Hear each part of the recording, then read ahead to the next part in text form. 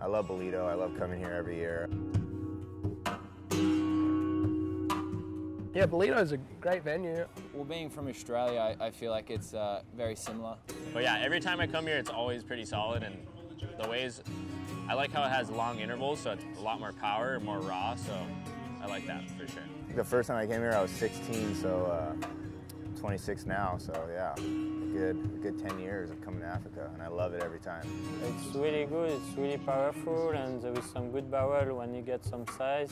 I don't know, I think it's one of my favorite stops on tour, you know? It's got kind of everything. Ballito is really awesome place. You just need to make sure you're gonna be the right wave and you're gonna rip. The weather's great, you know, the people are awesome, and the waves have a fair bit of power in them, so it's fun. Yeah, it's a fun place.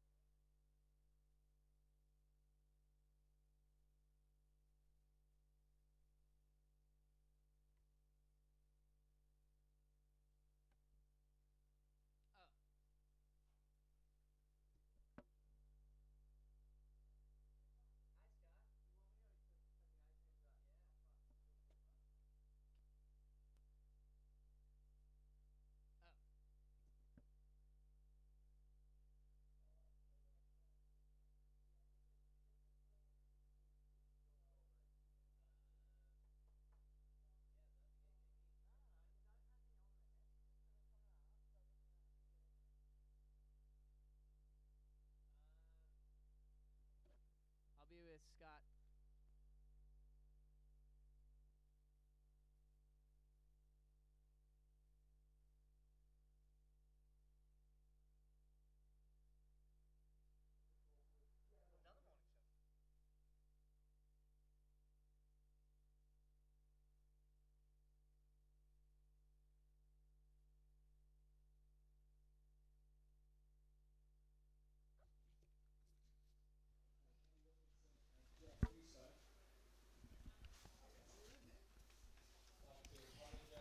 Welcome, everybody, to the Mr. Price Pro Ballito. Joe Chappelle alongside Scott Turnbull as we come down for a finals day. As the saying goes, it is the morning of the finals, referencing Kelly Slater Black and White. We say that every time because it's an exciting day of action. Scott, we will be crowning a champion in a couple hours from now. I'm excited, Joey. I've been here for 2.5 hours watching conditions, just waiting, and I've just been watching it just groom that offshore. It's just, you know, bringing that swell period is drawing out, so it is getting much better out there. I'm excited. I really am. Well, we started with a round of 96, and now we're really getting down to the business end with 8 guys left. We had a lay day yesterday. The surf was pretty small. The sun was out. We had a crazy buster, as they call it, come through that blew this whole lineup to shreds. So it was a good call to kind of hang out, relax, and prepare for some bigger swell, which Surfline was telling us would come through on this final day. Yeah, it was risky. We didn't know what was going to happen. That buster came through, and the forecast did say that it was going to go offshore this morning, but you just never know. You know, was it going to stay in that onshore pattern? But it looks like the guys have made the right call. So, you know, I'm looking forward to what the guys are going to bring to the table. 3.5 hours of surfing. Strap yourselves in. Well, it's early in the morning. We're anticipating a start to come shortly. Welcome to the finals day here at the Mr. Price Pro.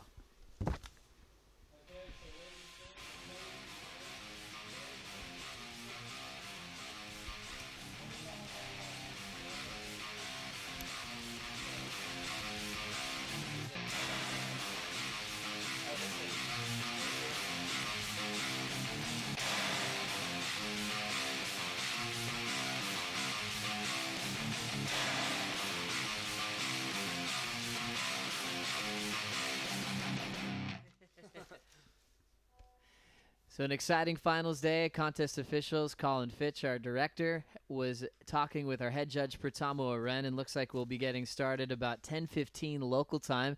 You can tell that we're experiencing a bit of weather on the final day. We had a lot of sunshine throughout this entire week. It's a little bit colder down here, Scott, but sometimes when it's colder, that means there's some bigger waves on hand.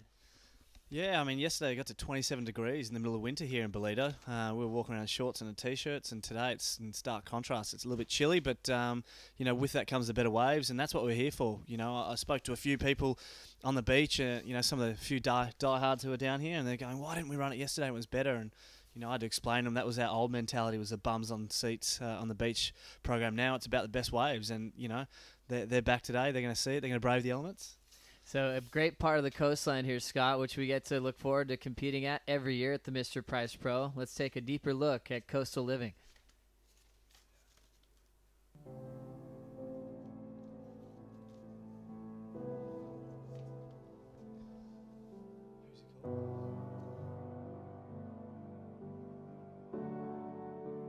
Ballito, situated on the north coast of KwaZulu-Natal, is the hidden gem. What once was a small public.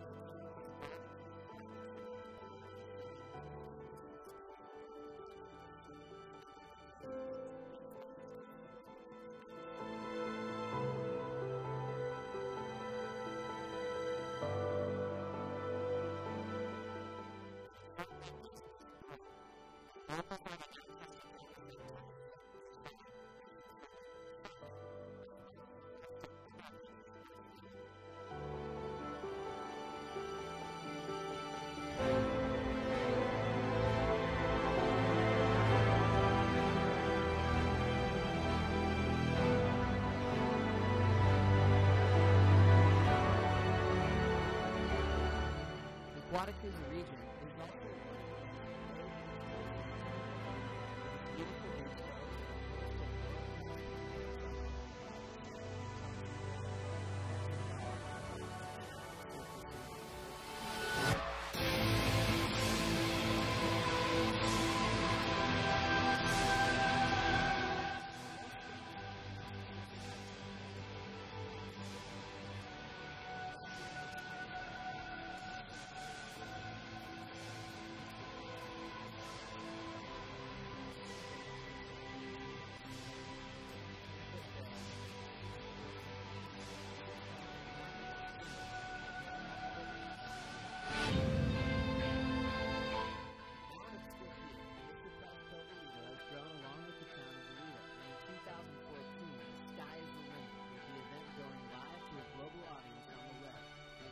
over 200,000 visitors to the event and the festival.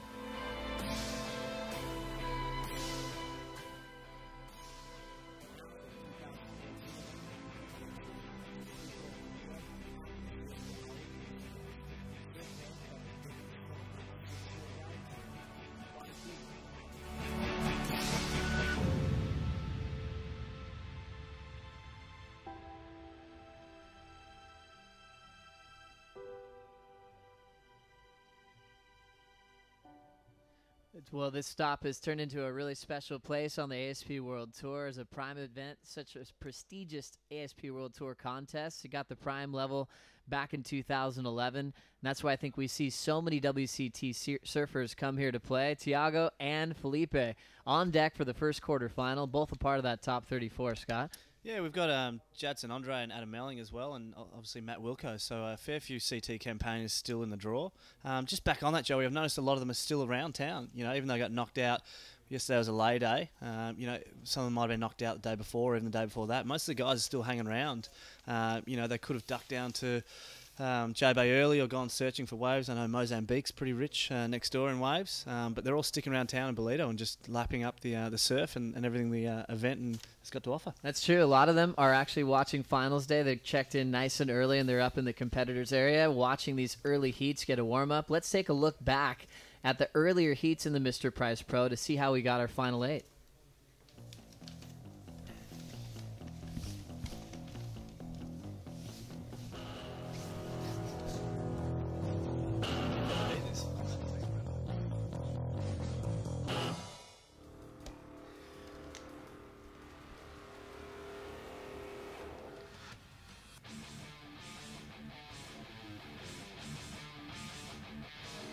Well, we look back on some of the early days, early morning sunrises, and we didn't have a lay day till yesterday. So we packed in, especially the opening day. We ran about 18 heats to start, and we saw all those early 4-man round of 96 heats that seem like a long time ago now. But there were some exciting matchups going down. Big heat wins by guys like Yaden Nickel, who was finding big air sections, going for broke. We saw Flores get his start. Dylan Lightfoot showing what he's learned down at Jeffreys Bay. We got to see all the South African contenders compete in front of their home crowd, Scott. Yeah, the home crowd was wrapped, Joey. They were really cheering for him, all the parochial, even Shane Sykes. Sykes, that's right. He was out here. His whole family was down here. Ace Buckman was showing him how it's done with his wave selection. It was fantastic in that first couple of days there, Joey. Really cool to see a lot of the bigger surf on the next couple of days. Felipe Toledo took over with his perfect 10 and a 9.83. We were counting all the Brazilians because they dominated the round of 96 and the round of 48, and we saw the upsets. Dion Atkinson, Brett Simpson, Kai Otten, some of the WCT guys that got knocked out pretty early. Yeah, we were saying that all the red vest was almost a bit of a curse there. The higher seed guys were dropping, but you did see some of them, such as Yates, here just pulling through that barrel, really going for it. And we saw guys going for broke. That was such a functional part of the surfing. Guys were going to the air and pulling into barrels. It was a real combination in those first few rounds. In some of those days, we weren't expecting too much, and things really came to life. Ace Buchan was so consistent. We just lost him in a matchup with Matt Wilkinson. That was some of the fly work we saw from Pedersen Crisanto. He was a threat in the early stages, but we kept making eliminations, and then Felipe showed up. Yeah, that wind showed up and Felipe showed up, and he was spinning like crazy. Him and Jack Freestone were going well above the lip in every heat they were going to, and the crowd knew it too. They were coming along. The Dolphins were turning up to watch as well. Thiago doing some insane carving turns, falling on the finish a couple of times. There are some challenging inside sections. You can see how the conditions got a little bit tougher on the bottoming of the tide. Dunphy made a great performance. Connor surfed well, but he was out early with a pretty tough matchup in his first heat. Yeah, the guys had to adjust to conditions throughout the week. You know, we had that onshore wind come in, that tide dropped midway through the day, so it really changed the type of surfing that needed to be done. As we said, Ryan Callanan, he was powerful throughout too, really putting those power carves on his backhand and that great functional backside air fin release 360 there. That's right. Callanan won his opening round heat, ended up falling in the round of 48 because he had another heavy matchup on paper. Jack Freestone continued to go for the air. We had CJ Hobgood try to land a backside punt because it kind of felt like the return of the aerial movement. And then there's guys like Jonathan Gonzalez. It's always good at finding a tube no matter what the conditions are doing. I think he got one in every heat almost, and that was his best result for the year, so he'd be wrapped to surf from the Canary Islands. We saw a real mix, Joey. We had the CT guys coming through, but also some of the lesser-known guys, Dylan Perillo. I don't say lesser known, but perhaps lesser rated than the CT guys, really going for broke. Tory Meister, he was busting airs all the time as well. And we see Jack Freestone just going absolutely crazy out there. Yeah, instead Pedersen Crisanto going for it when he needed it the most. And then all of a sudden, Jonathan Gonzalez had a moment to turn it, fell on that turn, but was able to recover. Felipe Toledo is the guy to beat in this event with the biggest numbers. He had a crazy all-Brazilian matchup with Tomas Hermes and then Caio Abelli as the draw continued. They used to call this a grind, Joey. Guys chipping away in awful waves, just doing little 3 turns to the beach. But I mean, you have a look at this here.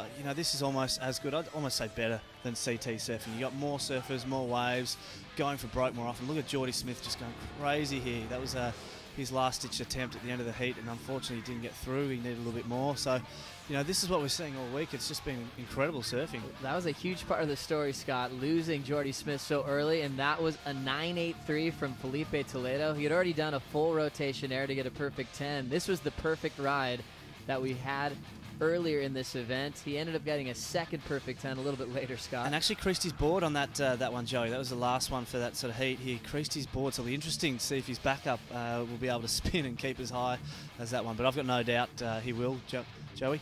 And he's so consistent. You see him happy to move on through. Felipe Toledo is going to have the first heat on deck this morning in quarterfinal number 1 against Thiago Perez as we check out these early morning conditions out in front. A little bit cold. We had to wait for things to start really turning up this morning, but the contest will roll. This is our last day of the waiting period, so we will have the quarters, semis, and final run before we leave the beach today. As we just checked out those highlights and the focus was on Felipe Toledo, now let's hear from the man himself.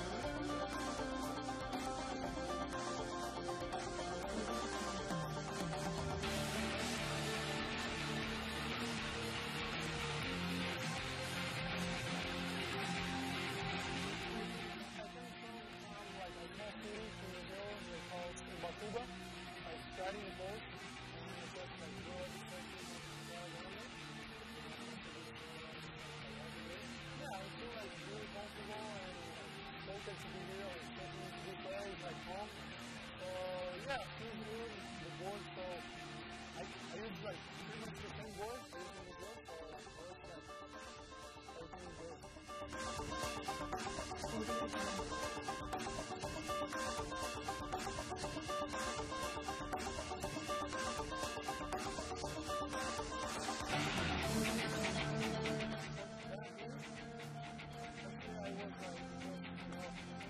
Watching the guys working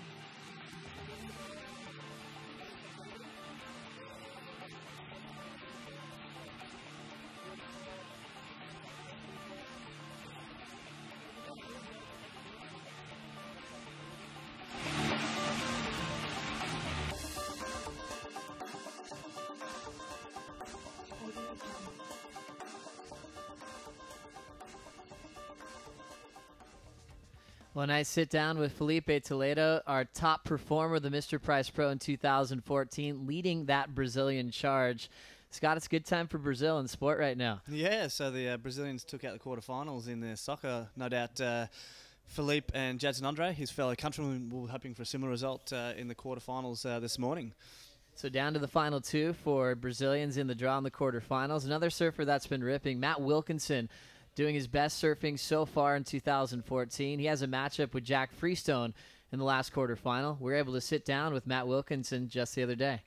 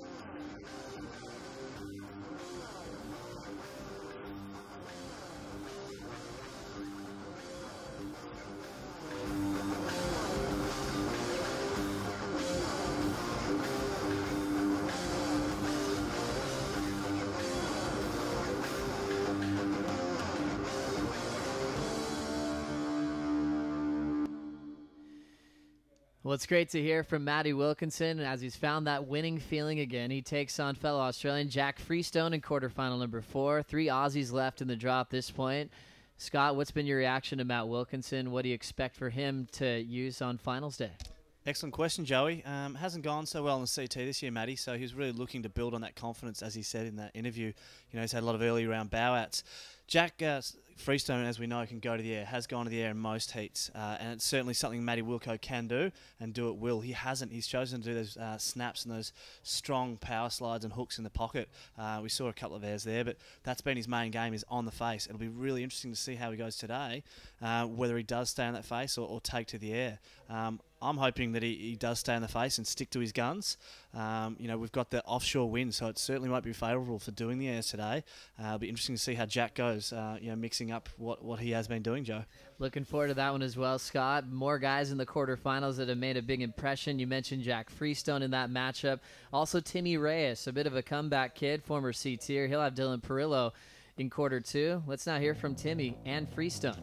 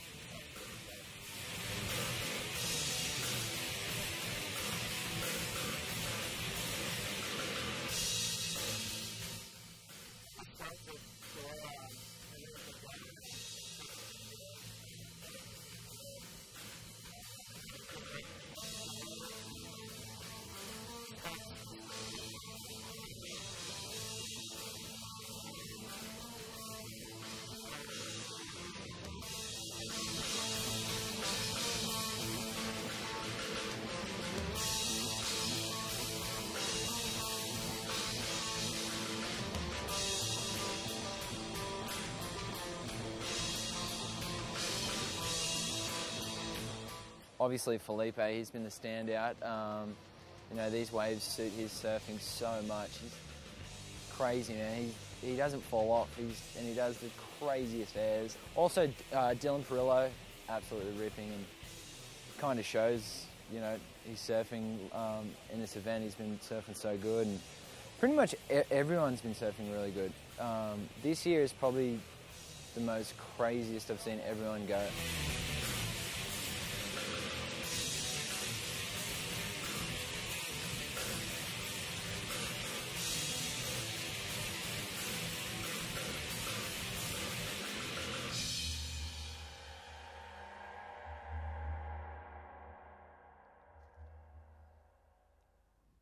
So Timmy Reyes mentioning he's loving that four-man priority as he's still involved with the World Tour, just surfing in select events. And this one, he's really making count.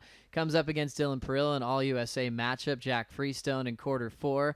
Talking about a couple of good results here and there, but now looking for something major in this one. Before we get underway with the first heat of the day, let's now check out the highlights from the round of 16.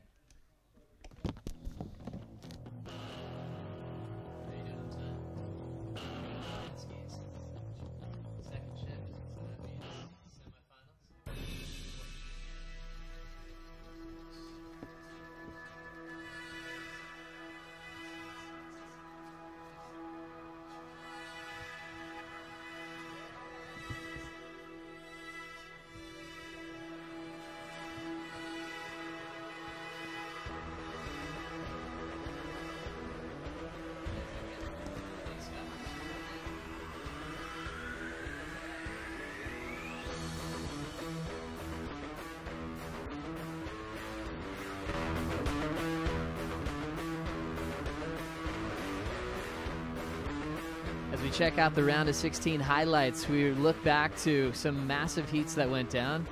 We'll be bringing in Gig Selliers in just a moment for the call. As you can see, the sun was out. There's good air sections. We lost Damien Hobgood early, even though he reached for a little backside reverse at the tail end. He ended up being eliminated, but we saw some great signs of Damien on his Prime Series results. But the quarters were the goal in this one. We did lose Jonathan Gonzalez from the Canary Islands. He was dangerous with his back against the wall a few times, but he went down to Matt Wilkinson. The airs continued. More perfect tens from Felipe Toledo. As we say good morning to Gigs. The fly work never gets old. We've seen this air a million times this week, and it never gets old. Morning, Joe, and morning, viewers around the world. It's been a fantastic week. I mean, as we go through this highlights package here, Joe, two very strong themes. One of them was the guys attacking the lip and going to the air, and then another group of guys working their way through the draw on the rail. Big rail turns like that from veterans like Tommy Whitaker made a big statement on this event. He was going for two big hacks on the way to the inside, and our drone footage makes the water look so clear. You can see how shallow it is on that inside bank, Gigs. Yeah, absolutely. Well, that inside bank causing some drama for our athletes as well, with some injuries even to talk about during this Mr Price Pro 2014. But it's been a good surf arena here, a great platform for the surfers in 2014. Well, Matt Wilkinson had a big matchup, surfing against one of his best friends, Ace Buchan. Goofy foot battle, and it was about Wilkinson taking out Ace for the second time this season. The last one, it was at Bells Beach in the CT format. There's something extra that comes out of Wilco when he ends up drawing his best friend. Yeah, absolutely. I mean, those two guys just, it was a great showdown. We spoke about it quite a lot. And, well, of course, Jack Freestone, we've been talking about the aerials. He's been working his way through the draw, finds himself in the quarterfinals by continually going to the air, Joe. The best part about Jack is he's doing different airs every time and just surfing the wave well. Jeremy Flores, a standout in this event. He ended up going down to Adam Melling.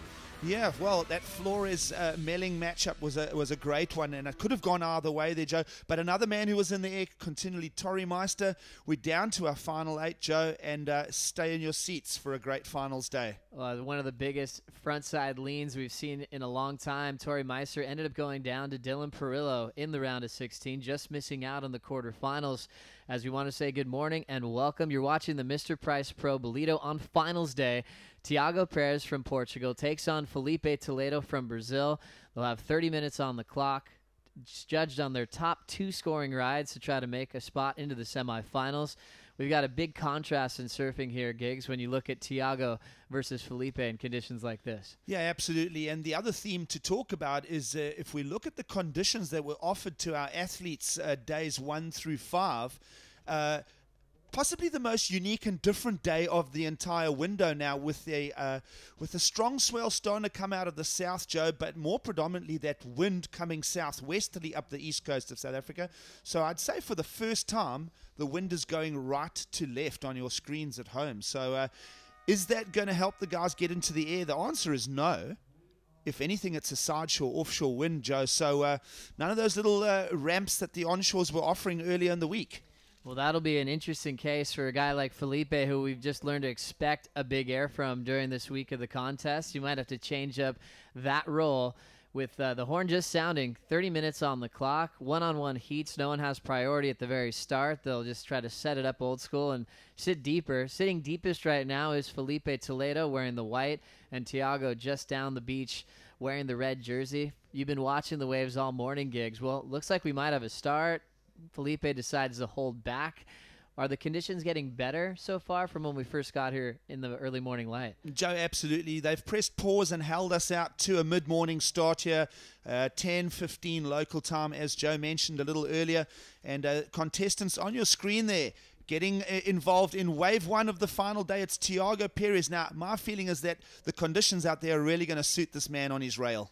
Well, now bottom turn to get out in front to the open face. He throws a solid end section snap, and Thiago will start off with the lead, and first priority will now be with Felipe Toledo, and they'll take turns throughout the rest of the heat. Thiago's been sticking to what's been working, finding a finish, landing his turns, and that rail work is always fun to watch, Gigs. Yeah, absolutely. I think, it's a fair starter for Thiago Perez. Just... It was, Toledo had the inside pole position, so to speak. Perez decided, let's just get going with that one. And we'll go for a little re-look of that here, Joe. And as we do that, we'll see strong themes coming through for the final day. And I think a lot of it's going to be on the rail. Well, as a whitewater takeoff, as Thiago was sitting a bit wide, he was able to come around the corner, big first turn just to make it into the open face. Setup work, he was able to set up 2 turns on the final section to manage that open face quite well. 3 maneuvers for Thiago's start. He has a nice pace and read on that wave. He sat wide where you almost think Felipe was trying to control the start, but that wave drifted right to Thiago. Yeah, absolutely. And I mean, you saw a bit of size on that wave as Thiago went to attack the lip. Now, Toledo out the gates for wave 1 in the quarterfinal. And it's just an in and out, Joe. I don't think I think he may have thought that thing might have just stretched out with a bit of a wall, but it didn't. It ended up peaking. Still a little bit of crossing over swells out there. It is the southwesterly wind that is starting to groom the swells and clean them up, stretch them out a bit, but a couple of peaks to Fox with the boys as well. Well, we can see some fans here early in the morning, even though it's a lot colder than the last couple of days we've had down here in Ballito. Yesterday was warm. We had this warm offshore breeze blowing right after we called the contest off. We had small peaks that weren't quite contestable. We wanted to wait for the bigger stuff. But we had this crazy buster come in, as you call it here in South Africa, Gigs, that blew this whole lineup to shreds. Yeah, absolutely. Well, you spoke about how peachy the conditions were yesterday. I heard yourself and Scott discussing, and obviously a couple of the people came down, beautiful conditions, but a small and a leftover swell was on offer, and the contest director decided, let's roll out, hold out, and wait for the buster to come through. So that burst through. I mean, we had some, what do you call it in kilometers? 40 to 50 kilometer winds, 25 knot southwester. It is typical of this time of year here on the East Coast, but it brings the swell, and that's the important part. I like that, and it's called a buster. I remember a couple years ago it happened as well. It can take you by surprise. You'll see the whole sky change colors, and you'll be surfing offshore conditions 1 second. The next second, it's blown to shreds. That happened yesterday, and you can kind of time it. You can anticipate when it's going to come because it's coming from down the coast. Yeah, absolutely. In fact, in part of that decision-making process yesterday, they would have been phoning, an hour down the coast, 100 kilometers down the coast. Is the southwester here, yes or no? So you can track it. You can literally phone your mates a town or two down, and you can track it as it comes up the coast. But the good thing about the southwest buster here on the east coast of South Africa, it grooms the ocean again. It takes out any bumps and lumps, and it ushers in any new deep water swells that are out there.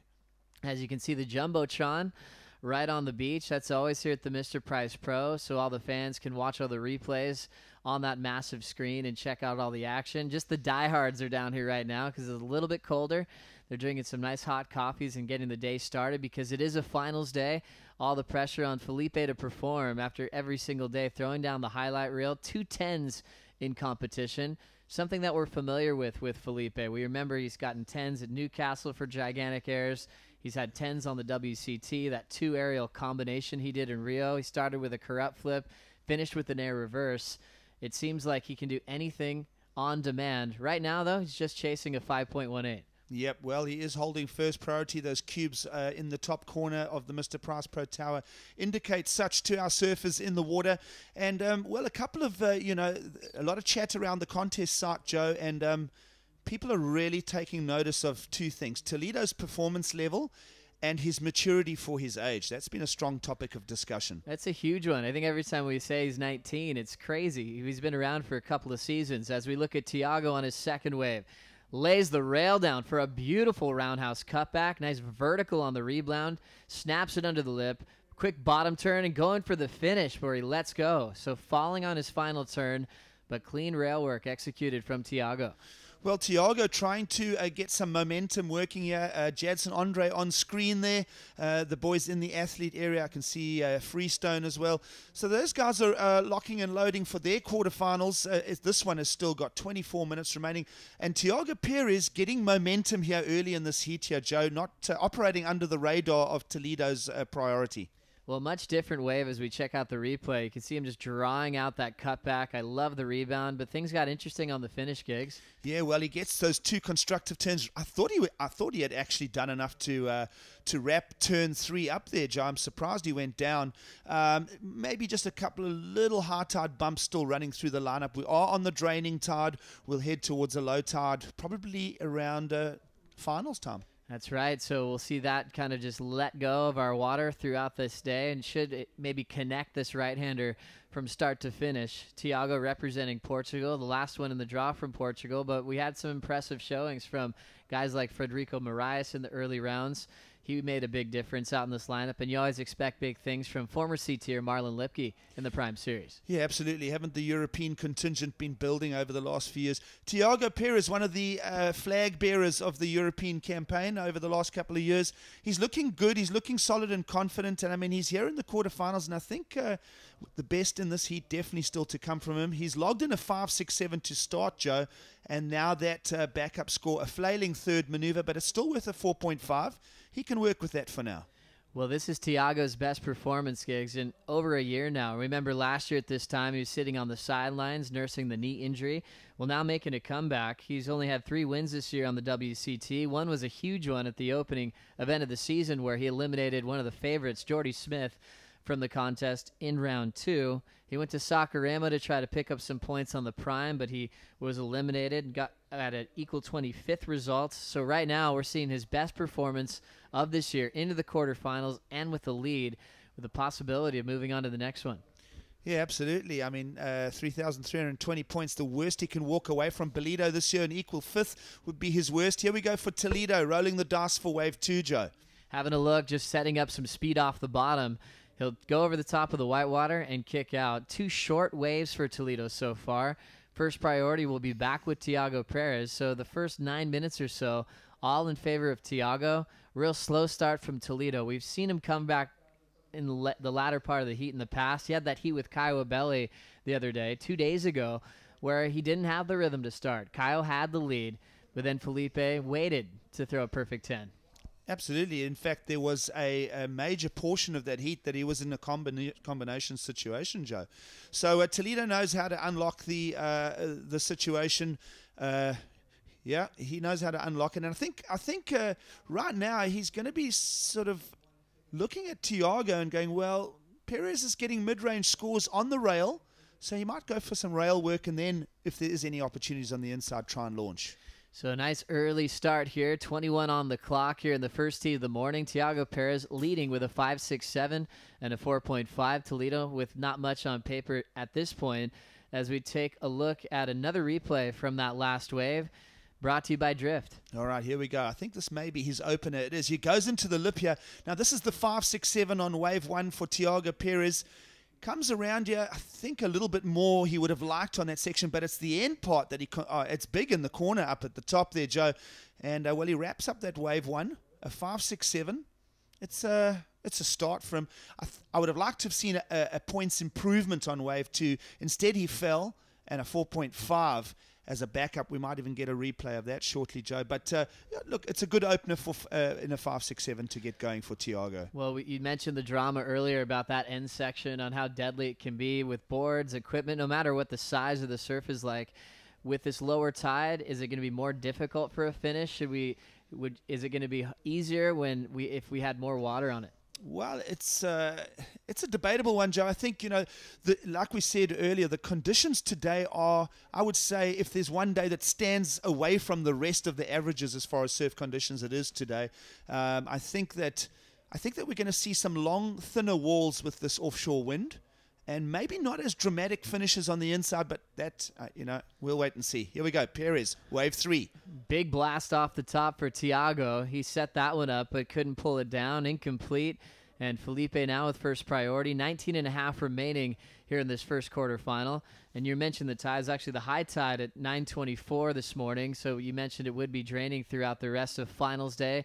We should have a champ in about 3 hours from now. Usually after the second semifinal, we have about a 20-minute break, depending on how much time the surfers want to prepare for that matchup. It'll be a brand new champ this year. Last year it was Julian Wilson. Year before it was Glenn Hall. So it's kind of been in the court of the Australians for the last couple of seasons. Yeah, absolutely. Another strong campaign from the Australian contingent here. The Brazilians making their charge towards the quarterfinals as well. But it's Australia with 3 quarterfinalists, Brazil with 2. An interesting showdown between the nations there, Joe. Yeah, 2 great rising surfing powerhouses with Australia that's always been around. Brazil kind of making their domination clear at the start of the decade, especially on this event where they left their mark when they had a three-peat with Neco Pedersen Rosa, Beto Fernandez. He also had Jihad Coder take this one back in 2007. So they've really made their message clear, and they're trying to bring it back. It's up to Felipe or Jadson to get it done so far. We have Jadson Andre representing the Goofy Footers coming up in a couple of heats from now. What have you taken from his performance this week? Well, I think that it's highly possible we get a Brazilian champion again. With Toledo and Andre in the last 8, it's you cannot for one moment go to bed saying, well, no Brazilian winner. But I think that Jadson Andre, if anything, Joe, in the early days of the Mr Price Pro in 2014, kind of hasn't had his rhythm. And if anything, now he's really just starting to unlock it. Yeah, and into the quarterfinals, he will have Adam Melling, a guy that's been showing some great skill with rail work, great finishes, and always providing a nice show when he hits the lineup. Paddling for this next one is Thiago. They both let this one run through. We're down to 17.5 to go. Thiago out front. Felipe still with not much of a score. He needs a 9.0. Is it an interesting start for Felipe? Is it according to conditions? Why doesn't he have a huge number at this point, Giggs? Well, Joe, I think characteristically, if I look at the last 2 or 3 heats of Toledo, he's really hammered it in the back half of the heat. So I'm not sure what will be going through his mental process at this stage. A safer campaigning through the first part of this heat by Perez. Here we go, having a look at Thiago here. What I like about Thiago here is his control on the rail. I mean, I said that today was going to be more about the rail than the air. And, Thiago getting a great job done here. This is where he came unstuck on wave 2, Joe. Now, let's just go through the assumption that if he'd made that, then, well, he would have had a fair, excellent score possibly on the cards. And you almost start looking at the meaning of finishing a wave well, especially when you're against Felipe Toledo. If Thiago closes that out, he has Felipe in a much different situation. Felipe only needs a 9. He still really hasn't had a major score yet, so he can easily break that thing down. We talked about the 210s he threw down this week. He's also had a 9.83, 9s he was throwing away in that insane performance. So you really want to shut the door quickly, and Thiago's giving him a bit of room to find a rhythm with now 16 minutes to go. Yeah, absolutely. A little bit of a bump on some of the wave faces still as the tide's draining out. Now, Thiago Perez on the weight scale, matching Toledo, I'd say he's a fair few kilograms or pounds heavier. Is that going to stand him in good stead with just stomping that rail work? That's right. I think when you look at those guys that are so... There's guys that like Felipe really light on his feet, but he can really lay it on a rail and use that rail work to his advantage. I think people were wondering if Felipe was going to be able to outpower some of the guys on tour. His turns have gotten better and better, but Thiago relies on it. He's one of the best in the world at it. Here goes Felipe now. Well, Toledo showing us that he can set the rail. He snaps that one and rotates it first. And very, very electric through the inside here, Joe.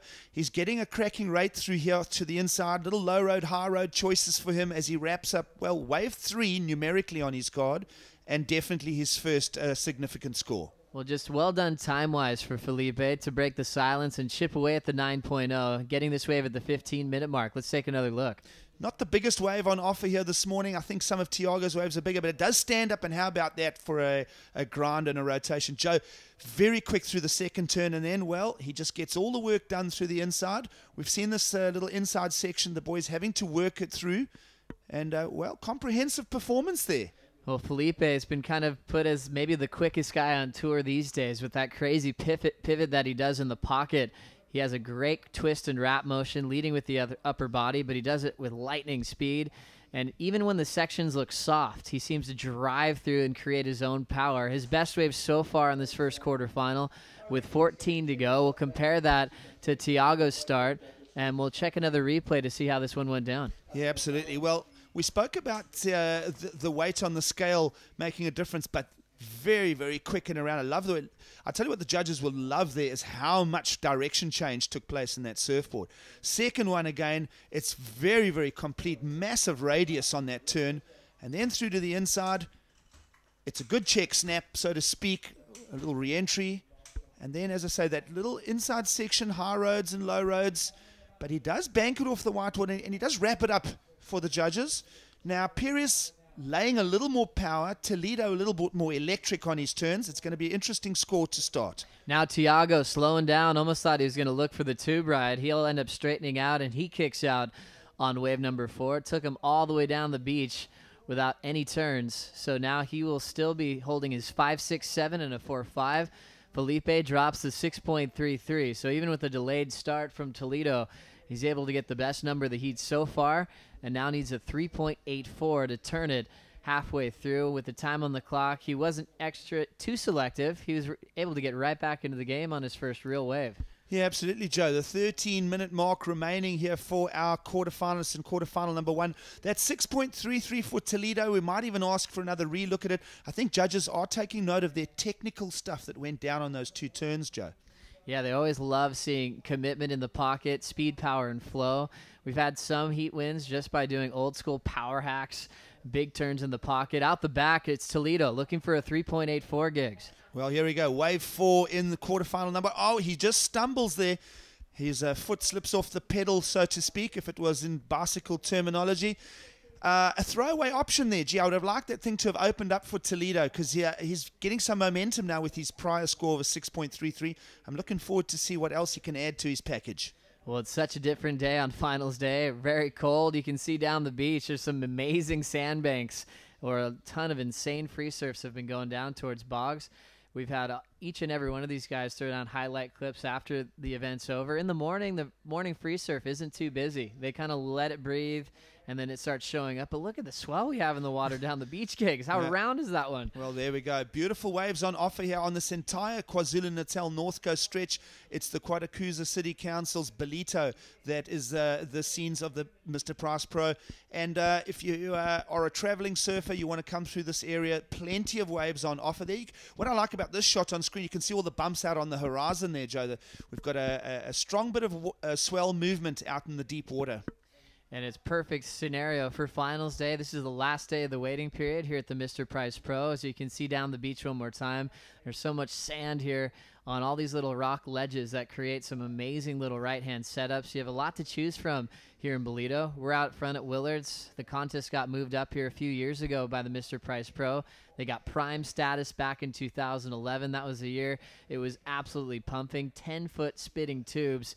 As we see a little bit of a bump out the back here, Giggs. Yeah, well, a different looking mood to the ocean on the final day of the Mr Price Pro. Contest director doing well to hold out through a peachy, sunny and rather attractive looking day yesterday, but swell intervals and smaller peaks. They decided to hold out. And like we say, a moody look for the finals day. But I think those overview shots are just showing what is on offer here in the area.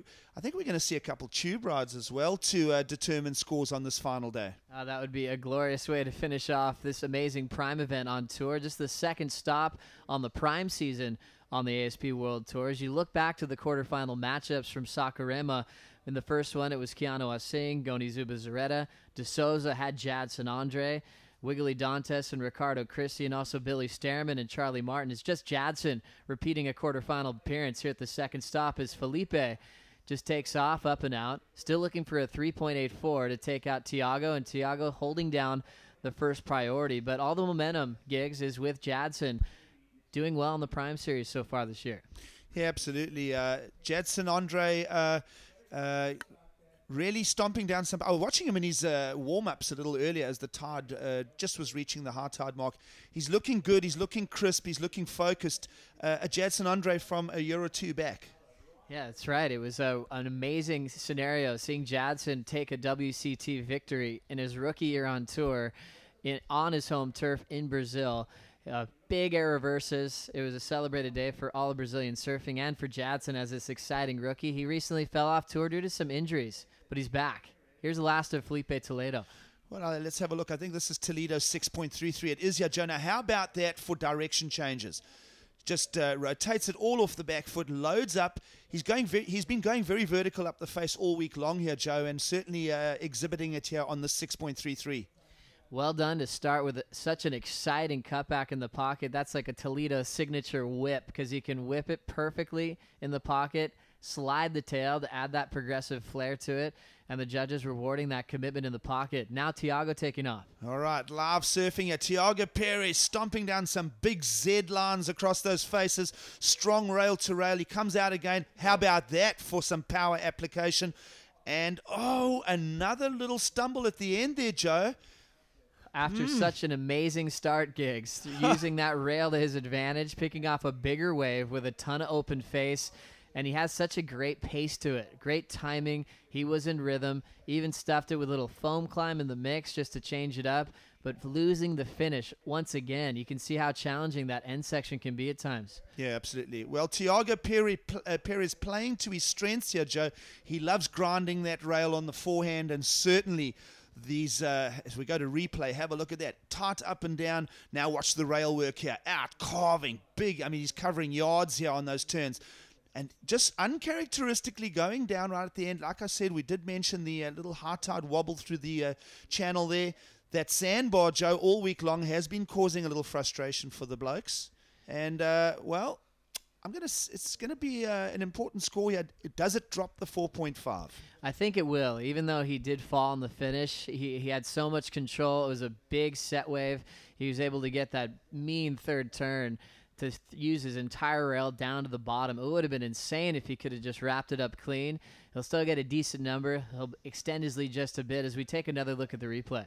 Oh, very athletic power here from Perez. How about that? And then straight up. So, yeah, we missed that first carve on the replay. I like it that we're getting to slow this down. Now watch this one as well.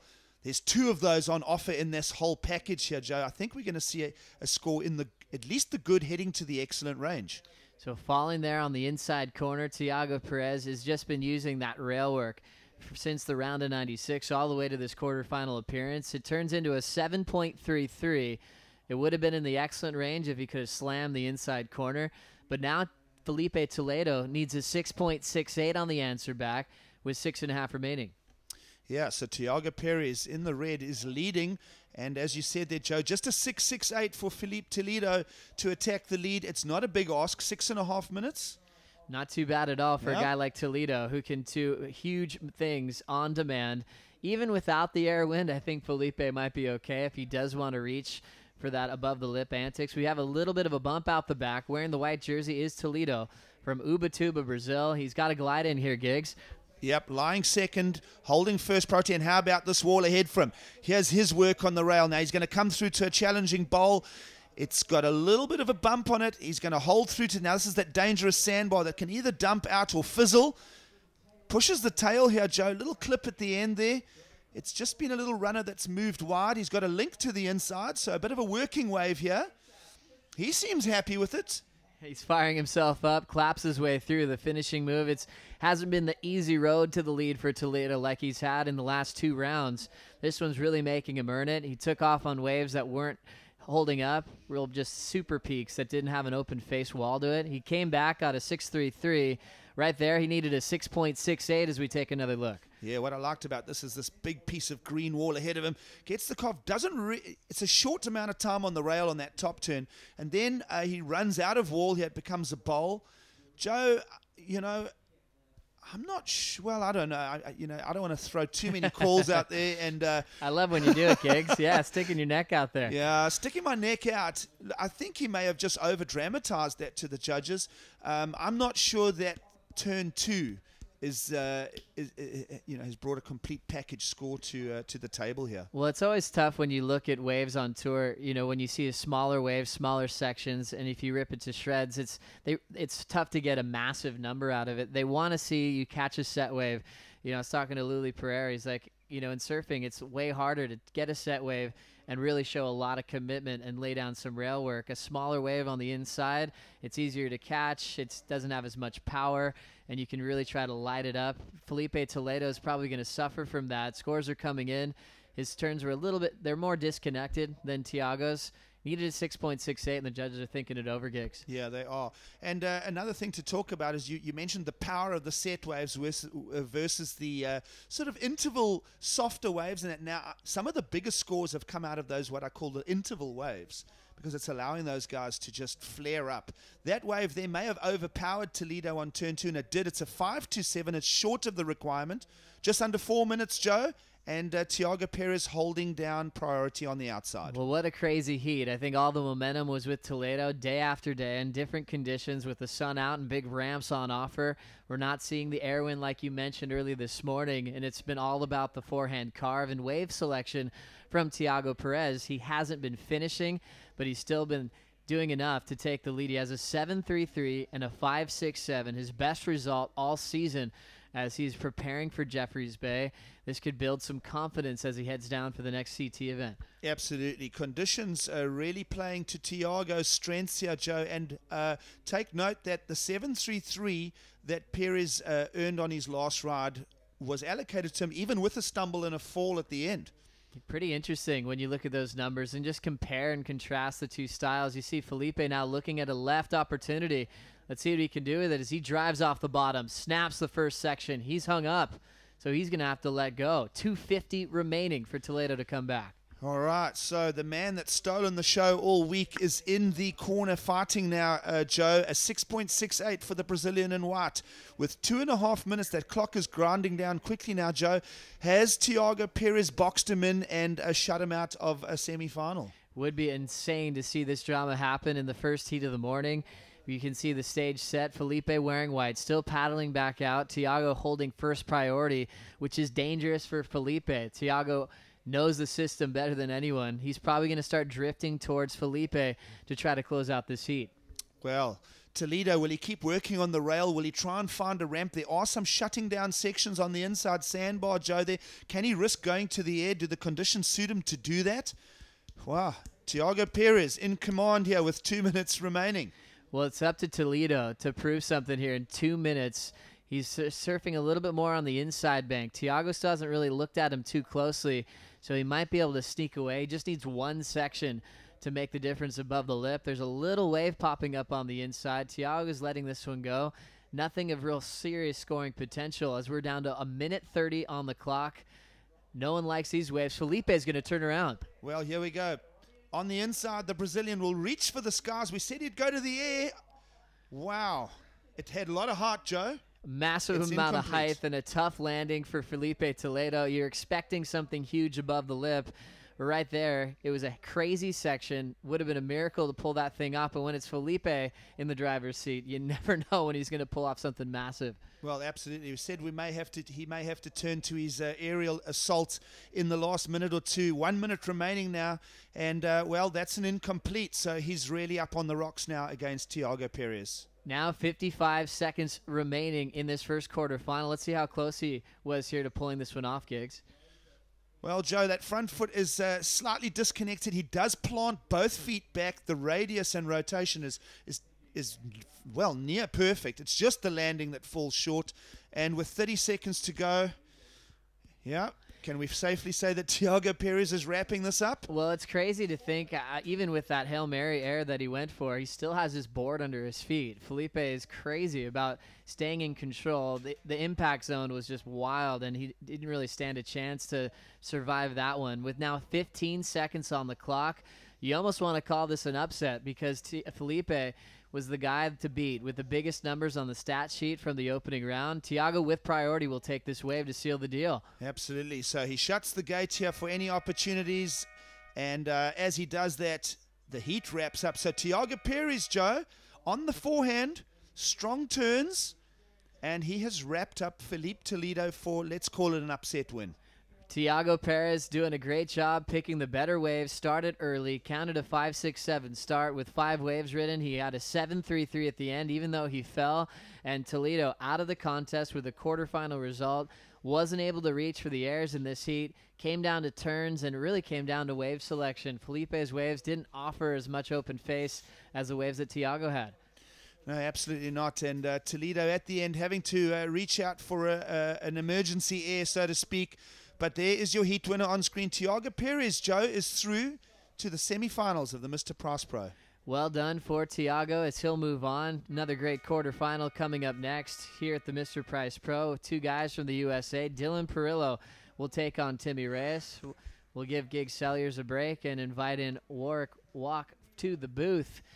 Local boy from Durban, talented goofy foot, former contestant in the Billabong Pro, Jeffreys Bay. We'll take a quick break. We'll start off quarter number 2 after this.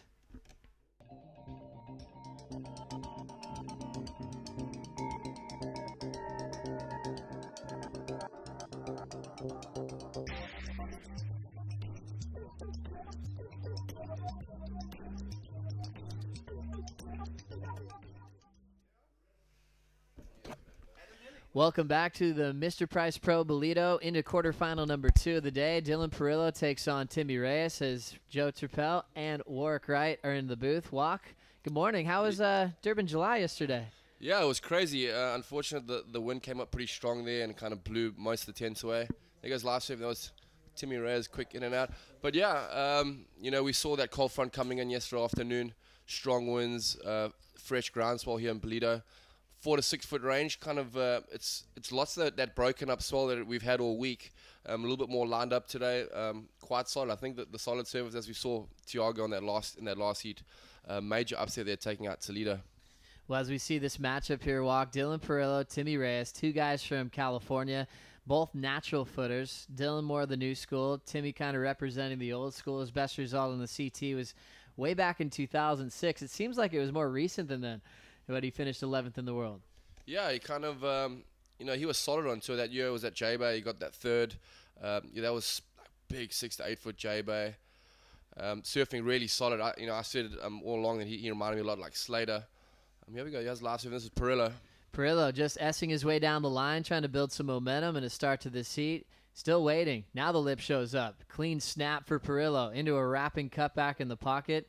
2 quick turns to get on the board.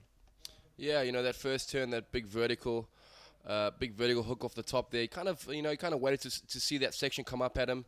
You know, the waves are a lot more bigger today, but it's going to be tricky trying to find the right waves today, Joe. So just a few minutes in here, we'll have this high tide dropping until our final. This is quarter 2 out of the day. If you're just joining us, we saw Thiago Perez eliminate the event favorite Felipe Toledo, and Thiago is now standing by with Andy Van Ziel. Hey guys, first quarterfinal of the day, and I'm here with your heat winner, Thiago Perez. Thiago, congratulations on your win. Are you happy with the call today? How were the conditions out there for you? Yeah, I'm happy. I think the waves are here.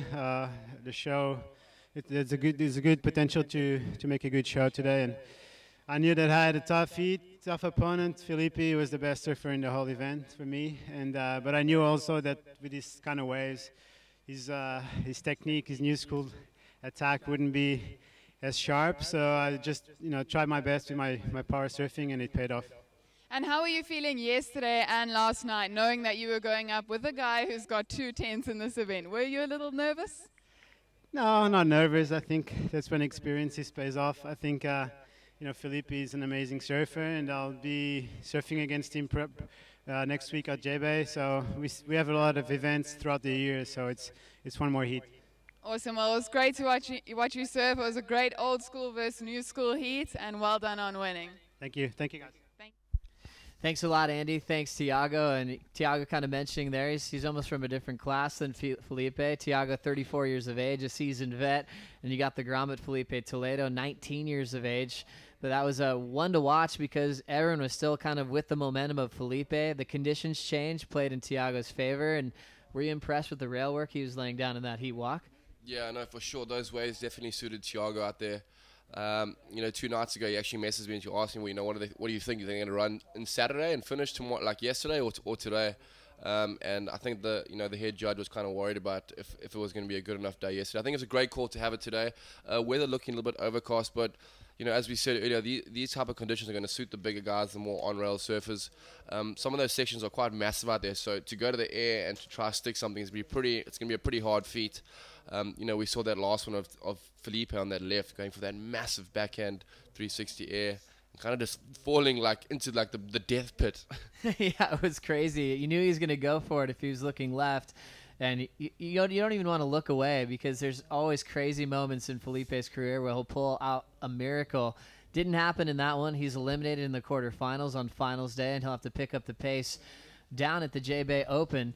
With 25 minutes on the clock, a little wave popping through, nothing for Timmy yet. The judges give Dylan Perillo a 2.17. It was a smaller wave on the inside, did 2 turns. Why do you think it was just a 2-point ride? Yeah, look, it was definitely a small insider. I think maybe Dylan just trying to get his feet on the board. He did that one big crack off the top, threw a lot of spray. We'll check a replay of that, but yeah, a smaller wave. With what we have today, I think they're going to hold back on the score. There we go. There's that crack, letting the fins go. Makes it look so easy, he doesn't throw much into it, and you can see all that spray coming out. But that was a small inside wave, so definitely gonna be a throwaway for Dylan. So warm-up wave for Dylan Perillo, just a 2.17 as he sets this one off. Last night we had the last night of the concert series, brought to you by the Mr Price Pro. We had some DJs like DJ Fresh, DJ Euphonic, DJ Milkshake, kind of setting the pace up at Salt Rock. As we go now, check out Dylan. Wow, that first one was so nice. He came out so fast, full roundhouse cutback. If he finishes this here, bang! Oh, letting the tail go, just kind of digging there. Unfortunate loss of a final move from Dylan Perillo, who has one of the best styles in the whole world. I think that's always been a big journalism topic in pro surfing. Who has the best style? For you, Walk, who are the first few names you think of when it comes to style in surfing? Yeah, for sure. For me, it's always been someone like Parko.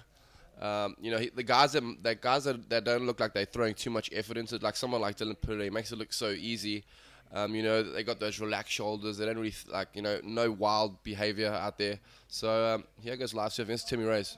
Timmy now setting up his first real wave. He'll start off with a nice gouge off the top. Reyes has some speed, snaps it tight in the pocket. Now into the inside part of the wave. Timmy looks to close this one out. Nice surfing from Timmy Reyes to take the lead. Wow, Timmy's been going mad all event. He's pushed through those small conditions. We know that he likes the bigger stuff. He's a smaller guy, but he does have more on-rail power surfing, as we saw there. Yeah, we'll see that replay again from. This is that one from Dylan. Bang, just that quick check. Almost no speed. He comes out so fast and full roundhouse cutback, hitting that foam. And then this is gonna be the money turn. If he pulled out, that would have been a massive score.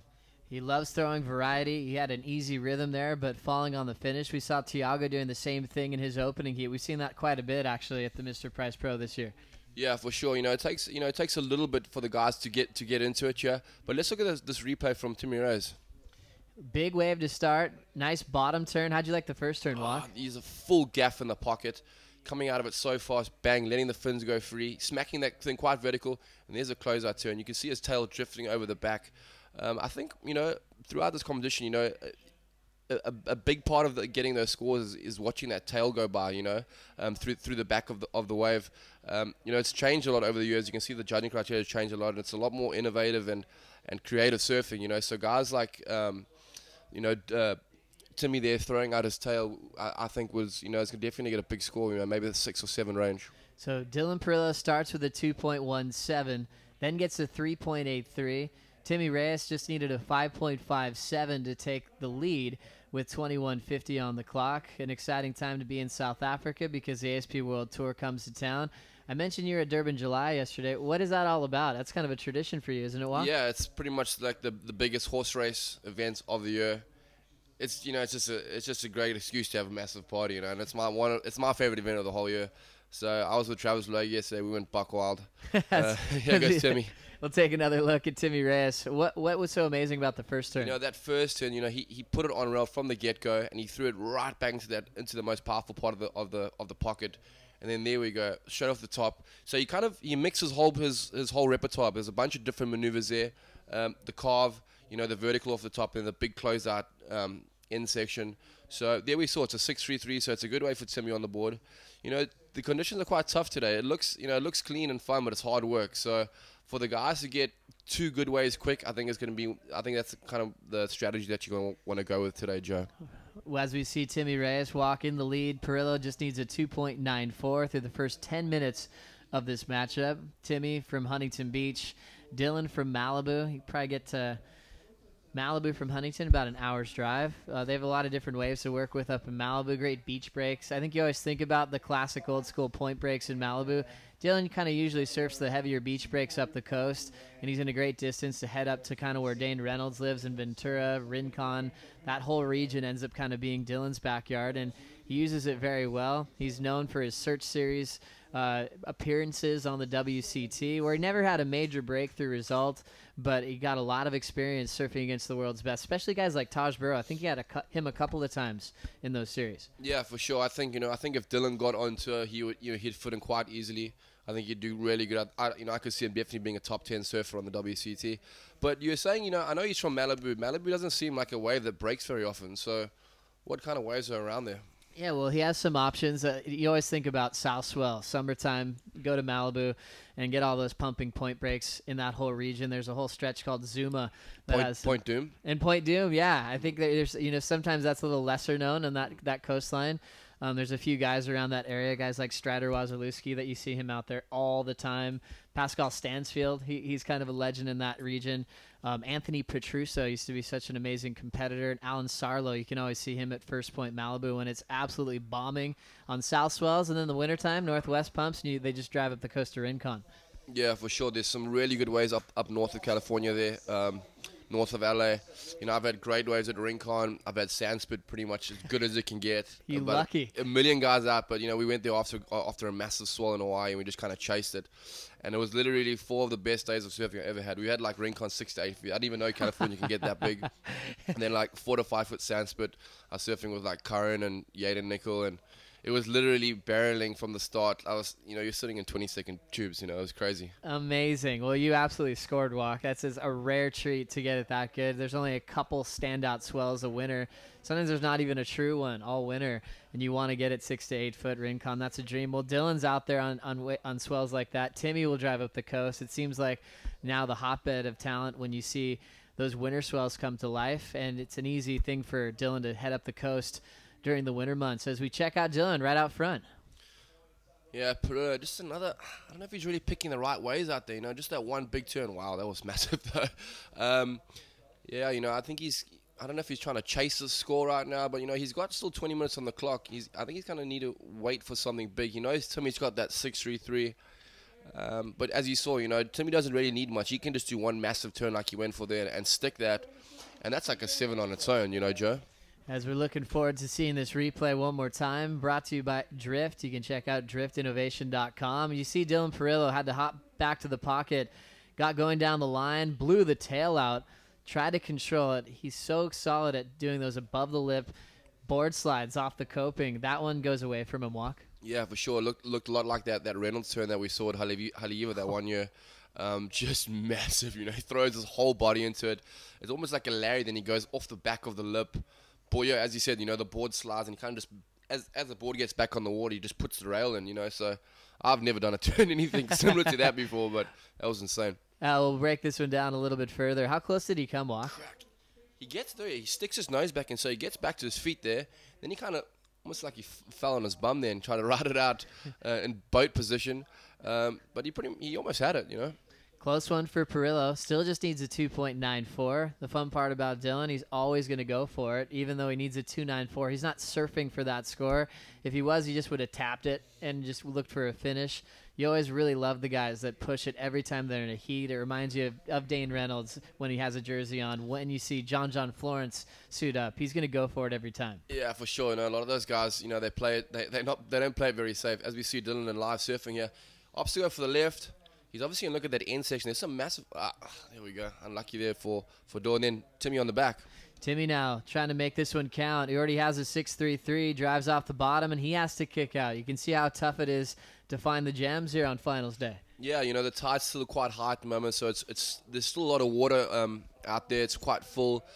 Big, chunky peaks. I think as the tide drains and the waves start breaking further out, we'll start seeing more barrels. That inside section is going to get, it's going to be dangerous. It's going to be death. But, we're at that stage of competition where, that we're going to see a winner today. So I'm pretty sure the guys are going to put everything on the line. Here goes Timmy Reyes. Looks like he's going to pull in nice and deep. It clamps him, and he's down.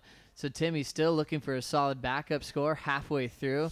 The winner will move on to the semifinals. You can see all the locals with the Mr. Price Pro program for this year, and they can look back on all the amazing moments like our past heroes that won way back in the day, going way back to the 60s. Back to Timmy's effort to pull into the tube, Walk. Yeah, as I said, the tide's still pretty full, so those barrels aren't going to be quite open just yet. A lot of pinching happening. But, as the tide starts to drain, it's going to get a lot more, round out there. I think we'll be able to see probably a few more turns because it is, we're in the 4 to 6 foot range today, so a lot longer rides. Paddle backs are going to be quite difficult. There's no jet ski assistance, so fitness is also going to play a big part today. So a lot of these guys, whoever ends up making the final, will have to surf through the quarters, the semis, and try to take out the win. It'll be their busiest day in the waiting period here at the Mr. Price Pros. You remember some of the heroes that won here in the past, going way back before Walk's time. Midget Fairley won this event way back in the 70s. You had Sham Thompson's streak from 73 to 78. 4-time world champ Mark Richards used to come here to compete. This was all when it was the Gunston 500. He won it a couple times back in 80 and 82. 99 world champ, one of the best goofy footers at J Bay.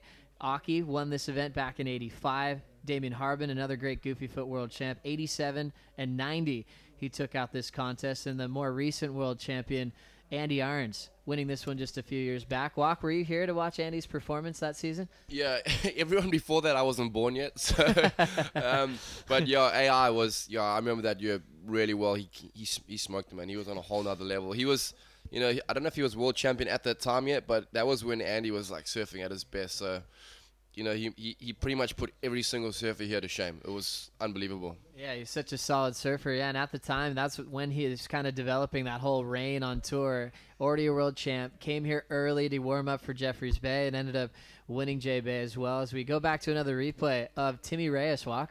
Yeah, this is that 6.33, strong off the bottom, and then pulls it right in.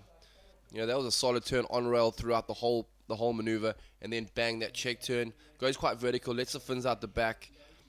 And for the last crack here we go, just to finish nice and solid.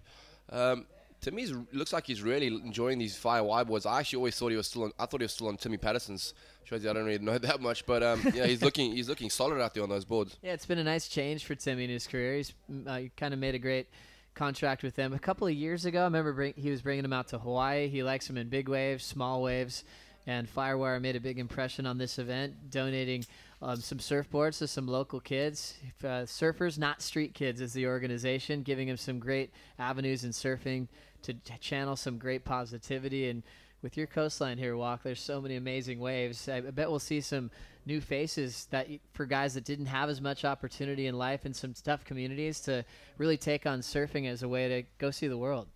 Yeah, for sure. It's a good thing what they've done for these kids down there at the beachfront. It's, that they all surf at my home break at Nupia. They've actually kind of taken over. It's pretty cool, though. It's cool to see the young guys, coming up the lineup. One little guy that I can mention is Ntando. He was a street kid, actually. He got knocked over by a car. And I think Tom had found him. Tom Hewitt, he was the founder of that organization. I'll tell you more, but this is live surfing. He has done Pereira. Making it look so easy. Off the bottom and big snap again. He falls on waves where you think he's just going to put it to bed. So he still needs a 3.44. Not a massive score, 12 minutes to go.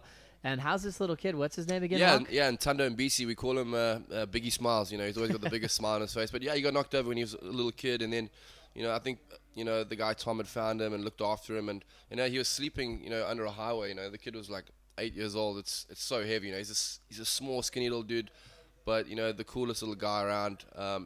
He's like really good now. He's sponsored by Billabong, and everyone's looking after him. So I think he's got a really big future. Here goes that replay of Dylan.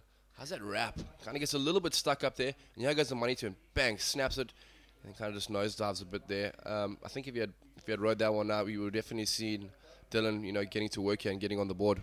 So you can see the challenge out front here on finals day. We saw the rhythm change from Felipe, not finding the scores, but still the sizable waves that Thiago was picking off, where he could show the rail game from top to bottom. He took the first win, moved on to the semifinals, so he'll be joined by the heat winner of this one. Here goes Dylan Perillo looking for a 3.44. Yeah, Dylan not under priority, so bang, that first check turn.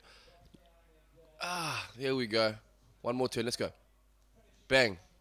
So 3 nice turns there, smaller inside wave. What do you think compared to Timmy's 633, Joe? Well, I like the rhythm of Dylan Perillo. It looked real spicy. It looked like he had the intent of guaranteeing us a finishing move on that final turn. So you saw him adapt. As we'll look at the replay, you see him spring out with a lot of momentum. I like how he attacked the first section, variety on the second move, and was able to finish it off nice and strong. Timmy's start, you know, a little bit bigger wave, maybe more commitment on his first turn because he was able to gouge it.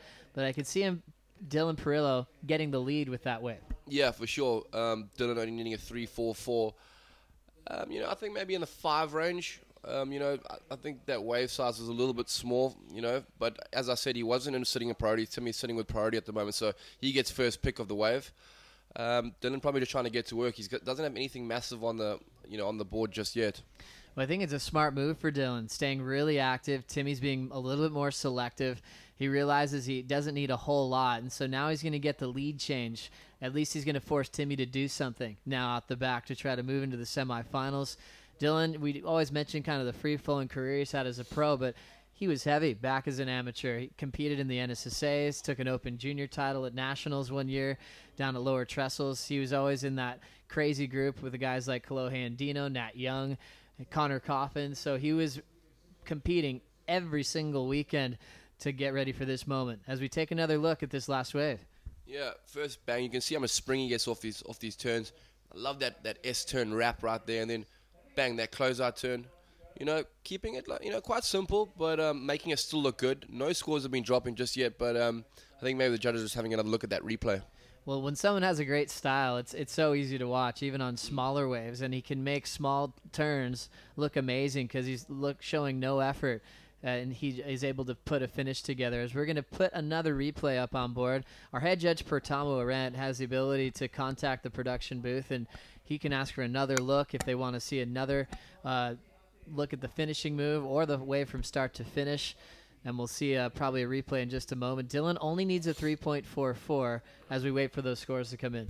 Yeah, I was actually chatting to Etienne Bass yesterday, one of the judges, and I was asking him, you know, when you guys see the replay, like as we were about to get on our screen here.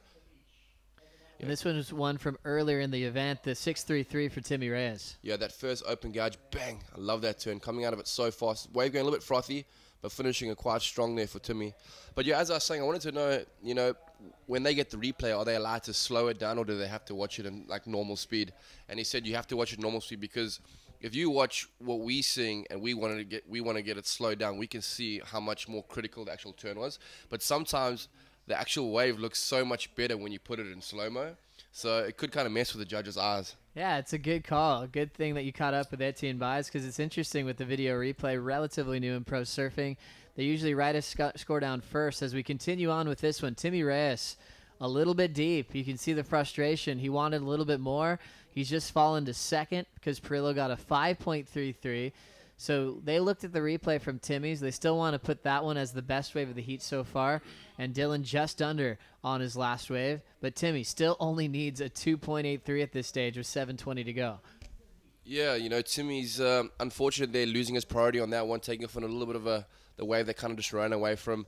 But, you know, we're going to see a lot of this today. Some of these waves, they might look good from where they are, but, you know, they could easily just kind of mess up on the inside. It's still quite broken up as well, but it's trying to line itself out. line itself up. I think as the tide starts to drain, we'll see more lined up surface beach here today. Hopefully, we're looking forward to that. A big final day here at Mr. Price Pro. 6:50 remaining. Perillo leading the charge. Timmy Reyes right behind him with the best number of heat. It's an all-USA matchup, all-California matchup as Timmy's trying to move on to the semifinals. Dylan never made a heat before this in a prime as we see Timmy pulling into the tube, always looking casual. Big float, tail drops, and he's down. Wow, that was a massive, massive float. You can see him looking for the pit there. Timmy, a little bit, yeah, clean little tube. I don't know if it was very deep, but we'll see that on the replay. But that second turn, that float that was a hell turn right there. Really going for it, and you just gave you flashbacks. I believe it was maybe more than 5 years ago, probably longer, when Timmy ended up breaking his leg doing a floater at Steamer Lane a long time ago. It was a tricky float section, and he ends up going down. It's crazy how many injuries just that floater maneuver has created in pro surfing.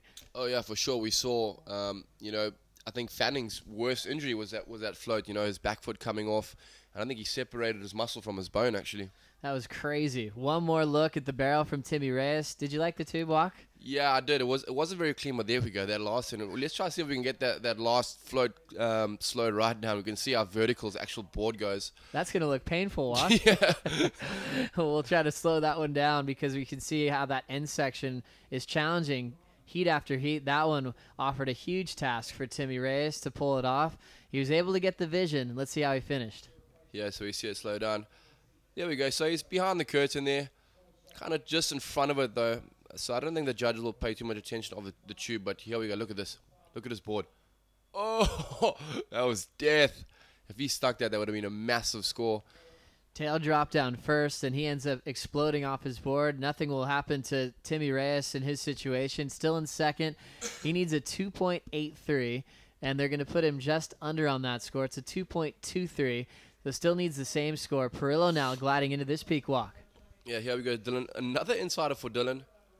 That nice wrap turn. Going to try to set himself up here as the wave gets quite steep. He's going to come around. Let's see what he does. Nothing really happening there for Dylan. Dylan trying to drop a 3.8, 3.2 just to try and extend his lead over Timmy Reyes. I think if Dylan got another 5 or a 6 right now, they could kind of safely get him through to that semi-final. But under the 5-minute mark, things are going to get quite tight and quite interesting right here, Joe. 4:20 remaining in this second quarter final. Coming up next, it'll be Jadson Andre for Brazil, Adam Melling for Australia. Goofy first regular in that one. Same theme in the final heat with Wilco versus Freestone. Back to Perillo's last wave. Yeah, that nice wrap that he's been doing all event. Just trying to set himself up there. Getting around that section, a little bit caught behind, and then the wave just kind of goes flat on him. So he's going to try to get back out and then get one last wave. Down to the 4-minute mark, I don't think we're going to see as many waves being surfed, because the waves are a lot bigger today. There we see that's like 5-6 feet. It might not look as big in your screen, but from where we are and watching live surfing, it's quite solid out there. Still plenty of sets, and it feels like sometimes it's still building out in our lineup. Surfline, our official forecaster of the Mr. Price Pro. We've been catching up with Kevin Wallace every single day to get the updates, and today was expected to come with a little bit colder weather, a little bit more size than yesterday. Yesterday we had some groomed offshore conditions until that buster came and blew this whole place to shreds. The wind continued throughout the night, and now things slowing down. The winds calm down, and we're hoping for the best possible waves right around finals time, just in a couple hours from now. Here goes Timmy Reyes. Here goes Reyes, looking for that 2.83.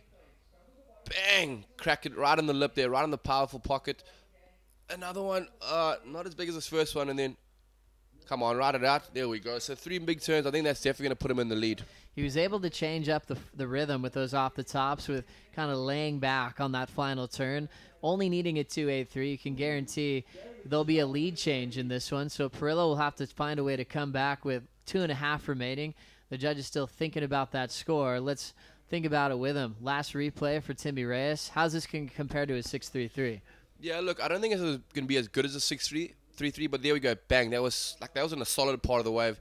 He comes around again, a little bit soft. I think he might be a little bit cautious here. He knows he needs a score. And then he kind of put it back all on the line again with that little Larry. He dropped the wallet there a bit. What do you think, Joe? I think, mid-range score for sure. Yeah, I think so too. A nice composure just to get 3 turns on one wave. The end section's been tricky. It started bottoming me out, and he just sort of sat on that final turn to finish it. His first turn was the best turn in that little exchange, and we'll see if the judges will compare that to his first wave, the 6.33 he dropped a long time ago now. He only needed a 2.83, so we'll get another seesaw battle with him taking the lead off of Dylan Perillo, and Perillo will have priority to try to extend his trip here in South Africa. I think Dylan's going to hang out no matter what for another week or so and do some filming. He's one of those exciting surfers that can just nail clips with one great section that he needs to showcase his air work. He's known for that crazy slob reverse. He hasn't been bringing it to the competition yet because he hasn't had to. Oh, that was live surfing there by Dylan Perillo. Massive turn there. That was on a bigger set. If you'd pulled that one, that would have been a huge score just with that turn alone. You could see how much spray came off the back. But yeah, as you said about Dylan, he comes here. It's good that he got the job done early, got some big points. Now he can kind of relax and unwind and go to the air. He does, he's got a crazy air game. I don't think we'll be seeing too many aerials today here, Joe. It's the sections are quite tricky. The wind's blowing the opposite direction, so you won't be getting that wind under your board like as we've been seeing over the last week of surfing. The onshore kind of helps you with those rights to do those big punts, as we saw from Toledo and guys like Kaya Bailey throughout the event. So now just a different scenario on a finals day. Thiago won when he went down to that rail work. We had Timmy Reyes just come to turns. Now a little wedge option for Dylan Perillo. Needs a 6.11. Jams it high off the top. He's chasing some open face. And he's going to come around the corner. Just a little setup jam. Wave's tapering off, but he still has the flow. Wrapping cutback, and that'll do it for Dylan. He needed a 6.11 because Timmy got a 5.10 on his last wave. And we've run out of time walk. Yeah, I don't think that's going to be enough for Perillo. You could see he was looking a little bit bummed about that. The wave just kind of faded out. There wasn't no big end session to hit. You're going to have to pick your waves wisely today, man. Here we go. Here's that replay. I love this open face turn. It's almost like a check where he just kind of sets himself up for the rest of the wave. And then we see the wave kind of just tapers off. So unfortunate there, and you can see the frustration as he looks down the line. He's just kind of over it. He just wanted more. That wave got fat and full on the inside. It's not going to be enough for Dylan Perillo. Timmy Reyes moves on to the semifinals to surf against Thiago Perez later on today on finals day. We'll take a short break. We'll bring in Gig Selliers for the call right after this.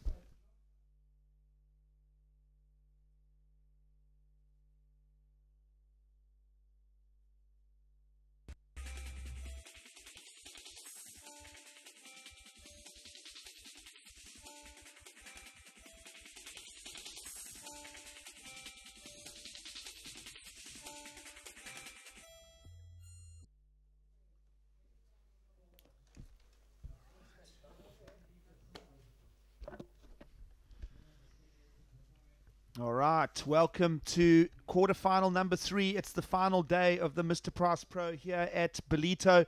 I'm Gig Selliers. I'm here with Warwick Wright, former World Junior Champion. Wok, it's the final day. Low cloud cover, moody skies out there. The faithful surfing fans still here at the Mr Price Pro. And we've seen some cracker heats already in quarters 1 and 2, and upset with Thiago Perez taking out Felipe Toledo. And now, it was a fairly balanced matchup in quarter 2 between Reyes and Perillo, the two Americans. Yeah, look, Perillo being more the exciting surfer, I'd say, out of the two. Timmy kept it simple. He did those 3 big turns of waves, keeping his surfing solid and on the rail. I think solid on the rail surfing today, Giggs, is going to pay off. We're going to see here, this heat right now, this is Melling versus Jadson. We know what Melling can do. He's a really solid, powerful natural footer, low center of gravity on his board.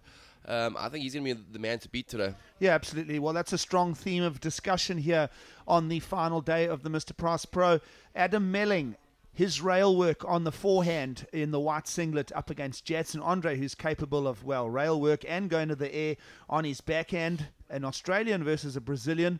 3 Australians made it through to the quarterfinals here, Wok. So let's have a look what one of the 2 Brazilians that got to quarterfinals. In fact, Jadson Andre now the last Brazilian in the draw at the Mr Price Pro. He's gone the high road here on wave 1. We've seen a couple of waves falling apart on the inside, and then we've seen a couple run as well here. So Wok, Jadson Andre getting some constructive work done on wave 1 there. Yeah, look, Giggs, I think today you definitely want to get those scores that you want to hold quite early in the lineup today because, you know, the waves aren't as good as we think it is. Here's that replay again from Jadson. Well, yeah, the ocean is just loading itself into a new rhythm here with the wind changing overnight. Jadson Andre on frame here, a real-life speed replay of Wave 1 for our last Brazilian in the quarterfinals of the Mr. Price Pro. And Jadson Andre, he knows what to do through the inside here.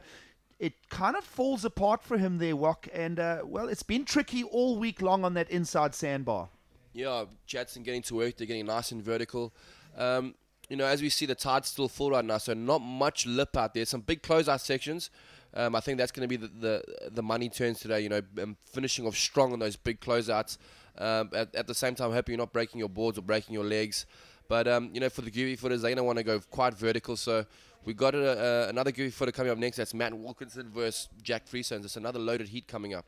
Yeah, absolutely. Well, overview of the Ballito lineup there for you. Wind is blowing right to left on your screens. We are east-facing on the eastern shores of South Africa. We're about 50 kilometers north of Durban, which is the main city in our region here. But it's the Quatakuza City Council and the Ballito folk that have embraced the Mr. Price Pro for the last 5 years.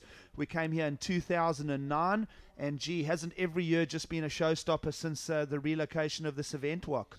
Yeah, look, I think a lot of the Durban guys were kind of, you know, a little bit worried about having it out here, thinking, we're a lot safer between our peers. But I think the waves that we've had out over the past few years for the Mr. Price have been unbelievable. Probably some of the best waves on the WQS. So I think for a lot of the guys that are coming out here from Brazil, Australia, America, are really excited for this event. Yeah, absolutely. Well, the one thing about this north coast region of KwaZulu-Natal, like I said, we're about a half an hour drive north of the main city of Durban, and the angle of the coast here, very, very strong and open to swells. Are we going to cross down to an interview down on the beach? All right, let's go to a replay first here, Wok. Have a look at the sneaky tube on offer. It was under the radar of priority. It was Jadson Andre just sneaking away, possibly returning to the main peak, swinging around for one of the lefts. We've seen a couple of people rolling out the dice on wave selection, looking at left-handers, Wok. But I don't know going into the wind if that's going to bring any major results. Yeah, we saw Felipe on his last wave attempt, going for that massive punt. It was huge. It was like 6 foot in the air on probably like a 5 foot wave on itself. But I think maybe towards the end of the heats when guys are trying to chase those scores, if you're going left today, that's into the wind. So it's going to be a lot easier to do airs, Gigs. Yeah, well, if there are aerial options, it will be on the left-handers. We may see a little bit of that starting to play factor as the tide drops out. Overview on your screen there, you can see some moody skies, a little bit of rain out at sea actually there. But it is a consistent little new fresh pulse of swell coming in. I'm seeing clusters and groups of 2s and 3s, Wok. And it's hard to pick out if wave 1, 2 or 3 at this stage in the rhythm of the oceans are the ones to get. I think it's a little trickier out there than what it may look like on your screens back home, folks. But there are some walls on offer, and there are a couple of, I would say, even a few tubes that will open up now as the tide starts to drop out. Yeah, 100% Gigs. Some of those sets that are coming in are not necessarily going to be the best ones. So, for them out there, they might be saying, okay, well, this is a set, I should go on it. It not necessarily is the case. It could easily fade out, as we saw in some of those, in one of the heats for Felipe. He took it from a 6 foot wave that just kind of went really flat on him.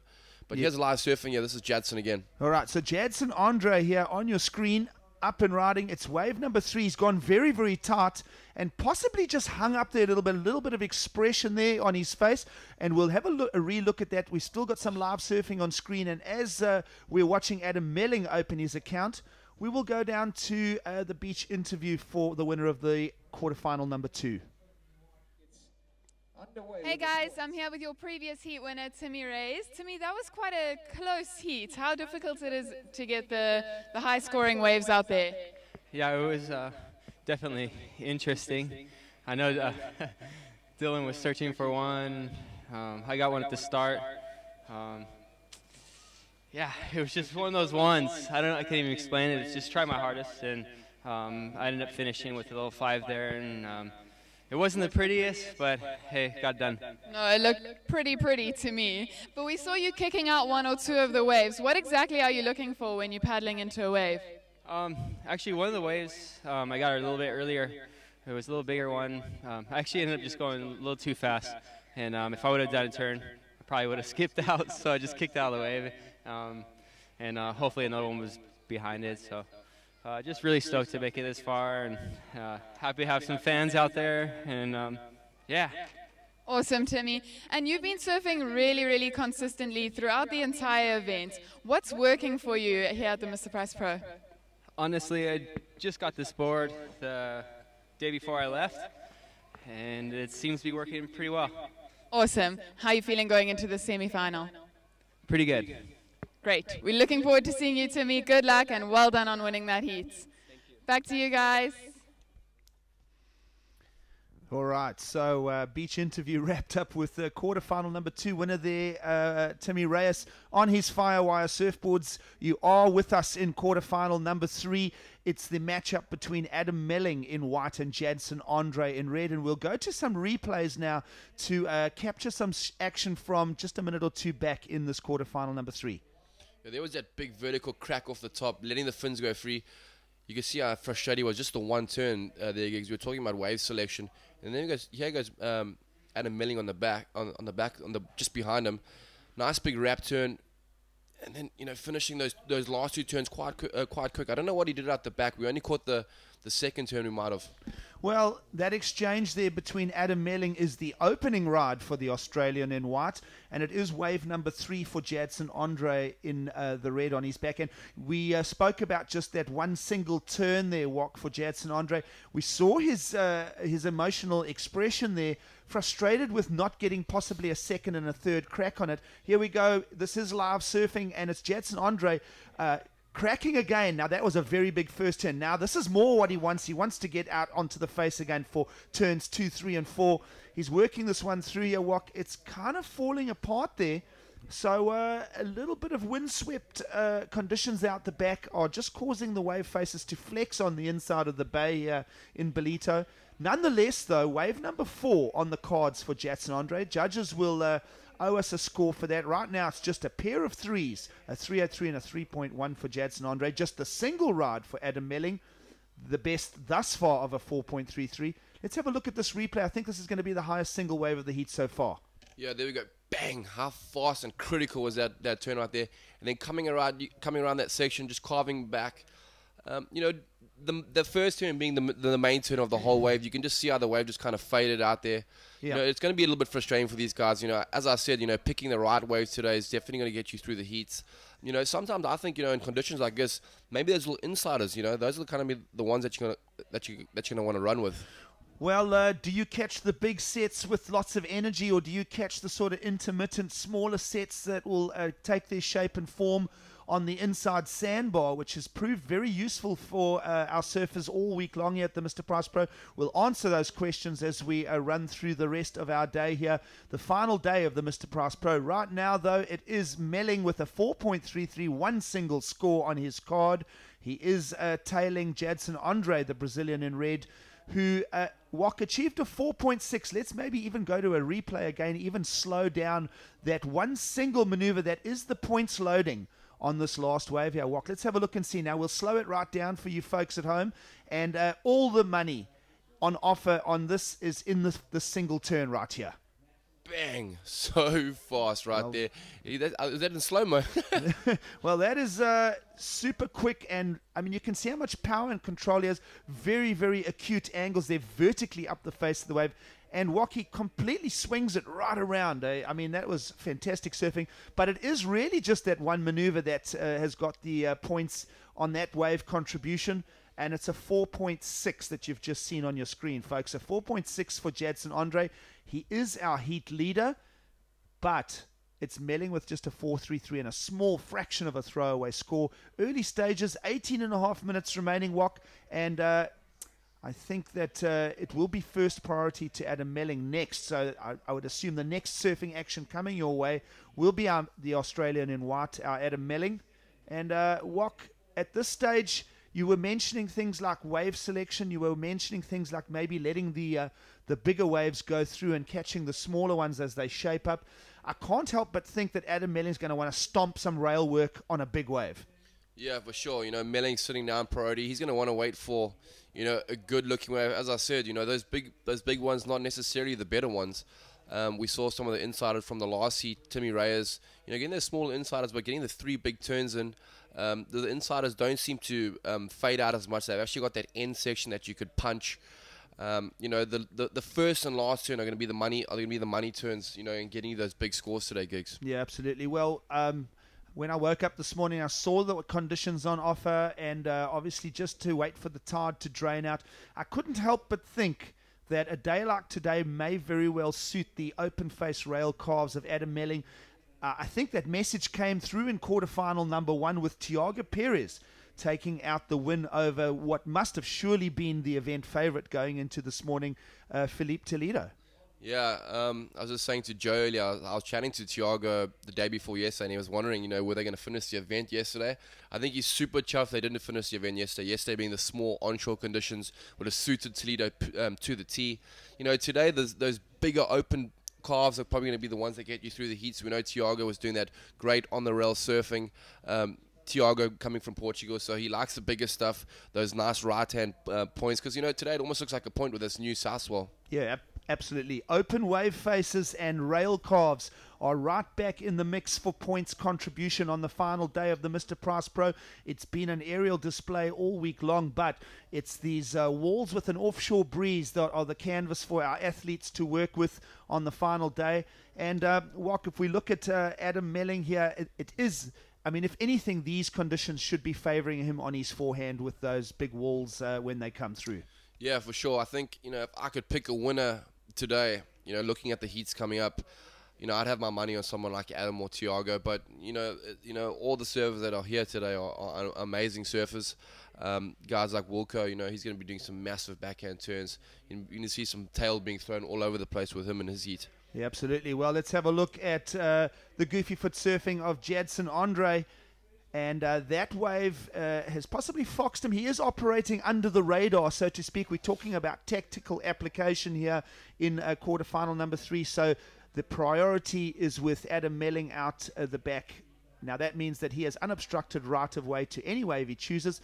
But on the inside, Jadson Andre will want to try and pick up waves that Melling would choose not to catch, and trying to eke out a score, and, well, at this stage, trying to extend a lead, because he knows that once Melling locks into his next ride, he needs just a 4.11, does the Australian in white, to take the lead from the Brazilian. So it's a vulnerable lead at this stage for our surfer in red. Yeah, no real big scores on under the belt yet, but he has this replay from Jadson. As you said, he doesn't have priority, so he's just trying to catch as many waves as he can and try to chip away at that 4.6. You know, he caught 2 waves quite quick there. The second wave, we'll see a replay of. He got kind of stuck behind, but those are the ones I was talking about. Those smaller inside sections with a lot more wall. They kind of barrel a little bit, Gigs. Yeah, well, Jadson Andre sifting through wave choice a little inside of Adam Melling as we reach into the second half of the heat. 14.5 minutes remaining. Here we go. Adam Melling unlocking another ride. Now, we spoke about the forehand calves and how the conditions may just suit some stronger rail work as opposed to going to the end. How about Melling as he cracks up a second counting score for us here with 14 minutes remaining? Yeah, those 2 massive wraps there by Adam Melling. You saw he let his fins go free, I think, on that first section. We're going to see a replay again here. But so much speed and power, and he gets so low when he comes off the bottom. So, you know, he's putting in so much rail. And it almost seems that as he comes out of each turn, he gets faster and faster. Adam Melling surfs a lot like Mick Fanning, Gigs? And he looks a lot like him too. Yeah, well, there we go. You know, we've been speaking about forehand calves, folks. And we're back on live action here. And this is Jadson Andre, looking to work his way through to the inside.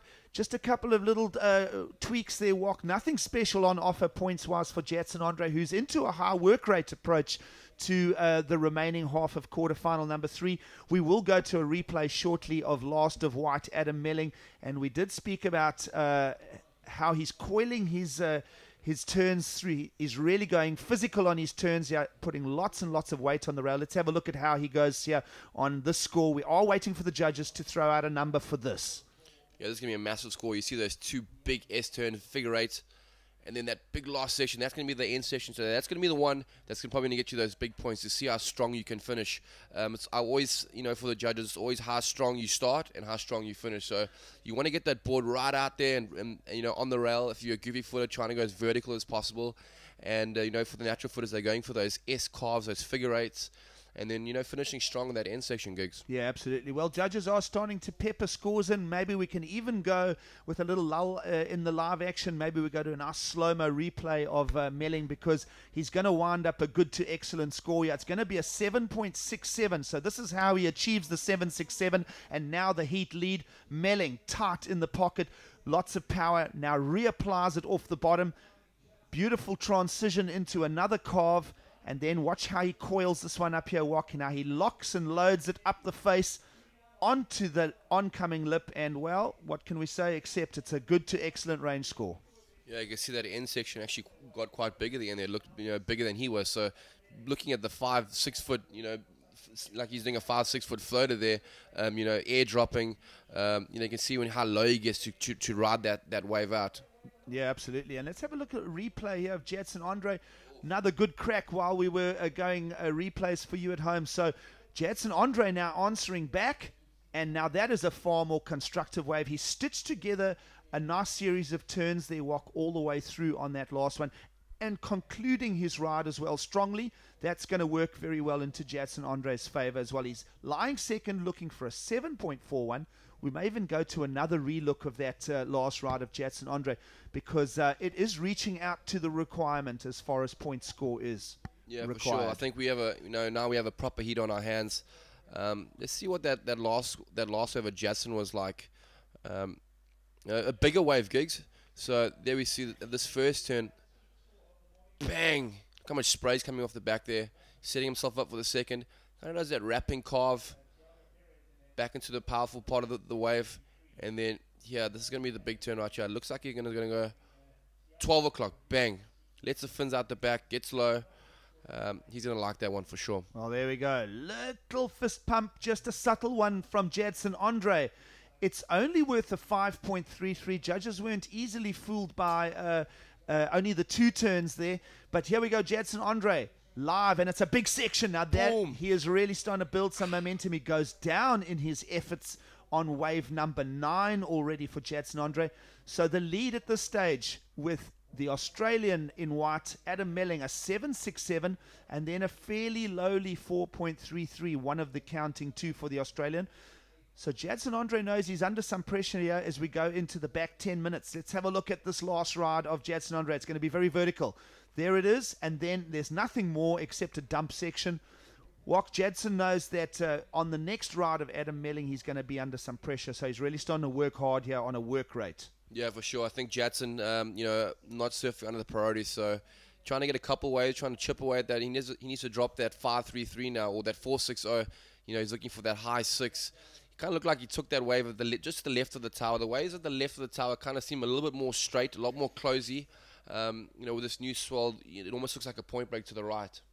Yeah, absolutely. I think waves that are picked up and ridden from a little further to the south of the beach walk may just funnel and cone their way, whereas a little bit more of a slamming section to the north of the beach, the north being our left. So that's a fair thing. It is a wave selection proving quite critical here on the final day of the Mr Price Pro. Jadson Andre, the Brazilian, lying second. Looking for a big point score, 6.68, and I say it's in the reference to a big point score because he really actually only has 5s and 4s on his scorecard, a 5.33 and a 4.6. We do expect bigger scores from the Brazilian. Yeah, there we see the supporters down at the beach. It's a cold day, there's a ton of people down here to support. Being one of the coldest days in Durban, I think we've had all year.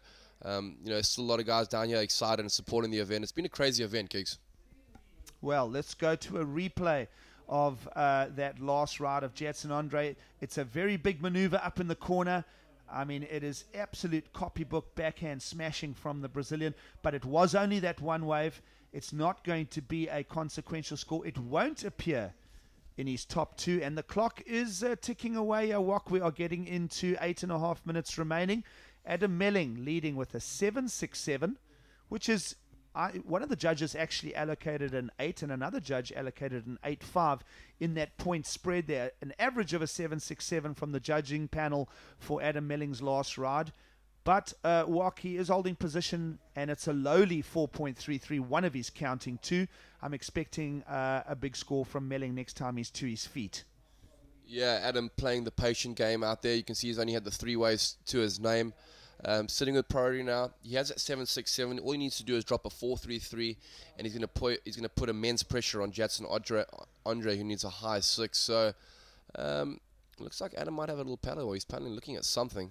Well, some movement on your screen from our athletes here at Ballito. Now remember that White is holding priority, so Melling unobstructed right of way. He's used that to select this big open wall. Now that wall is waiting to stand up a little bit. He's got a first carve, and he has that end section. Melling holds on. He absolutely cat-like approach to the landing there, and he does nail a second, let's call it good to excellent score. We'll see how the judges interpret that shortly. But he invested some time in that wave selection there, Wok, and let's go to replay and have a look at how Melling puts another score together for us at the Mr. Price Pro. Yeah, he does that more of a drawn-out carve, not as tight as he does, and then he kind of sets it up, and there we go. That's the mountain. Look how big that last section was. That was massive. Yeah, big bowl of water moves towards Adam Melling to conclude that wave number 4 on his card, and I am almost 100% sure that will appear in his top 2. Better than a 4.33 Wok for sure.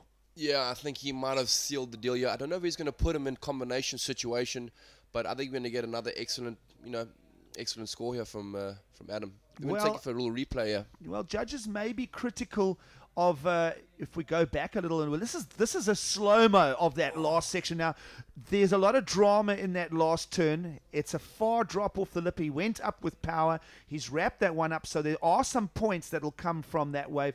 But my feeling is that the first turn, well, I don't know. The judges like his forehand carves, and they all are responding to the critical risk of that last turn, and it's going to average out at an 8.5. There's no doubt of it, because it's 8.5s across the board from the judges. It hasn't even locked in the screen, but now it is, and it's a combination situation for this man, Jadson Andre. Now out the gates comes Jadson to unlock the combination. Oh, that big was turn, massive. Big turn from Jadson Andre. It's only one thus far. The wall takes a buckle, and Jadson Andre is under pressure now with 5.5 minutes remaining. Yeah, there we see, Adam got him that combination situation. It's going to be really tough now for Jadson to get two waves in 5 minutes. The swell's getting bigger. He has this replay. This is a solid wave. That's like a 7-8 foot wave. I love this carve. Brings it right back into the pocket. Gets a little bit stuck in the foam, and then unfortunately the wave just going flat on him. Wow, so Jadson Andre is just going, come on, I need to unlock more scores than this.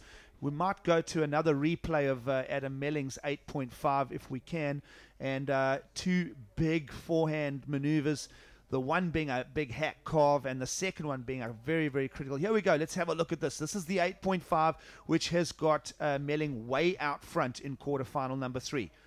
Lots of rail, and then walk through to the inside for the conclusion to this 8.5. Yeah, here we go. Crack right in the lip. Full free fall. Look how low he gets, Gigs. Yeah. You need to get really low in order to to ride out of those waves. Adam's such a strong surfer. You can see he's got those big, strong legs. So he did really well there. I don't think majority of people would have made that turn. High level of athleticism on display there for you, with Adam Melling concluding that ride. He compresses himself, center of gravity on the way down. He absolutely stomps the landing, and technically brilliant surfing from the Australian in white. Now, can Jadson Andre unlock the second place position? It's a combination right now, and uncharacteristically lowish scores of a 5.33 and a 4.6 are on Jadson Andre's scorecard. I do expect him to unlock Jadson Andre's first maneuvers are absolutely as good as can be offered by our field of athletes. So it's just a matter of Jadson Andre unlocking a second turn to back up those big opening cracks of his, and he's going to sort his point score out for sure. Yeah, for sure. I think if Jadson got the ways that Adam had got, we'd be seeing similar scores. Adam opting to play a smarter. He did the waiting game. And you can see how it's paid off. He's had a 4.33, then a low ride of a 0.57. Then he bangs in his last 2 scores at 7.67 and then 8-5. He's pretty much nailed this heat. There's 3 minutes remaining. Jadson needs a combination of 16.18, so that's 2 excellent wave scores he needs, Gigs, to advance. Absolutely. So Jadson Andre, one of 2 goofy footers left in the quarterfinals of the Mr. Price Pro on our final day here. And Jadson Andre, the goofy footer, in the combination situation. Next up, another goofy footer, Matt Wilkinson, who's having some moments of glory here at the Mr. Price Pro. Jadson Andre on an uncharacteristic left choice here, Wok. Oh, and I'll tell you now, the lefts will lure you in here when the wind is sweeping from the south, and they don't always deliver. Yeah, for sure. I think, as the wind picks up today too, we're going to see a few guys going to go for those lefts. I think a couple of the aerialists are going to want to look at them because there's some big sections. But, for these guys to land a massive air today, you'd be getting, we've seen Toledo getting a 10 for one air. So, a few more chances here on the lefts maybe today. Well, yep. Are there some aerials on offer on the left bowls in the remaining part of the final day of the Mr. Price Pro? That's a question that Wok is asking you at home. I'm not sure. I think that all the points are on the right-handers and even a few tubes to boot as we move towards the semi-finals. It's quarterfinal number 3 wrapping up here. It's Adam Melling who has stitched up Jadson Andre here with just under 2 minutes to go. Next up is Matt Wilkinson versus Jack Freestone. So now, question marks as we start looking down the draw to the quarterfinal number 4 coming next. Matty Wilkinson's backhand attack versus Jack Freestone. It's a similar pairing to what we're seeing right here in quarterfinal number 3, Wok. Yeah, for sure. Jadson, Adam, I think very evenly matched. I think the next is going to be another one. 2 of the new school surfers, Wilco versus Jack Freestone. Jack Freestone's been nailing some massive scores this event, going to the air. Not going to be many airs had on these rides today, A lot of them are either fading. There goes Jadson on the left. Bang! Let's look for the end section. 2 massive cracks, vertical. Oh, I'd like to see him go to the air there. Wow, 1 minute 15 remains on the clock. A short burst of action in a compressed space of lineup there for Jadson Andre, looking to unlock the combination. We spoke about choices of lefts. Now this left is breaking into the southerly wind. Big crack there. It's dynamic surfing on the forehand. Very, very strong maneuvers there. A strong statement from Jadson Andre. Is there enough time for him to go out and unlock another score? 45 seconds. It is right on the cutting edge here, Wok, for the Brazilian. Yeah, Jadson's going to need at least a 6-1-8 to get himself out of combination situation. No scores dropping just yet, but let's look at this replay. It's a big wave. It's a nice set size wave. And then look how hard he comes off the bottom here. Well, Jadson goes, just under vertical on that attack. But how quick does he transcend and lock into the second turn there, Wok? Yeah, Gigs, I think we're gonna see. Trust me, I think today we're gonna see some aerials. You can see there's a soft landing, so he could have definitely gone to the air on that one. When you're chasing those scores, here goes Jadson for a last wave attempt. So Jadson, up and riding. This wave is counting. It's just inside of the window. It's on the button. He's working like a true competitor through to the inside. And, well, drama unfolding here in the final 30 seconds. A strong contribution of scores here from the Brazilian, trying to unlock that combination. Adam Melling, powerful carves on the forehand all heat long, an 8-5 and a 7-6-7. But Jadson Andre looking to unlock. It's, that first turn, Wok, is it's got some little complications on it through to the inside. Jadson Andre nails the final one. Is it enough? Drama in the last part here of quarterfinal number 3. I'm almost eavesdropping outside my headphone here to hear and see what the beach commentary have to say about that. A flurry of activity, Wok, using the left. I think when he took off on that left, his second to last wave, he was looking to go to the air. Yeah, for sure. As I said there, but he tried to pack in those 2 big turns. We see he goes strong to the bottom, bang, off the lip, so much spray, and then there's that last turn. I thought he would have gone to the air there, but I don't think he had enough space. And then paddling, scratching back out and getting that last right. Well, he needs to get an 8-5 on that to bring his second wave into the discussion, because remember, Melling's scores of an 8-5 and a 7-6-7 have to be tipped with those 2 last waves of Andre. So the question starts and finishes with, what was that left worth? An 8-5, Wok? What do you think? 2 big hits on the forehand. We saw some strong angles from the goofy footer. And I can't help but thinking and backing up what you were saying, that he took off looking to go to the air on the left. It's a matter of interpretation now from our judging panel upstairs. No sign of any numbers. Numbers are starting to drop in for the left-hander, the 2 big turns from Jadson Andre. Remember that it has to be in the high 8s to bring him into any form of unlocking combos. And I'm seeing a peppering of scores of an 8.87 walk. Jeepers. So, an unlocking of the combination right there. This is for the left, right? This is for the left. This is for the left. So, the left-hand score, maybe even our production team will go back to that left-hander as now another score is being worked on by the panel. So, let's go and have a look at the 8.87, which has unlocked the combination for Jadson Andre. Yeah, coming solid off the body there and bang vertical. You see how much spray he throws. And then, you know, he got back up to that spot like in so much time. You know, he fitted him in both so quick. You can see the judges going in, but it wasn't his last score. It was a 5.87. He needed a 7.30. So unfortunate for Jadson. All right, so a 5.87 on that last ride of Jadson Andre means that he falls short of the requirement. Adam Melling takes out quarterfinal number 3. He is on his way to the semifinals of the Mr Price Pro.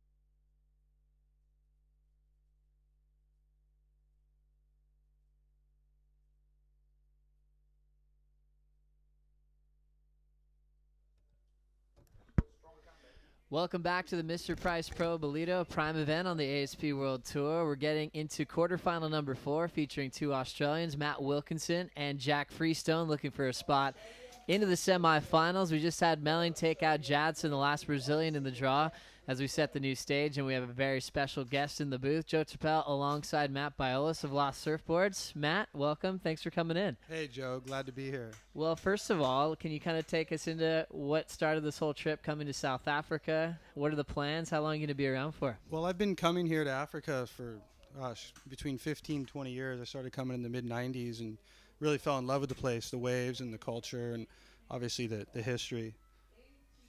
Yeah, it's a lot of great history here in South Africa. We'll have a lot more with Matt Biolis. He's going to hang out with us for the whole quarterfinal number 4. As we see this one get started out the back, nice panned out shot. Looks like Jack Freestone getting a big jam to start off the bottom, a hammer on the inside section. He'll come around the corner and look for a big finish, as we'll bring you that replay in a moment. But now let's take a chance to catch up with Adam Melling down on the beach with Andy Van Ziel.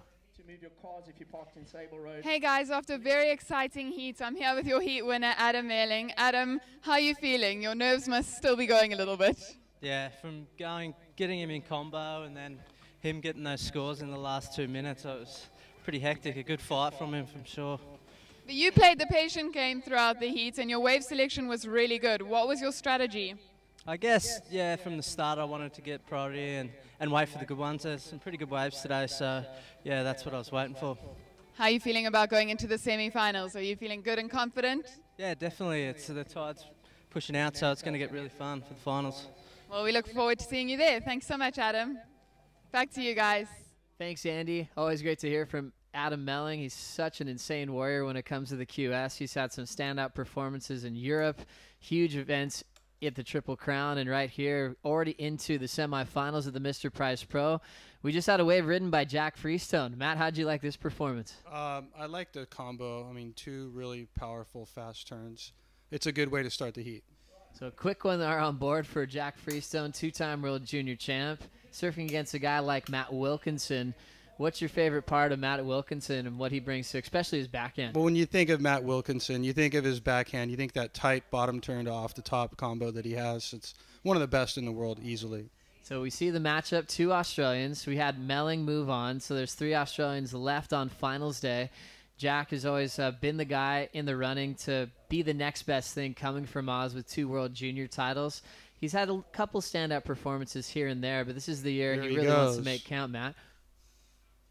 Having a look out front, hopping up and out, and not finding much of a score there. But he does start with a 4.83 on that opening ride. We've seen a lot of airs in this one so far, a lot of big ones from Jack and Felipe.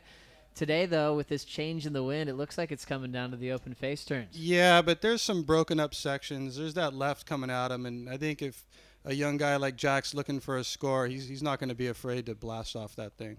Well, Matt, you talked about your special relationship coming out here to South Africa in the early days. Who currently are you staying with? Have you had some good moments on this trip already? Yeah, well, we stayed downtown in Durban for a couple days. The factory I work at, Jason Ribbink's built factory. We're getting all the work set up, shaping, and then we went on a safari. We went to the Pinda Game Reserve, and I have all my kids here. I have all 4 of my children here, and that was just incredible. 3 days of just mind-blowing, just beauty. So off to a really great start. As far as the people that you work with in your shaping rooms here in Durban, we'll get back to this story as we have a replay. We'll slow this one down from Jack Freestone. Matt, how'd you like this first turn? I think it's really good. I mean, his bottom turn, he came up the face with a lot of speed, threw a lot of spray out the back. You know, he's getting in a rhythm. He's riding the waves well. That second turn was even better than the first. So I think he's in control for sure. When you're watching surfing at a contest around the world, even when it's not your team riders, is the first thing that you look at is how their board's looking under their feet? Well, that's my job. but yeah, I mean, I study the boards. I look at the rail in the water. How's this board look? As we haven't seen this wave yet. A quick tube ride for Jack Freestone. He'll make it out as he's moving quickly. We haven't seen anything from Matt Wilkinson yet. It's all been about Jack Freestone. 483. A quick tube ride. Hopefully it's going to get better with this tide dropping, and we'll hopefully see more barrels. Today we have a lot more wave swell out there from yesterday. gets heavy at low tide. Oh, my goodness. That dump section on the inside has taken a lot of guys out. We sent David DeCarmo to get stitches the other day. It's pretty challenging on the inside. Have you been getting some free surfs in on this beach? I'm just trying to survive when I paddle out there. It's such a short, powerful wave. As we now see a replay from the tube ride, a crazy exit for Jack Freestone as he was able to make it out to score the completion, and the judges will put his score in just a moment. As we think about how close are your shaping rooms, the people that you work with in South Africa, Matt? Well, we're right downtown Durban, like a block off the beach from the famous New Pier and North Beach and all those classic waves there that guys like Sean Thompson and Martin Potter were groomed on, you know, like really famous, legendary beach breaks. Another look at the tube ride from Jack as the judges are thinking about this one. As far as number of boards in South Africa for your business, is it a place that demands a lot of your equipment coming down to this region? I think did you sneak out of another one right there? We'll get another quick replay. We just heard the beach announcers get pretty excited, and we'll see it on the drift replay right now. This is Jack Freestone. You're right, Matt. Another wave down the beach. Thing opens up wide, stands in it, nice and tall, plenty of room, a much bigger one than he had just before. Yeah, he's looking really good, but I mean, he's not shutting the door. These are just a handful of mid-range scores, you know. I think Wilco's just looking for, well, here we go right now. Now getting a start, Matty Wilkinson, vertical fin throw off the top, but just a one-section wave. We saw this happen to Toledo this morning, taking off on waves that didn't offer that inside corner. But that's that backside that he has, that he possesses, and if he gets a wave that allows a few maneuvers, he's going to get a big score. What'd you think of this one, Matt? I think that he got in the barrel completely and got out the doggy door. But I still think it's going to be a mid-range score. So Jack Freestone kind of putting the pace up real quick, catching 4 waves already. He has a couple of 483s. He got a 483 on his barrel before. That one was much bigger, a bigger section, and he had a lot more room. It kind of makes you remember the years in the past when we really scored this place. Now this is that turn you're talking about, Matt. Yeah, I mean, he just came straight off the bottom, straight up into the lip. He did the Rio afterwards, so he's going to be right up in the heat now. I just love how he has that element of surprise. When you have a lot of backside surfers throughout this event, you're always predicting just big backside turns just to guarantee a score, where Wilco has that unpredictable factor. And sometimes it works against him, sometimes it works for him. You know, he struggles at times, he has flashes of brilliance. But, I mean, the personality and the character he brings to the tour is unique, and everybody loves to have him around. It makes you laugh every time you see him. He's one of the nicest guys on tour as well. And very humble. He just loves to surf at the best of his ability, and he kind of showed that emotional roller coaster of getting bad results with us this year, where he's really feeling all the round 2 losses on the WCT. He had a heat before in this event where he's actually putting up the best numbers that he's done all season in the Mr. Price Pros. We take another look at this backhand attack, Matt. Yeah, this is the two-turn combo, this one. So he's going to get a much better score on this than the first one. And, I mean, it's just textbook backside surfing. He's going to look amazing down at J-Bay next week. I mean, it's just great surfing. So great with the reverse on the finish, as Matt Wilkinson will have two numbers coming in for the panel to break down a 9.66 on a colder day. Joe Trappell still in the booth with Matt Biolis from California on his South African adventure. So you're starting here. Are you going to hop on down to J-Bay? We're going to go to Cape Town in a couple days. We're going to do some more work on Monday, tomorrow, then fly to Cape Town. We're going to check out the scene there, meet up with all the surfers, check out what there is there, you know, show my family around, and then head up to J-Bay and be a part of that incredible event that everyone's so excited about. Mind giving us a little bit of insight with board design coming into Jeffreys Bay? What have you been working on for your team riders? I mean, I really only worked with Taj and Kaloe for this event, and we did a few adjustments. They have like safe boards they're already used to and love, but we made them each like a bag of extra boards with some adjustments to the rocker. The main thing that I did is just kind of lower the entry rocker a little bit to get in the wave and down the line, and keep the tail rocker and the outlines comfortable. So off the tail, they're still going to hook and wrap, but a little more forward momentum for that long wall at J-Bay and to combat the offshores as well. So exciting to see this wave back on the WCT. How has it been working with a guy like Taj Burrow over the last couple of years? Well, he's awesome. I mean, he's a consummate professional. He's one of the all-time greats. It came at a real good time in my career and also in his.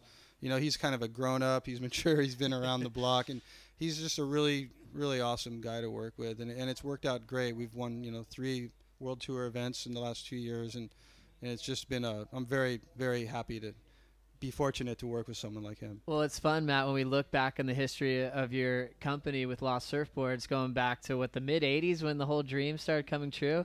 I don't know about that, but you know, we were high school kids just kind of messing around, having fun, doodling logos, and I don't know, I just never got a job. I just kept doing it over and over until I found a way to support my family. Well done. It's definitely one of the best boards in the whole world, as you see a lot of guys like Taj, Kalohe. You look back, though, in the decades, and they're different names. You know, you're looking back to the Strider Wasilewski days in the early part of Lost Surfboards. Yeah, Raspberry. He was the first guy to trust me to really make him boards for Hawaii. In like 91, I made him a quiver of pipeline boards, and he went out there and he had no sponsor and no money. He just started taking off on bombs, and he got himself that Quicksilver sponsorship and catapulted himself into a career that's still going today. He's on tour with you guys. Oh, it's great. It's great having Strider around and still ripping, still a grommet at heart. As we give you an update in this seat, you're still in quarter number 4, 18 minutes off the clock. Jack Freestone didn't get much out of that last tube ride, Matt, a 4.10. He didn't even improve on his top 2. Wilco with a 6.33 on the backhand wave where he did the big snap and then to reverse. So Wilco only needs a 3.33 to take the lead. So there's what you see. Is you see a complete wave, you know, a little bit of a radical maneuver at the end of the wave, and like we see, he's right back in the lead. He's got the right back in the heat. He's got the high score of the heat. So yeah, it's basically pretty even right now. So just with the inside of watching guys surf and having to dial people's equipment for some of the hardest events on tour, when you're watching surfers, is it real easy to tell that a board could really make a difference in their career, a big change in transition from what they're used to riding? You know, the board, they tend to make a difference for guys in bad waves. You know, it's like, so a guy that's kind of on a rough run, and well, here we go, Wilco again. So this is the last of Matt Wilkinson. You can see that bottom turn to straight up vert attack. Yeah, how loose is he on that first out. section? Yeah. So that was a 2.77. That's how he started. Then he had the 6.33 right after it. But it's amazing how loose he can get when he's going straight up vertical. Yeah. Yeah, I mean, either one of these guys gets a wave like the last couple waves that Adam Melling got, and you're going to see the scale jump up quite a bit. I mean, it's a waiting game right now. They're both surfing well. Neither one of them made a mistake. They just need a wave that's going to let them run it out. So 16:30 still to go as we're trying to line up our last semifinal. We already have a heavy one with Thiago Perez and Timmy Reyes Adam Melling just beat Jadson Andre, so Adam will be taking on the winner of this one. It'll be an all-Australian battle to try to get a spot into the final here at the Mr. Price Pro. Big change in the weather, a little bit bigger surf than we had yesterday, but still plenty of time to showcase some on-the-face surfing, maybe a couple of moments above the lip for both of these guys. Wilco's been known to do rodeos with the jersey on, but Jack Freestone was kind of supposed to be the next big thing coming out of the Gold Coast to make a difference. He's been knocking on the door for quite some time. His ability's there. He's flamboyant. He surfs incredible. He's got everything. It's just a really tough little tough little game, and it's gonna happen for Jack. It's pretty much destiny. Oh, an amazing surfer. It's been so much fun following his career, especially over the last couple seasons as soon as he made his global profile known with that junior title a few years back now, as we'll see another replay twice, here. right? Yeah, 2-time world junior champ. I think Parko's the only one to do that in the past. One more look on Wilco's wave, Matt. This is the 2-turn combo that got him the mid-range 6'3", and I think he just threw caution to the wind, knowing that one more regular turn is going to get him a 5, but by throwing in that full Rio, he's going to get an extra point or two, and he went for it. Well, oftentimes at a lot of the CTs around the world, Matt, I see you hanging out with some of the other top shapers on the planet. Do you guys get along pretty well? Yeah, I mean, you get along with people you have things in common with, and I think both of these guys are on Handley's, would be my guess. I know Jack moved over to Handley's camp recently, and Wilco's usually riding them, and Darren and I are really good friends. He's an awesome guy. Yeah, so a lot of great guys to hang out with. Joe Turpel, Matt Biola says he's just beginning his South African tour. Yeah. Starting here in Durban. Can't wait to see you down in J Bay as we see another set building out the back. One. Solid one on the back of Jack Freestone. You see Wilco sitting a little more quietly, more patient out the back there. But just to take a look at kind of what's different about region to region with your surfboards, Matt, is there certain models that are more popular in South Africa than maybe the States, or are kind of all your models kind of in sync with popularity each and every year? You know what? To be honest, it's usually a model that kind of hits in the States will usually hit globally a year later. It takes things time to kind of bleed out. Obviously, with the internet and Instagram and Facebook and all that, things travel around the world much faster than they ever have. Oh, look at this. This has a wall on it. Little glide in for Jack Freestone. He has a lot of speed, nice glassy face, snaps it down to the bottom, off the bottom, and closes it shut with a solid snap. Freestone looking to better a 4.83 to strengthen his lead, Matt. Yeah, I'm not going to call scores, but I think he might have done that. I don't know. He's going to... Yeah, that's the fun part, Matt. Yeah, I mean the down carve and that explosion off the top was cool. I mean, I just want to see these guys get a couple, really lined up waves like those ones Adam got. They could really show their stuff and make it happen. You can see Jack just looking to set the scale up a bit further. It's always interesting when a surfer starts getting the same number over and over again. He started off the seat with a 4.83. Got another 4.83. His last tube was a 4.10, so he's been stuck in that 4 range at the start of the seat. But the surfing is there. He just needs a little more face and a little more curve to work with, and you're going to see those scores jump up. So Jack just building momentum. 12:45 on the clock. You can see Wilkinson with a 2.77 and a 6.33, former winner at the Coldwater Classic as a prime event, then made the final as a CT event. Here goes Wilco. Wow. Fin fang to start, drawn out bottom turn, more of a carving hook on the second look, and now a closeout snap on the end section. Yeah, he broke the tail free on those 2 first turns, and he really looked good on that wave. So Wilco seems to be able to pull out a different look on what it means to be a professional athlete these days. I think it's great. Well, you kind of fits the theme of kind of what your company seemed to be based on way back in the day. Not being the jock, being an amazing surfer. That's what surfing itself is based on. I mean, we're supposed to be, countercultural, outside the walls of society. Chase waves around the world and be ourselves and not be conforming. That's right. That's what made it such an amazing avenue for guys like you growing up in California. It was football. Inspiring. It wasn't baseball. It was something where you didn't have to have a coach, and you could kind of surf just the way you wanted to. As we get now, people are trying to turn it into that, though. Which is another side of it. As we look at Wilco, that form off the top is insane. Throws the fins out, carves it on the second section, and is so amazing in transition, providing that finish, Matt. You know, the thing about Wilco is, if you notice how tight he was, his bottom turns and off the tops, he managed to fit 3 critical maneuvers into basically a closeout. You know, he's like... We'll check another slow-mo of that last wave from Matty Wilkinson just to show what Bailos is talking about here. This is the drift replay. And watch the transitions between turns and the space that he fills with some exciting maneuvers off the top. Remember, he only needed a 3.7 to take the lead. Well, he sure got that. I mean, he's straight up, blows a tail out the back. You see all 3 fins if you're sitting behind the wave. Perfect bottom turn around the curl. Just kind of cheats that little tail snap at the end of that turn and then slams it into the closeout. It's just really good surfing right there. Now Jack Freestone live off the bottom. Nothing there. He kicks out. His last wave did break the 4 curse. He had a 5.2 on that down carved at closeout snap. So he had the lead. Wilco needed a 3.7, and he's going to take that lead and have the new best wave of the heat so far. 5 judges on the panel. We're waiting for 1 to get the average. It's a 6.87. Freestone now needs an 8.0 to move on. A big change. Jack was staying active. Wilco a little bit more patient, and it's paying off. I agree. The patience is paying off.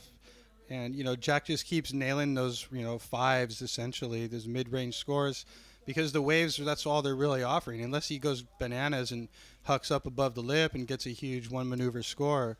But he's surfing those average waves well and precise, but not doing anything quite radical enough to get a huge score. Well, Matt, we mentioned some of the athletes you're working with for J-Bay. Taj Kalohe will be on your boards, and congratulations on the success on the Women's World Tour. That's been a lot of fun.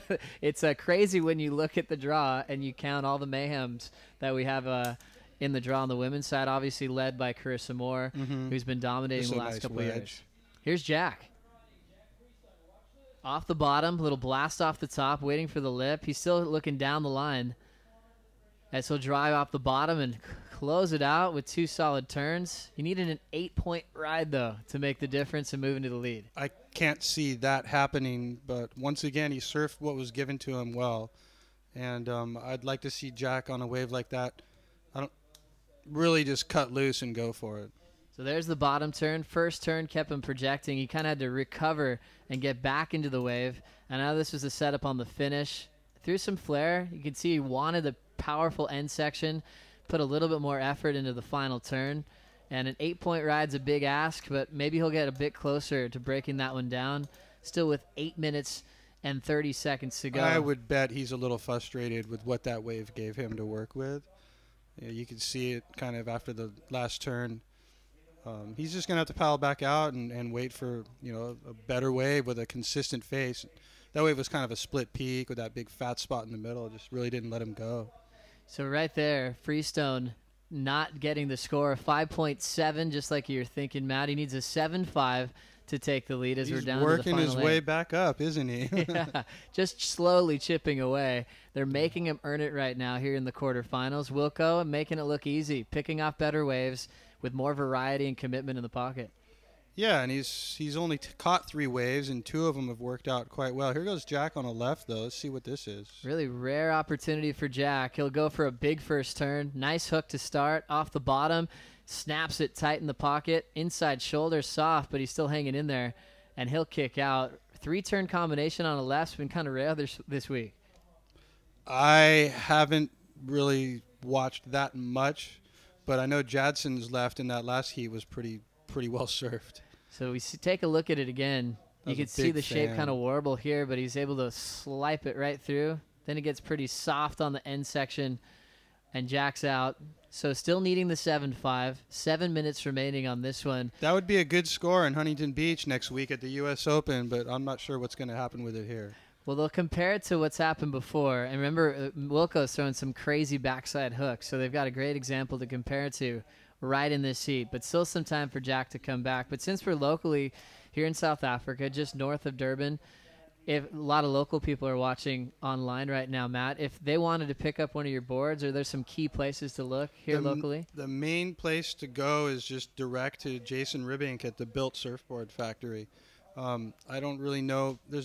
we're working with a few retailers, you know, but primarily here in Durban, in this area, in Natal, the boards are just going directly through Jason Ribbink at Built Surfboards. Solid contingent there. You had a great barbecue to celebrate the 4th of July the other day, and there's actually a majority of South Africans there. We tried to do something for the Americans, but so many of them lost, there wasn't too many to be there. But it was props to young Michael Dunphy, probably the best result of his career. He was there, and yeah, my wife snuck some sparklers into the country, so we had sparklers for everyone. Really cool to see. Another replay quickly for the panel. Our head judge asking for it upstairs.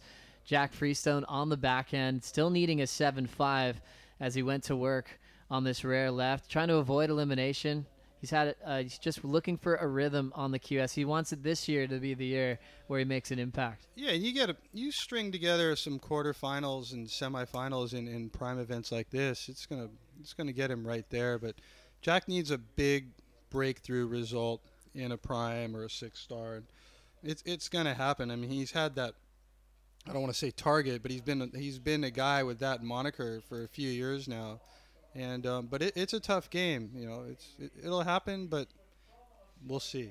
As we see Matt Wilkinson in another great position to take off on a solid one. Big hook as he blows the tail and free falls.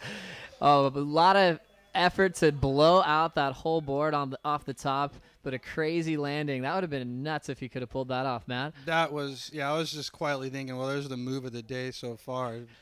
Unfortunately, it didn't happen. We'll take one more look and see how close he came to pulling off this crazy maneuver. Wow. Big commitment. commitment. He just pushed it a little too far. You know, he's comfortable in the lead, I think. He knows Jack needs a pretty big score, so he just went for it. He knew it was a one-turn wave, so you might as well just go all the way with it. So Matt Wilkinson ends up incomplete. First priority will be with Jack Freestone, down to 4 minutes and 30 seconds on the clock. As we'll wait to see if Jack can get a 7.5. Remember, he was getting 9+ scores for full rotation airs, changing his airs up as well, going for alley-oops, frontside versions with different grabs. Went for a stale fish the other day as well. I think it's about time for Jack to start busting out his bag full of tricks. Because we haven't seen a crazy air today, even though the wind's not favoring it too much. With his work above the lip, he could create something for himself with 4 minutes to go. I don't see why not. I mean, the winds, it's not like perfectly groomed offshore winds, and there's some chunky little sections coming at him that he could project out into the flats and not. We keep talking about the winds. We're worried, you know, you do an air, the wind blows you out the back of the wave, but you know, it's either that or he needs a lined up wave like the one that Matt got his 6.87 on. It totally could happen here in the quarterfinals. Semifinal 1 coming up next in about 3.5 minutes. We'll have Thiago Perez out there surfing against Timmy Reyes. That's awesome. It's great to see Timmy's comeback. Yeah, I mean, Timmy, he was on the World Tour. He's been primarily free surfing or entering random events, and when he does, he usually goes on a run. He's a strong competitor. He's a great surfer. I went to Indo. I was on an Indo boat with Timmy about 10 years ago, and he's an awesome guy. I've never worked with him much professionally, but he's a great guy. Everyone used to call him Captain Good Vibes on tour because he's always having so much fun. Yeah. He's such a grommet at heart, and we love that he still has the seed to surf in certain events. He doesn't do all of them, but he makes them count. Already a semifinalist in this one, but we always remember what he did at J-Bay back when he got, I think, equal third in the semifinal a few years back now. Great in the barrel, former cover man. He's coming up next here with 2:30 remaining. Less time on the clock for Jack Freestone to try to make a comeback. A great result for Wilco as he hasn't had a big result on the CT this year. Just one heat win at Bells. Brutal, just a brutal year. And I saw him at dinner last night, and he seemed, you know, happy, but he's not like, there's no satisfaction. You know, he's like, oh man, I'm finally getting some scores and finally making some heats. But he's going to J-Bay, and J-Bay is a place where his surfing will really, really shine. There's not a lot of backsiders that surf it well, and I really think he could get some momentum there. I was on the beach or on the cliff when he got second at the Coldwater Classic, which was a World Tour event that year to Taj Burrow. You know, a lot of people thought he could have won the event. He should have won the event, but he just surfed fantastically that whole event. Here he goes again. Wilco, deep bottom turn. Beautiful snap to start. Flow bottom turn, stuffs that little whitewater section well, and then throws the fins out, falls on the finish, but you can still see he's in a radical form. Minute 30 to go. Jack needs a 7-5. He has first priority. He had a crazy comeback win over Michael Dunphy in the dying seconds to get this far. Let's see if he gets another chance. Let's check out the replay from Wilco one more time, Matt. Yeah, I really like the way he's surfing. This wave's really well groomed as well. Big fan. Square off the bottom. Board's working well. That wave just kind of petered out. He just maybe overcooked that last blowtail. So he's back out. 1 minute on the clock as the judges will put in that score. He's just counting a couple of sixes. His highest six is 6.87 for blowing the fins out and finding a finish. As we look at Jack Freestone, he's wearing the white deepest up towards the rocks, and the ocean's looking very flat right now. The gray skies, stormy weather, a lot colder than it's been all week. And now Jack's waiting for one comeback wave. This is always the best part in a heat, when you can see a guy with his back against the wall with a wave. Here he goes, Matt, looking for it. Tough one there. That one didn't do it. Went flat. And Does that mean he loses priority now? Or he will lose priority. Wilkinson's going to be able to take this wave, and now Wilco will lose priority. How much time is left? Back to Jack with 20 seconds to go. Here we go. Nope. And they're counting this one out. There's only 10 seconds off the clock. Jack picked a wave that wasn't going to be a good one. Wilco paddled for the next one. Didn't catch up to it, and the horn sounds. It's official. Wilkinson takes out Jack Freestone to move to the semifinals. Well done. A solid heat there, and it was great to hang out with you, Matt. And, yeah, stoked to be here. Thanks so much for coming. I know we're going to have a million questions for you down at Jeffreys Bay, so enjoy your time and your family, and we'll see you down south. I'll see you next week. Sounds great. Take care, Joe. Take a good break and get ready for the semifinals as the Mr. Price Pro continues. Thank you.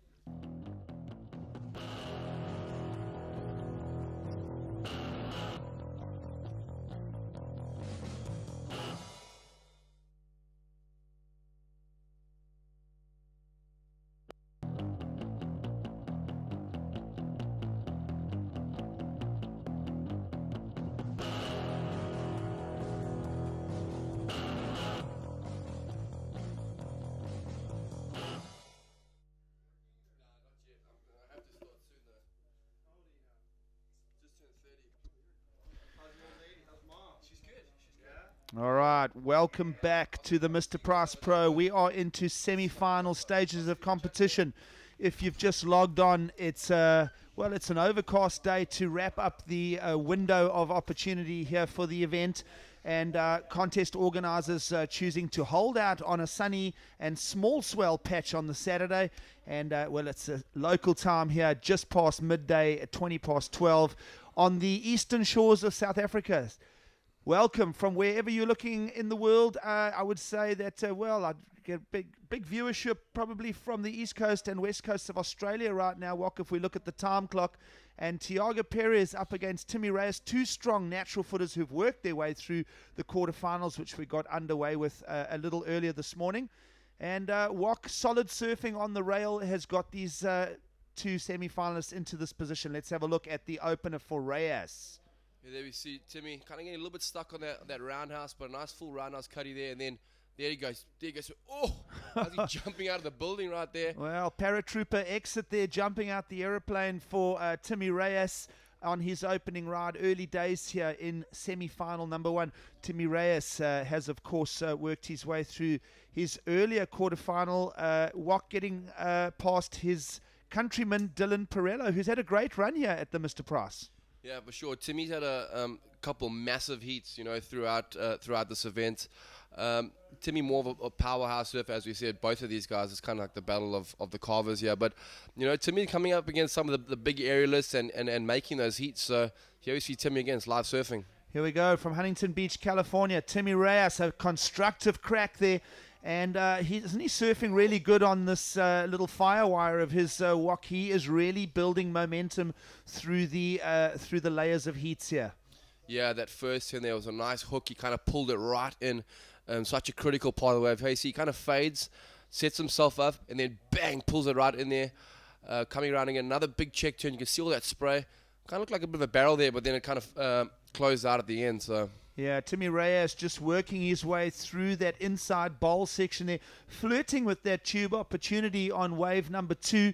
He did open with a throwaway score of a 193 for his ejection off the lip here. Let's have a look at the opener from Thiago Perez. Here we go, wave 1 for the Portuguese surfer who stalls into the tube behind the curtain, and I'll tell you what, he got some 15 yards, 20 yards on that. Bursting through that door would have put him straight into the excellent category there, Wok. But tide draining out, that one did open up for him just a little shutdown section. Well, high risk. Yeah, for sure. He couldn't really do anything else with that wave, Wok. So let's have a look at it on the replay. Yeah, coming in that replay here, you can see he wants to do that open face carve, but it kind of doesn't really let him. So he sets himself up for the tube, and here he goes, straight to that section. Traveled quite nicely there, just unfortunately closing out on that inside section. Well, I'll tell you what, 50-50 call there at the end. That thing could have just flared open enough for him to slip through. It doesn't, though, and it becomes a throwaway score for the opener of Thiago Perez in the red. And you know what, even if we just get the slow-mo re-look at that, I mean, he gets some serious travel time there behind that curtain. We saw how he set up that stall. But before we go to reviews of that, we are going to be cutting down to the beach interview, because in the meantime, Matt Wilkinson will have made his way to the beach tower for a post-heat interview. We're still waiting for that crossing link to the winner of that heat. So let's go down there now and hear what the winner has to say. Hey guys, I'm with your previous heat winner, Matt Wilkinson. Matt, you look so comfortable out there, but you also look like you're having so much fun. How do these conditions suit your style of surfing? Yeah, I really enjoy it out there. I love surfing my backhand, and I really enjoy kind of tricky waves. And out there, it's you take off and you can't really tell what it's going to do. It looks like it might be steep, and then it flattens, but you just got to kind of stay on your toes. And when the sections do pop up, you got to hit them hard. And I got one near the end that had a big old section, and I probably could have just gone a little bit softer, but I got too excited, and I think the tide started dropping, and it dropped out under me, and I got kind of smashed. But well, I think everybody in the beach is really excited watching you surfing. You've been on form throughout the whole event. What's going to be your approach for the semifinals? Yeah, I'm just going to kind of keep the same thing going, and the tide's going to start dropping out, so there might be some tubes, and if I go near one of them, I'll try and get in it. But other than that, yeah, just hitting big sections as hard as I can, and I don't know, I guess picking good waves is really crucial out here, so I'm going to try and surf smart heats. Okay, Matt, I'm going to let you go and get ready for your semi-final. Well done on winning this one, and we'll see you soon. Thanks so much. Well, guys, that was Matt Wilkinson securing himself a place in the semi-final.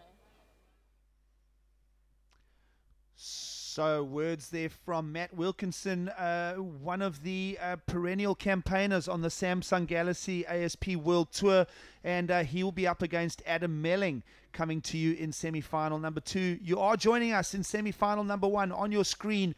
Tim Reyes, the American surfer who is working his way towards the final. It's versus Thiago Perez for the American in white, and Perez, the Portuguese surfer, in red. Both of them with similar approaches. Physicality, Perez, a much bigger, stronger athlete than Timmy Reyes, but both of them very, very good on the rail on the forehand walk.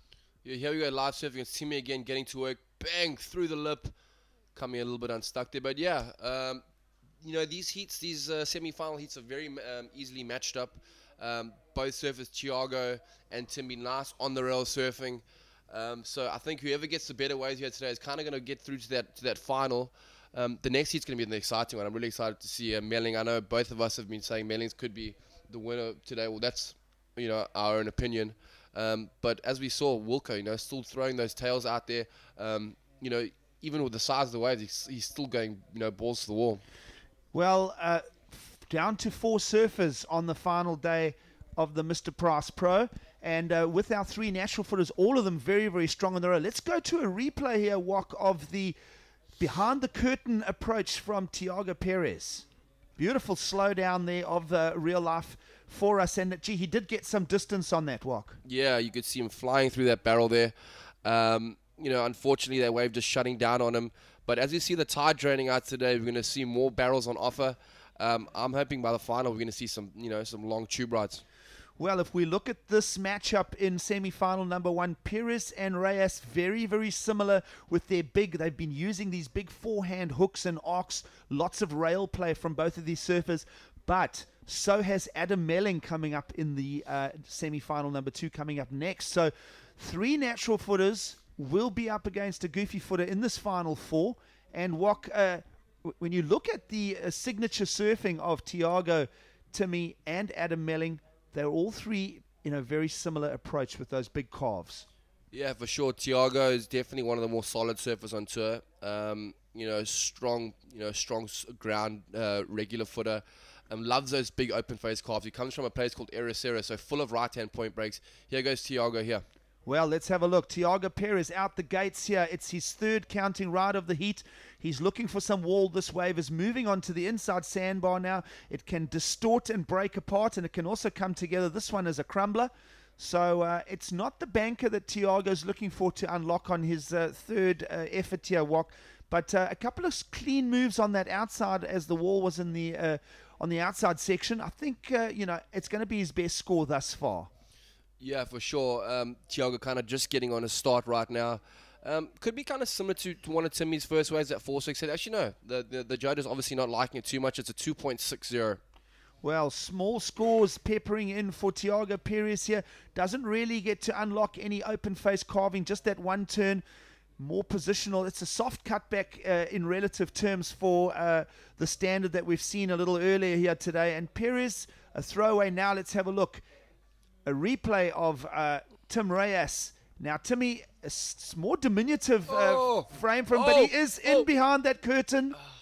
And, Wok? Another one of those risks. We saw Thiago behind the curtain. Now, Timmy Reyes exploring the points offer behind the tube. We're going to see someone complete one of those yet. Yeah, 100% gigs. Let's have a quick look at that replay here from Timmy. A nice bigger set on the outside. I'm loving his roundhouse cutbacks. They're looking so smooth. All one single motion, coming back, hitting that foam, trying to generate more speed. Bang, a nice big check. All that speed, then, straight into the barrel. How quick was that? Yeah, very, very quick transitions there in the critical corners of that wave for Tim Reyes, who is currently leading this heat. We are inside the 20-minute mark now. Perez unleashes again. So Thiago answering going, oh my goodness. That was near critical and almost into the dangerous discussion there for Thiago Perez. A big section for him. Now, we saw Adam Melling get a big points haul in the quarterfinals with a very similar section. Let's have a look at this on the replay. He kind of skips out of it. You can see how much there's so much size out there. Look at this thing. Bang! Wow, that was like full death move there. I wonder if his ball's still in one piece. Well, we're looking to see if equipment and athlete are still in one piece each because that was a really, really critical dump section there. It's not going to work out big on the point score, Wok. It's going to be a throwaway score at the end of this heat, I'm sure. And, judges do appreciate what Tim Reyes brought to the table in that exchange on that set of cutback into snap into the barrel effort. We're going to get a relook at possibly both of those on that exchange. And let's have a look and see here. This is Tim Reyes, who judges are working on a score now. It's going to come in around the 4 to 5 point category. You mentioned how smooth Timmy is on this cutback here, Wok, and the way he links it all. But check out as the wave gets real serious here. He comes through the bowl, then up into this. Now, how's that for the crack? And it's a free fall glide into that barrel section. And, well, for a moment there, I thought he was in the game. Yeah, for sure. Unlucky, and also just kind of shutting down on him. Then you see Thiago taking it from the set out the back. We're going to get a quick replay of that. That was a solid 6-foot wave. It's starting to bomb out there as the tide starts to drain. It looks a lot smaller on your screen. I was just watching the last heat live. There's some serious swell coming through here. That fresh ground swell. Conditions still quite clean. Gigs with the southwest wind. Yeah, absolutely. So a big risk in the making the call to hold out for this last day of the waiting period, but it has worked out really good. Beautiful canvases for the boys to carve on out here at Ballito for the final day. And I'll tell you now that we've got plenty of time remaining, 17 and a half minutes on the clock. You can see that is indicated to our athletes out in the water by the green disc that will spin and rotate to a red disc when we get to the final 5 minutes. And that is how the boys manage their time. Obviously, they have watches on their arms and, well, obviously beach commentary giving them time and score updates as well. So the ASP using the priority system in the 4-man rounds here, for one of the first times, and it's really worked out good for all of our athletes here. Yeah, for sure. It's something new that they've brought in, the four-man priority. So it's just giving a chance for each guy to get some more waves out there, and not sit and hustle each other like we used to see on the WQS. Here's live surfing, it's Timmy Reyes, just that quick in and out. But yeah, as we were talking about that priority, I think the majority of surfers, the good surfers are quite happy with that. So each person gets to get their 2 waves under their belts. We've seen it time and time again. The hassles, the hustling that goes on, the snaking.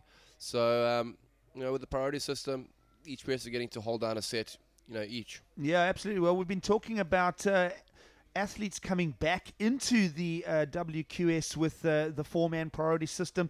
I think that will be an attractive way for surfers like Tim Reyes to come back into the World Tour. And you have a look at Timmy Reyes getting past Dylan Perello, fellow countryman, Timmy Reyes has been on a nice roll through this event. Yeah, 100%. As I said earlier, he got through some massive heats. His road to the semi-final, surfing against a lot of the more progressive, innovative surfers, the guys that have been going to the air. But, he's stuck to his game. He's kept his rail-to-rail surfing really on point and really precise on those off-the-tops. Good, solid surfing from Timmy, and we can see that's why he's here in the semi-final today. Yeah, absolutely. So if you've just logged on, welcome to semi-final number 1 of the Mr. Price Pro. It's the final day of competition here, and it's been a great arena for surfing performance for the ASP to bring this event to you. Very, very good surfing all the way through. Its conditions have really worked out in favor of Mr. Price and the athletes for another successful event here in 2014. Yeah, I think a great call from Paton, my head judge yesterday, opting to hold it off. We knew that the swell was going to come in last night. We saw that cold front coming kind of in the afternoon yesterday, hey Giggs? Yeah, well, remember that we are on the southern shores of East Africa here, and if you have a look there, moody skies overhead for the final day of the Mr. Price Pro, but it is generating consistent swell. For those of you who've not been to the area here before, very similar to the east coast of Australia as far as the geography goes. We've got a series of rock bays, crescent-shaped bays here with predominantly right-hand breaking sandbars. And if you're looking for a surf destination, I can tell you that if you come here anytime between April and around August, you're going to get 5 days out of 7, you're going to get barreled. Yeah, 100%. We've had, probably one of the best winters that we've had so far this year. We had 10 days of pretty much 6 to 8 foot waves straight. Most of the surfers are just poked from surfing. We've had great waves all week. A lot of east swell, so it's been quite broken up, peaky little waves. Here we're going to live surfing. Well, let's have a look and see what Thiago Perez, he's found himself a big wall here, and he's gone extra vertical with lots of power, and he's found his way around that section. Well, a grenade explosion behind the Portuguese surfer there to wrap up that wave number 5. Thiago still not unlocking anything special, and dare I say no top-end order scores for Timmy Reyes either. My feeling is that as the tide is draining out, they're trying to figure this line out. It is literally changing on the minute now. There are some tubes on offer, there are some walls stretching ahead, but wave selection becoming ultra-critical now as the tide drops out. Yeah, 100%. I think as the tide starts to drain, we're going to see a lot more barrels to be had. Maybe hopefully those sections won't shut down as much. Here you go, Timmy Reyes. This is live surfing. Well, here we go. An answer now for Timmy Reyes, who gets extra vertical and gets ditched off his surfboard in that critical section. He went very, very vertical. So a little replay here as we look at the 2 efforts from Perez first, the Portuguese surfer. How about some big yards covered on that bottom turn? It's one of the biggest single maneuvers I've seen in this final day of competition walk, but it's not backed up with anything else to wrap up that score. It will appear in his top 2, that last wave. He's holding a 3 and a 2.6. Dare I say that turn, for its power and its application, is going to get some respect from the judges. Yeah, for sure. I think if Thiago got to fit in another turn there, unfortunately the wave not allowing it, it could have been a massive, massive score. But no real big scores on the books for either of these surfers. Well, there we see it. Just for that one turn lane, we're seeing 5.5s drops at 4.8, another 5.5. So 5.33, the best wave of the heat so far with just that one turn from Thiago Perez. Well, Thiago Perez showing us what his forehand surfing can produce. A 5.33, not much else on offer in that point score, but it was that single maneuver that puts hope. He can unlock a wall walk with one of those to start. And here he goes, back to live action. Thiago Perez vertical, building momentum now with 12 minutes remaining. And Thiago is working through to the inside. And I think this is a very, very important moment in the heat for the Portuguese surfer right there. Wow, I think he got that wave to the left of the tower. Very lucky there. He wasn't in priority position. So Thiago sneaking that one off there, backing up that 5.33. 4 big turns. Here we go. Well, the best wave of the semi-final, number one, unfolding for you here. Gee, he nearly skids out as he corrects through those bowls. He does manage to stitch it together there at the end and conclude it with a strong maneuver off that end section. Slightly broken opportunity there at the end is capitalized on by Thiago. And, the single maneuver was a 5.33 previous to that.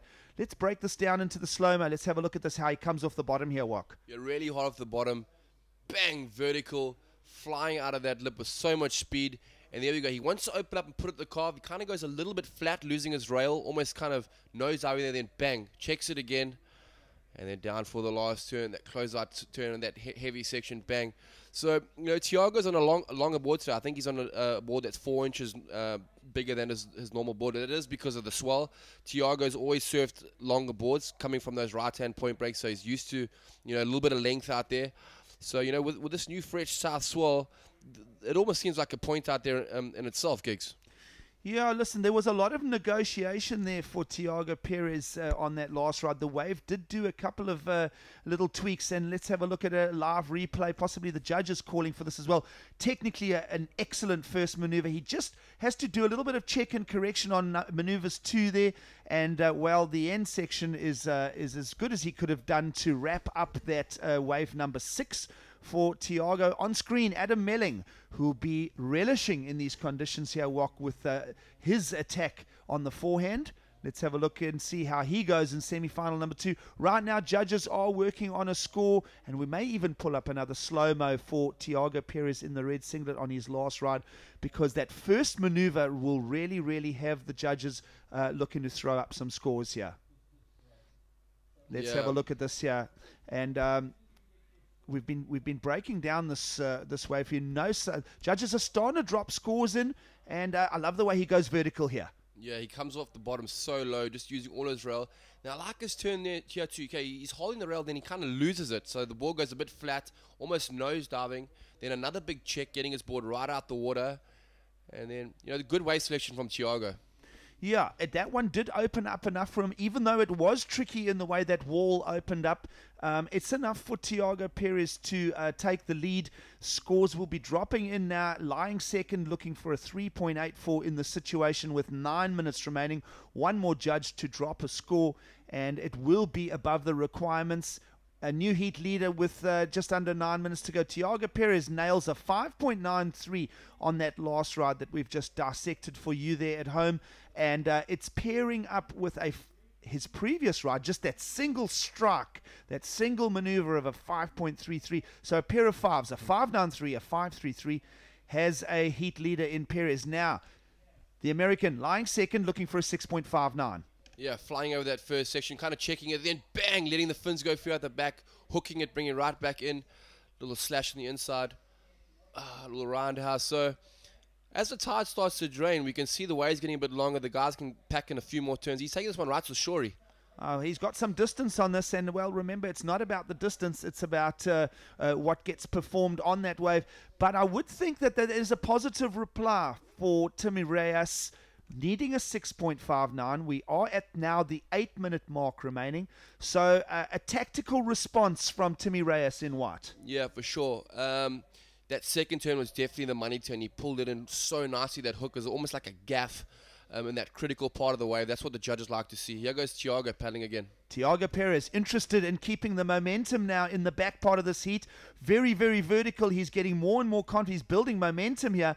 That wave again, not much on offer except a conclusive end section. So 2 maneuvers to contribute to that wave score for wave number 7 for Thiago Perez. He will be feeling the momentum now as scores are owed for this wave here. Timmy Reyes taking off in second position. Nice work through the lip there and beautifully linking into that turn. Walk, that to me is the one that's got the critical angles. And then, well, it becomes a bit of a working approach here as the wave just flattens out a touch.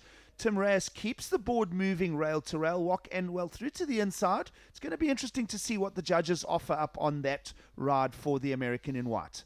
Yeah, for sure. Almost finishing on the bricks there, but great wave there from Timmy. Also some really good wave selection. I think, at this stage of competition, you got to sit and wait for the right waves. We have, priorities now, so I guess, Timmy did have priority, and he waited, and he, it seemed like it paid right off. Well, let's have a look. This is now a breakdown of the last wave of Thiago Perez, and I'll tell you that first maneuver is where the points would have been earned. It's a relatively soft wrapping up of maneuver number 2 there.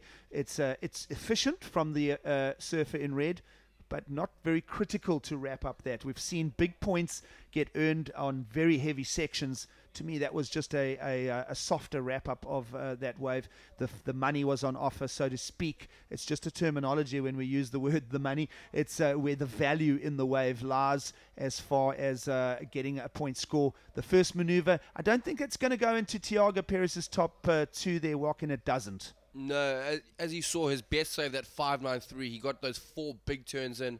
But his 5.33, his second holding wave, he got the 5.33 just for that one massive turn. So the judges want to see you putting everything on the line, So just imagine he pulled in another turn with that 5.33. It could have been an 8 or a 9. As I can tell you, it's 6 feet out there. The soul looks like it's building. The tide's going to start draining, so we might get some barrels on offer here, Gigs. Well, what has happened as a score has come in for Last of White. It's a 6.83. Remember, the requirement was around a 6.67. So we have a new heat leader. It has swung in favor on that last exchange that we have been reviewing for you. We have a heat leader now in Tim Reyes. So Timmy now in the driving seat. It's 5 minutes remaining. Now Thiago Perez down into second. Not a big requirement for him either, a 5.58. Both surfers will have to get to work here in the final 5 minutes walk. Yeah, Timmy turning the heat there with that 6.83. He's dropping a 4.67, so if he improves on that, it's going to make it a lot harder ask for Thiago. Thiago looking for a 5.5. So here's this replay again of Timmy. I love this first check turn. Well, he does extend it over that white water walk, and then what about how he links into the second one? Here we go, hard off the bottom. All you see is rail, and then bang, he pulls it right in, full hook in the pocket. That was definitely the big money turn there. And then just a little slash, and just kind of just following this wave all the way through the shorey. Mixing it up, here goes another little roundhouse. And then as we see his last turn. So judges will have paid attention to that second turn there, Walk. Very, very square angles from Timmy. Lots of spray flying. Dynamic body interpretation there from your heat leader in white. Now, Thiago Perez, all eyes will be on the Portuguese surfer, looking for the 5.58. Now, conditions definitely favoring the Portuguese surfer with that open, powerful calves that you've been speaking about. Yeah, the pressure's on Thiago now. I think he does have priority. So 3 minutes 45, sit and wait, or try to find one of those insiders. We've said the biggest sets is not necessarily the best waves out there. Maybe some of those insiders kind of wall up all the way through, and you can pack in 2-3 big turns. But we saw Thiago take off that one big set earlier, and just that one turn alone was a 5.33. Well, there we go. The cube systems on screen there, indicating first priority does belong to Thiago Perez. So as far as unobstructed right of way to catch any wave he chooses, with just a little over 3 minutes remaining, look for a strong comeback charge here from the Portuguese surfer in red. As Wok was saying there, just a 5.58. He already has a pairing of a 5.93 and a 5.33. So it's a very tight on this point spread here between Tim Reyes and Thiago Perez. No one has cracked anything in the excellent ride. A very good score of a 6.83 is the single highest score. It does belong to heat leader Tim Reyes. Now remember that Tim Reyes Wok is holding a 4.67 as one of his counting too, and that's why I did deliver what I said there is look to both surfers here in the final part of semi-final number 1. Yeah, for sure. You know, we're down to the 2-minute mark almost. It's such a terrifying part of the heat for Timmy and Thiago. Thiago chasing at 5.5. Timmy knows that Thiago, you know, only needs a 5.5 for him to take the lead. So let's see if he tries here. He's going to go for the inside. It's a little left-hander here. Bang! Through the lip. Just getting a little bit stuck. But as I was saying, it's a terrifying part of the heat for both guys. There's pressure on both here. Thiago doesn't need a big score to go into the lead. But, Thiago is chasing a score and time is ticking. So, for both guys, who makes it through? Yeah, absolutely. Well, overview on your screen here is a look of the playing field that the surfers are using to impress the judges. Multiple peaks coming through, but they do tend to cluster on the right-hand side of your screen for the takeoff. So it's predominantly right-hand breaking waves on offer. And as we lock into a tighter frame here, watch for interest from Perez lying second. No, he doesn't get involved in that. 90 seconds on the clock for now the Portuguese surfer. And remember we said that heat leader Tim Reyes in white is holding a weak and vulnerable 4.67 as one of his counting 2 scores. Both surfers on screen, and both of them surely will go into some kind of exchange here with 1 minute 10 on the clock. Oh, here we go. Thiago's going to swing on this one. This could be a good looking insider. So with priority, Thiago Perez goes to the forehand. This wave is fatted out, and now it's going to chunk and bowl on the inside. Perez will respond with a thing, and now into the inside bowl.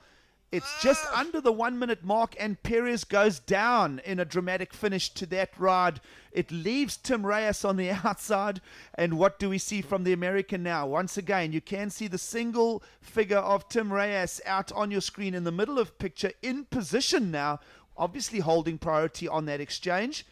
And let's have a look and see. It will be short of the requirements. Yeah, look, it didn't really do much for him here. Catches a little bit of rail in that roundhouse cutback, setting himself up here, and then bang, gets his board right out the water, but not a clean turn. Goes into the high road, you said, and then finishing in kind of incomplete maneuver. So wow. It's a 3.37. 3.37. It's short of the requirements. It leaves Timmy Reyes with 10 seconds on the clock and holding a 0.24 advantage. A very, very tight semi-final here for the American. If he holds on to it, he does. The horn is blasted. Wow, we have a finalist in Timmy Reyes. Yeah, good job on Timmy Reyes. Timmy's been kind of flying under the radar. Here goes Timmy. Let's have a look at this. This is Tim Reyes from earlier in the heat. And, well, nice surfing from him here to wrap up his semi-final. Oh. Big hack to go down, but the result is good enough for a berth in the finals of the Mr. Price Pro for 2014. And we'll go to a quick ad break and then stay with us for semi-final number 2.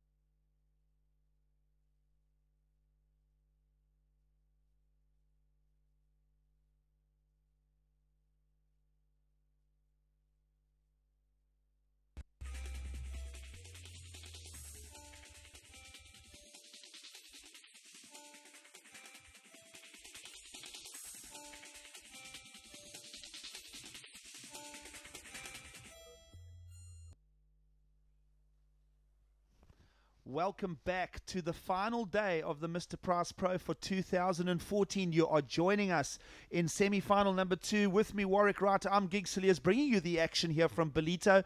And wow, how was that for semi-final number 1? Tim Reyes is in the final walk. Yeah, it's been incredible surfing from Timmy. You know, he's kind of flown under the radar throughout the whole event.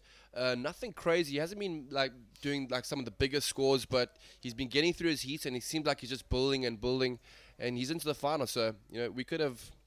There's a good chance you could win this event. You never know. Yeah, absolutely. Well, he's got a 50% chance at this stage. And joining him will be one of these 2 surfers, introducing 2 Australians. One natural footer in Adam Melling, the other in Matty Wilkinson, the goofy footer, who, if you look at the pedigree of these 2 surfers, Matt Wilkinson, with some massive highs and lows, he could suddenly just blow up.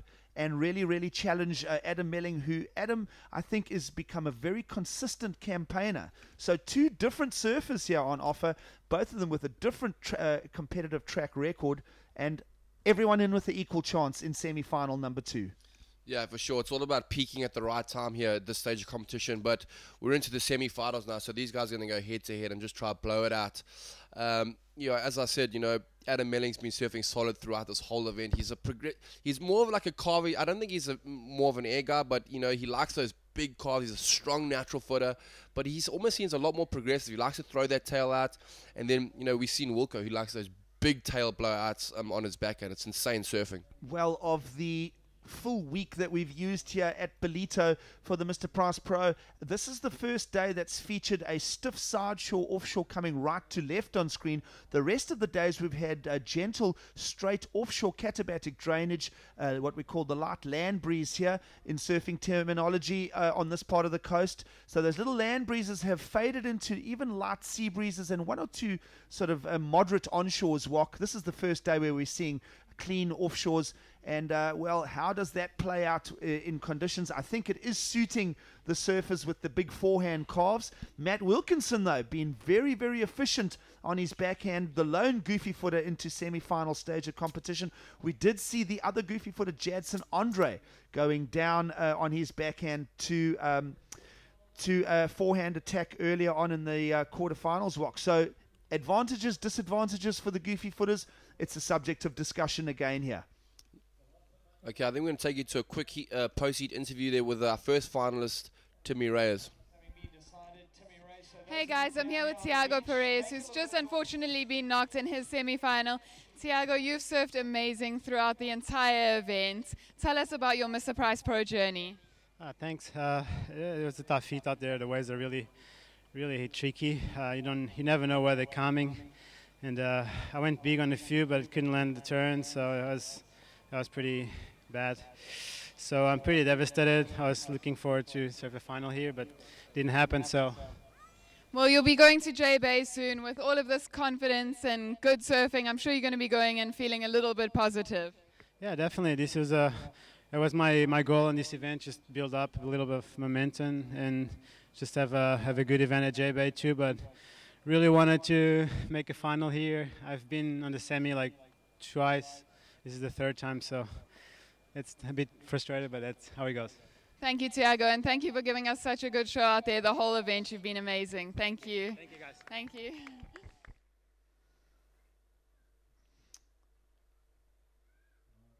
All right, so Thiago Perez, runner-up in that semi-final walk. He will finish third place here at the Mr Price Pro in Ballito, and walk. He goes home with 4,225 points, so it's a useful points haul for the Portuguese. Yeah, it's definitely going to be a holder for him.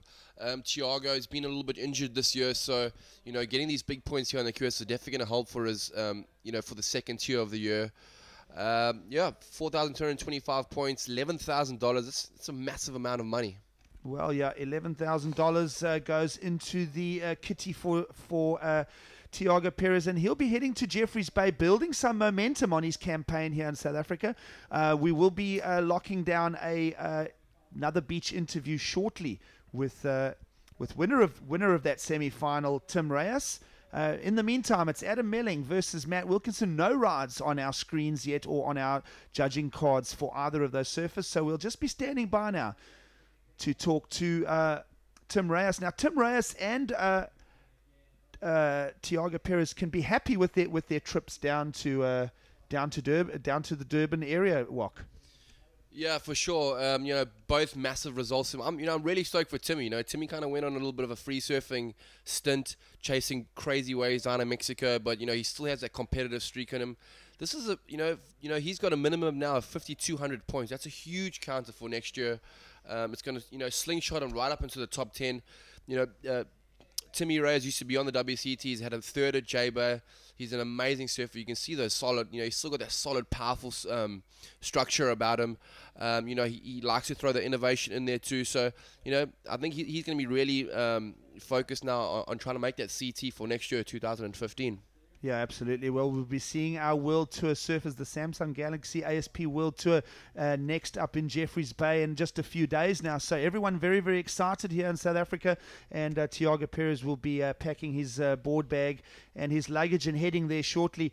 But we are focused on competition here to wrap up the final day of the Mr Price Pro. Ballito once again being a fantastic arena for competition. It's been 6 amazing days of surfing. And what we have been mentioning the conditions here for the final day. Stormy, moody skies overhead here for the final day. And our first day, as we mentioned, with offshore conditions. It's been a week of showcase conditions for the aerialists up until today. Yeah, for sure. The swell has changed. It's coming from a new direction now. The past 5-6 days of surfing has been short peaky waves with that onshore wind. So you've seen a lot of aerial maneuvers and some really crazy surfing go down. Now it kind of seems like it's shifted to almost like a point break, and it's actually suiting, the bigger guys. The guys are doing the top to bottom surfing, the carving.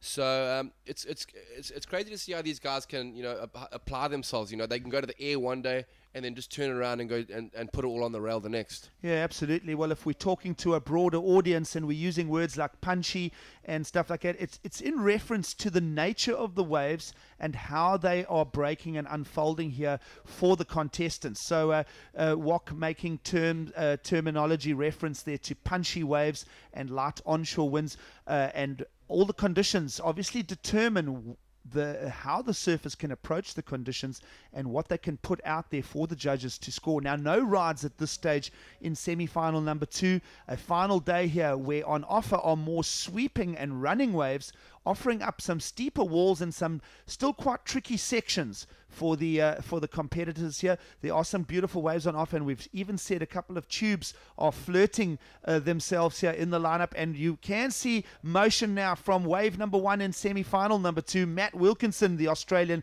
gets to go here. Wok, and he's been doing this all event long. He's been flaring up 1, 2, 3 strong maneuvers per wave, and he's got the judges' interest for wave 1. Yeah, the one real big maneuver there from Matty Wilkinson, that first turn was kind of a carve, but more of like a setup for that last section. You really need to hit that last section really hard and precise, and we'll see as he takes off a bigger set wave, and then here we go, he sets it up. Look how hard he comes off the bottom here, and then bang! See how his tail just drifts across that whole lip. That's a 4-5 wave there in itself. We saw Thiago getting that 5-3-3 for the one turn alone. This is the first wave of the heat, so we're not sure how they're going to set the bar from the judges. But at least he's on the scoreboard now, and then we'll see. Adam's more of a smart surfer, so he's going to play the waiting game here, I think, Giggs. Well, we're going to see strong explosive surfing on the backhand from Matt Wilkinson, and we're going to see big powerful carves on the forehand from Melling. That's a given in that. But what I'd like to say here is that if I look at that one single turn that Thiago Perez did as he cracked the lip for a single maneuver wave score of around a 5-3-3, I'm expecting scores just a fraction above that for Matt Wilkinson. Yes, it is a 5-6-7. I may have a career as a judge one day, but for now I'm on commentary letting you know that it's a 5-6-7. So that single crack at the end there, Wok, you were describing it. We'll even try and call up a slow-mo of that because it was very, very critical. His first turn, he loaded it up, didn't get a whole bunch there, Wok, so it was literally the one maneuver that contributes the weight of the score. Let's have a look here. He's come out of a soft turn, but this is where he loads it up, and it's a critical section. And as we slow it down for you there at home, you can see how much the board gets to go 180-degree direction change in an ultra-critical part of that lip. A very good single maneuver there for Matt Wilkinson, a 5-6-7. Yeah, really tight in the pocket surfing there. Then we got live surfing. This is Adam Melling.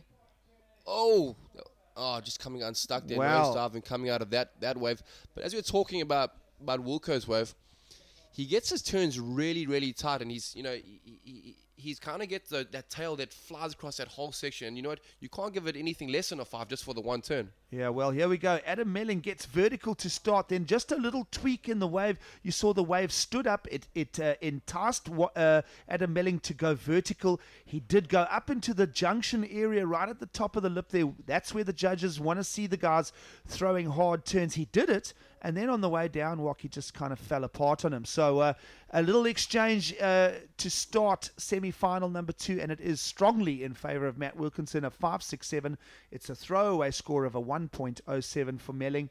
And, well, Matt Wilkinson being very explosive and, of course, getting here via some strong victories in the quarterfinals.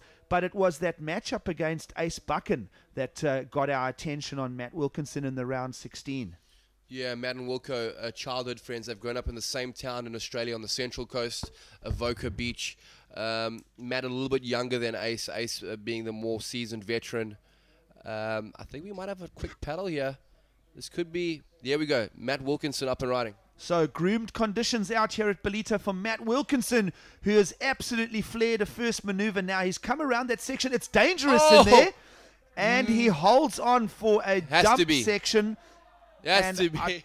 I tell you what, he has absolutely nailed it there. Now we saw something similar from Adam Melling in the quarterfinals with a section like that, and I know that Adam came in on an 8.5. So expect high-end scores here for Matt Wilkinson, who used priority. And have a look at this here walk. Bang, shoots up there, takes the tail around, and here we go. Bang, this is money to look how he falls through like a building right there of water. I'm gonna go like 9.95, I reckon. Well, yep. Matt Wilkinson enjoyed that one. Certainly Adam Melling didn't. And judges will be working on that score now for wave number 2 of Matt Wilkinson, who we've said is the kind of surfer that can absolutely be red hot or it can fall apart. Let's go and have a look at a replay of this. Now, we're going to slow this right down for you, Wok. Now, it's this first turn that really, really is special. Way up there. Yeah, 12 o'clock right there. He throws a whole tail across the lip. This is like a 6-foot wave. Look how big this wave is. Now watch how he links into the second bowl. He cracks it, and he has to do a whole bunch of adjusting there, Wok. How about that? That was amazing, amazing surfing. He probably dropped about 4 foot out of the lip, trying to hold on for dear life there. He likes it.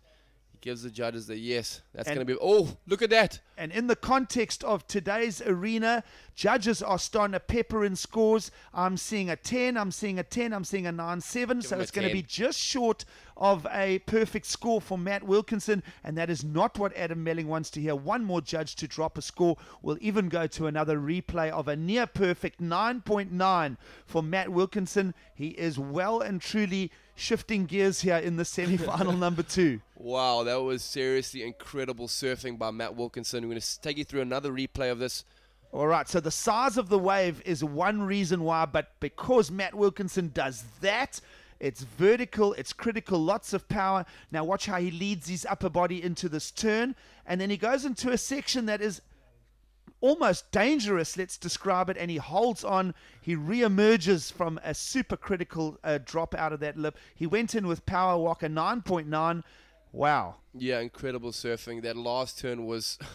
that was putting it on the line to say, you know, we haven't seen surfing throughout this whole week just on turns alone get anything close to a 9. It's all been about the air. But, you know, those 2 critical turns there from Wilco on a 6, maybe even an 8-foot wave, Griggs? Well, I'll tell you what, that was one of the biggest sets that have rolled through the lineup here. We are inside the second half of this heat now, so we've moved past that 15-minute mark, 30 minutes on offer, 2 rides per surfers, nothing to talk about yet for Adam Melling, who, if I was a betting man, I would have thought, looking at the conditions today, big forehand sweeping calves from Adam Melling, surely today's conditions would suit him, but it's the explosive and let's call it absolutely high risk crazy stuff of Matt Wilkinson that's earned him a 9.9. Now he'll get to work to drop his other score of a 5.67 with plenty of time on the clock.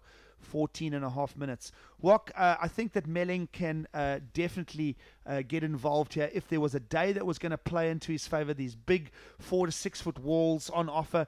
We know how Melling has been carving his way through the quarterfinals, and he disposed of Jeremy Flores in the round prior to the quarters, and then getting past Jadson Andre a little earlier this morning.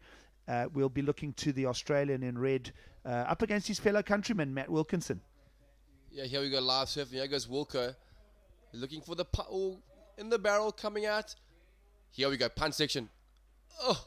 As you see that, you know, that wind coming straight into you. And I said to you, I think a few of the guys might go on the lefts, opting for those big air sections. But you must know, when you're hitting those sections, you need to go you need to go full speed, because these are like 6 foot, sections right there. Well, there is the odd left on offer here on the final day, and as we have a look at Matt Wilkinson, he does get a clean little tube. He just clips him on the exit, so the judges won't be specially impressed by that, and it just eventually becomes a throwaway score. But we saw how Jadson Andre, in trying to unlock his quarterfinal, went left and came in on a very high-end score. So don't write that off as one of Matt Wilkinson's options here in semi-final number 2. 13 minutes remaining, and we are looking to Adam Melling in red, who is holding priority to unlock his campaign here. Yeah, and I think if anyone can get these type of scores, it definitely would be Adam Melling. I think he's the most suited to conditions like this. Big, strong, powerful, natural footer. The problem is now is getting the waves and choosing the right one. He does have priority, so he can pick any wave he wants out there right now with 12 minutes remaining. You see, that was definitely one of the best waves of the day that came through for Wilco, though, allowing you to do those 2 massive turns. We were talking about Thiago, who just got that 1 turn, which is, a 5.33 on its own. As I said to you, you do 2 of those, you're going to get a 9.5. So there we saw the 9.9 for Wilco. Well, the one thing with Matt Wilkinson is that you can't predict what kind of day he's going to have when he gets out of bed in the morning.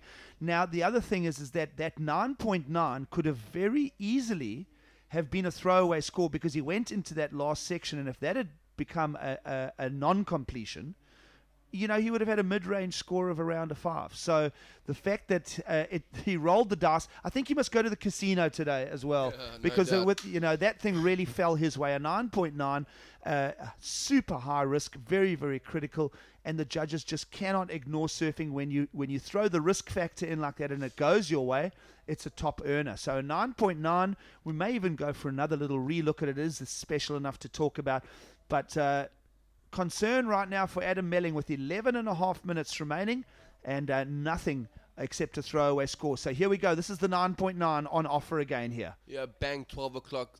Half of his board comes out the water, slides across the face, and then look how this thing just doubles up. Death section coming. Almost carves it, then lets the tail get through there, and then just falls like 5-6 foot out of the lip. Rides it out. Incredible surfing by Wilco. So solid recovery there on the backhand. Low center of gravity to wrap up that for a 9.9. Judges enjoyed it. I'm sure you are at home as well. It's the final day of the Mr. Price Pro, and what a fantastic package of professional surfing that's been offered to all of us here. Care of Mr. Price and the ASP this week. Great surfing. We've had a fantastic. How have the performance levels been for this event? Walk through the roof and have a look at Heat Leader in motion again. Bang! That turn he has got hands down to the floats. Oh, just coming unstuck there. I think he would have sealed the deal right there if he had made that last turn. But Wilco is seriously going to town. He knows he's up against Melling. He knows he has to put his whole body on the line. He has to hit these lips as hard as possible. You're in the semifinals. You're in the semifinals right now. There's 4 of the best surfers in the world surfing today. You have to put everything. You have to give everything 120%. Well, absolutely. So right here, Matt Wilkinson back in action for you on your screen, and it's a great first turn. He goes rooftop floating there on a difficult section, and he comes unstuck. So not a special score in the end. Will it improve on his already counting 5, 6, 7 to join up with his 9.9? We'll look and see shortly. Judges will just be thinking that through with you. On screen, you can see Adam Melling now with some concern. We are into the back 1/3 of the heat. 30 minutes on offer. There's now 9.5 minutes remaining for the man in red, who, to me, I think conditions suit his surfing near perfectly. He's having a little look. He wants a big open wall to work with. And, well, there you can see a broken section running away from Adam Melling. And judges are working on a mid-range score now. It's a 4.67 for Laster Matty Wilkinson. It doesn't appear in his top 2. So Matt Wilkinson, a total heat score of 14.5. It's not a massive total. So we're going to be looking to Matt Wilkinson to drop the 5, 6, 7. It's if you take 14.5, Melling needs around a pair of 8s would definitely take a heat win over the 14.5 that Wilkinson's currently holding. So both surfers with lots of work to do here. Under 9 minutes now to go. The problem is now with Melling, he knows he's chasing a combination. He's chasing 2 excellent wave scores, so he knows that he can't take off any sort of wave now. He needs to wait for the bombs. Hopefully, with 8 minutes to go, you know, he can get those another 2 waves under his belt, but he needs to wait for the right-looking wave. It's so critical right now in this situation, you know, with chasing a big score like that. It's got to hurt knowing that the guy's got a 9.9 already. Yeah, well, absolutely. You don't want to hear your opposition banking a 9.9. But composure still required by Adam Melling in the remaining 8 minutes of this semi-final number 2. It's well within his capabilities. You can see the swell is thundering through in the coves to the south of us here. So there is plenty of motion for the surfers to work with here. Nice view of the Bog Bay a little bit to our south here. That's kind of where the boys are doing their warm-ups and their free surfs. The geography of the area closely resembling parts of the eastern coast of Australia here, Wok. And there are some great surfing opportunities here if you are a traveling surfer. We've spoken about that. Couple of sets now rumbling into the lineup in front of the Mr. Price Pro Tower. Both surfers are on the money as far as positioning goes. It will be first priority to Adam Melling in red when he decides to exercise that wave selection. And, well, again, another little look over the ledge there from Melling. He knows, Wok, as you said, when he gets to his feet now, he's got to be coming in on the 7s and 8s minimum. So that's the requirements with 7 minutes remaining. Yeah, for sure. You can see Wilco sticking really close to Adam Melling. They're just kind of, you know, just putting that pressure. Even though Melling does have that priority, he just wants them to know that, like, hey, I'm right here by you. And you know, it's kind of frustrating, you know, when people get right close to you when you're searching for scores. You know, coming down to the 6-minute mark now, you know, he's looking for 2 8s, or at least a 7.5 and an 8.5 to go. But you know, Wilco's already dropping a 5.67. We saw what his potential is. If he had made that last float on that last wave, I think the nail would have been in the coffin. Yeah, absolutely. So Wilkinson is prepared to risk it in the back part of this heat. 6.5 minutes remaining in semi-final number 2 of the Mr. Price Pro. It's a colder, moody day here, and up and riding finally after a long time investment. Melling with the signature snap. Now, does he come around that? He does. Now, this is a very important junction that he'll go through, and he does what is required. He likes that, and he spent a lot of time waiting for that. So Melling unlocks 2 turns for us. We're going to love to go through that replay with you, but he is on the scorecard now, Wok. Yeah, all right. Well, game on. Yeah, let's look at this.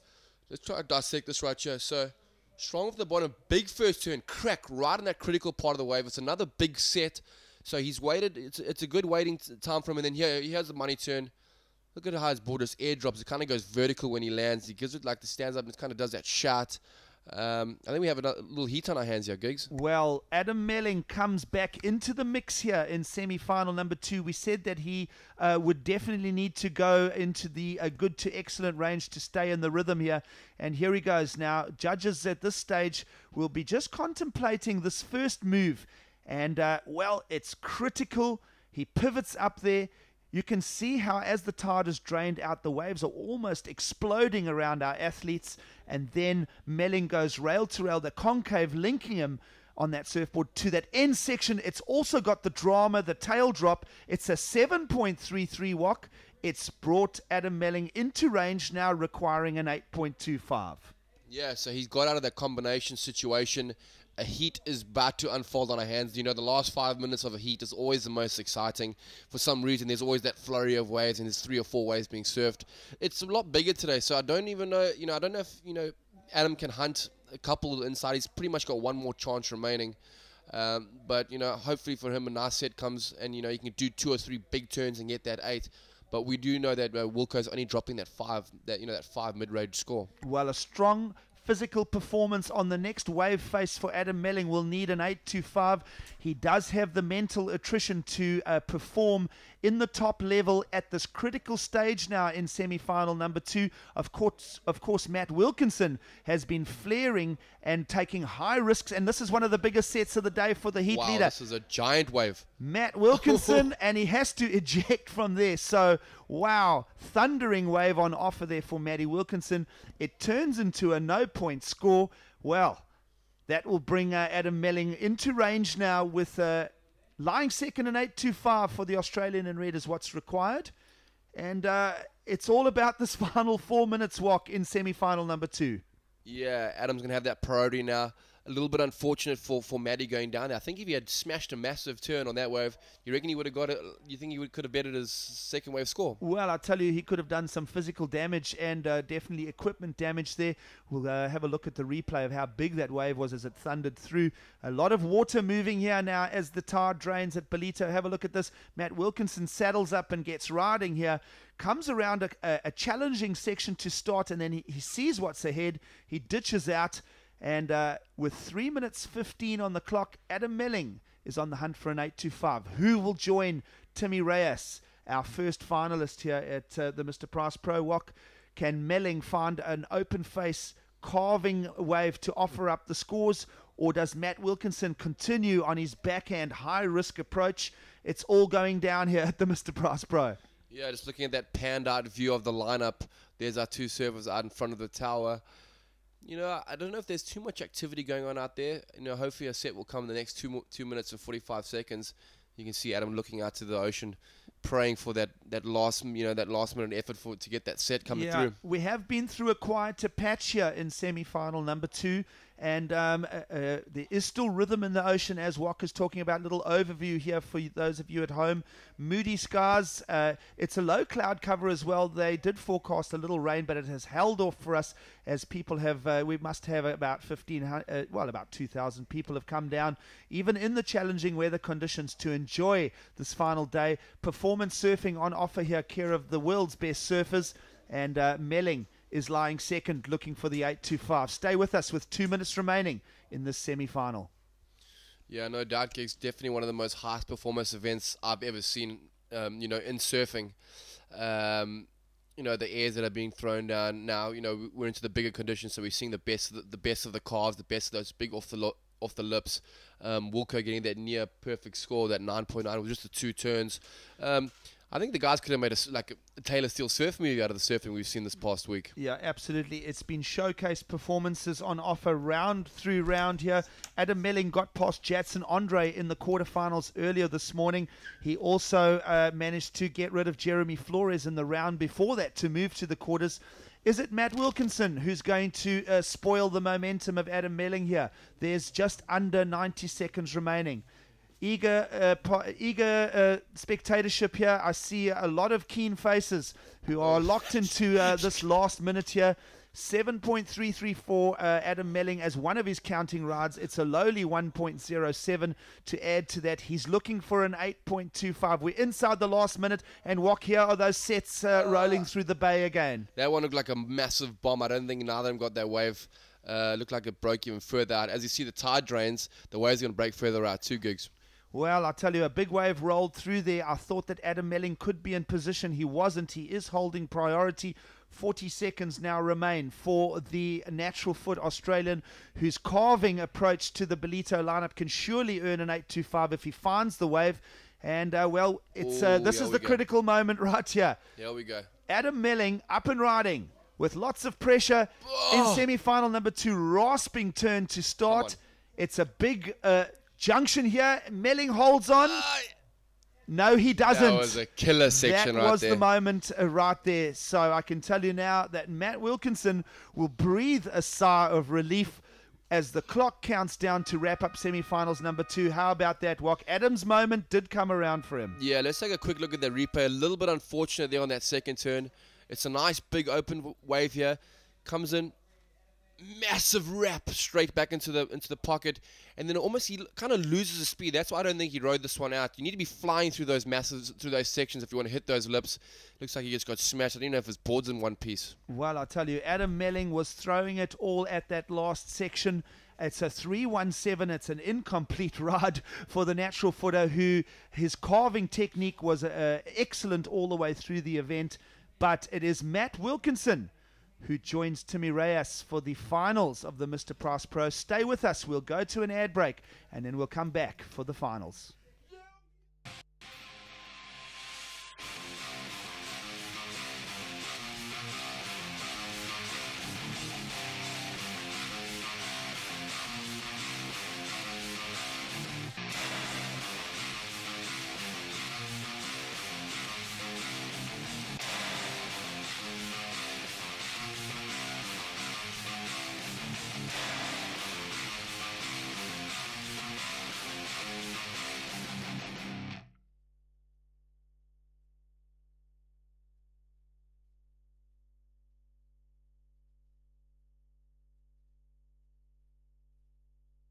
I love Ballito. I love coming here every year.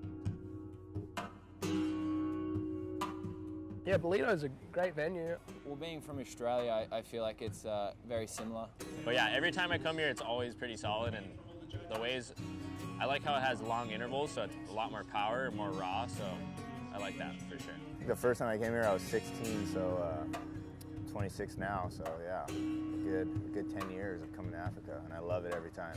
It's really good, it's really powerful, and there is some good barrel when you get some size. I don't know, I think it's one of my favorite stops on tour, you know? It's got kind of everything. Ballito is really awesome place. You just need to make sure you're gonna be the right wave and you're gonna rip. The weather's great, you know, the people are awesome, and the waves have a fair bit of power in them, so it's fun. Yeah, it's a fun place. You can see a great place to hang out here at the Mr. Price Pro. Joe Turpel alongside Gig Sellers for the cause. We have one more heat to go before we crown a champion this season. Timmy Reyes representing the USA against Matt Wilkinson from Australia. Two great characters on the tour with different stories heading up into this clash. Yeah, absolutely. It is a comprehensive final with the high-risk Matt Wilkinson, you know, versus the great work of Timmy Reyes. Now, Timmy Reyes has worked his way with consistency through the draw, Joe. He's been building and building and building. Other surfers like Thiago Perez have kept momentum as well, and it's brought them the results here in Ballito. Seems like a while back when we started the round of 96, Timmy Reyes still with a high seed to compete in major events, said he'd only picks a select on the year, loves coming to South Africa, so he put this one high up on the list. Now he's in a final at a Prime Series event where we look through like a lot of different years and look at past results, but now it's all about this moment. Coming up next, Timmy Reyes, Matt Wilkinson in the final. Now let's catch up to runner-up in the last heat, equal third-place finish, Adam Mellings with Andy Van Zyl. Hi guys, I'm here with Adam Melling. Adam, it must be a little bit disappointing getting knocked out so close to the final, but you've had such a standout performance throughout the whole event. What have been some of the highlights for you? I guess the last couple of heats I put together some good heats, and yeah, that one didn't work out too well. I was just too patient, sitting around, nothing came to me, so Wilco was surfing good, so I'm happy for him to get into the final. Well, you can also be really proud of yourself. Are you feeling more confident going into J-Bay with this good result? Yeah, it definitely gives you a bit of confidence, getting a few heat wins under the belt. So, yeah, looking forward to getting over there. Well, thanks, Adam, and it's been amazing watching you surf throughout the whole event. Thank you. No worries.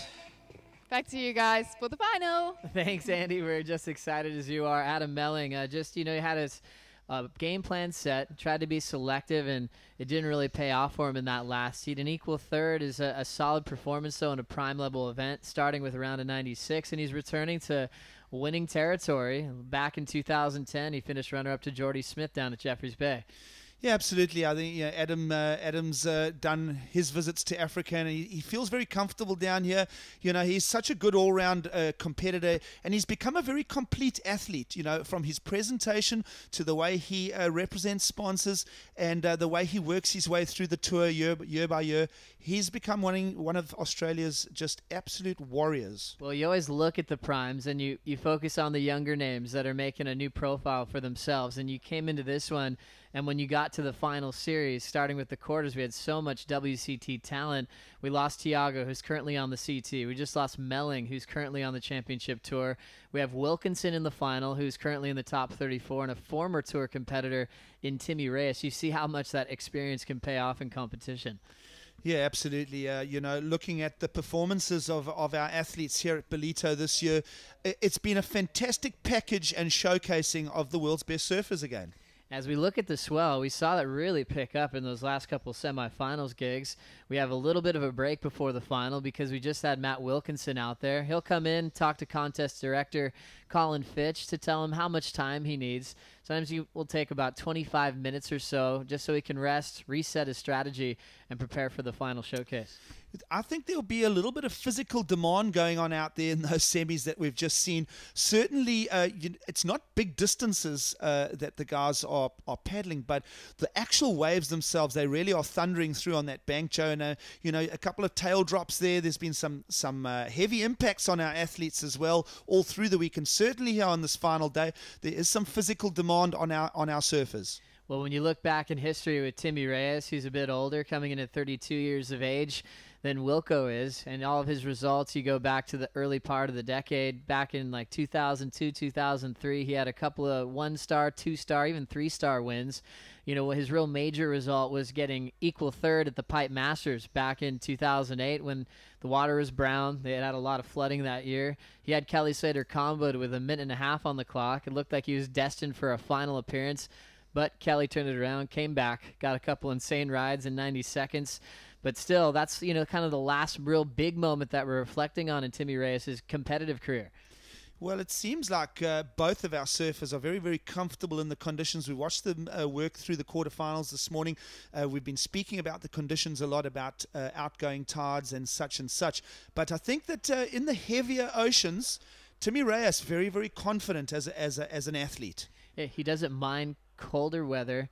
It's really exciting for Matt Wilkinson and Timmy Reyes to go head-to-head with the regular versus Goofy. They still have a little bit of time before we get that underway, but now let's hand out some prizes to our equal third competitors, Thiago Perez and Adam Melling downstairs. Hi guys, we've just had 2 amazing semifinals. Everybody on the beach, put your eyes this way. We've had 2 amazing semifinals with 2 amazing surfers, Thiago Perez and Adam Melling, taking tied 3rd place in the Mr Price Pro 2014. Guys, would you like to come up? Well done, Thiago. It's amazing. Well done. Well done. Well done, Adam. Well done.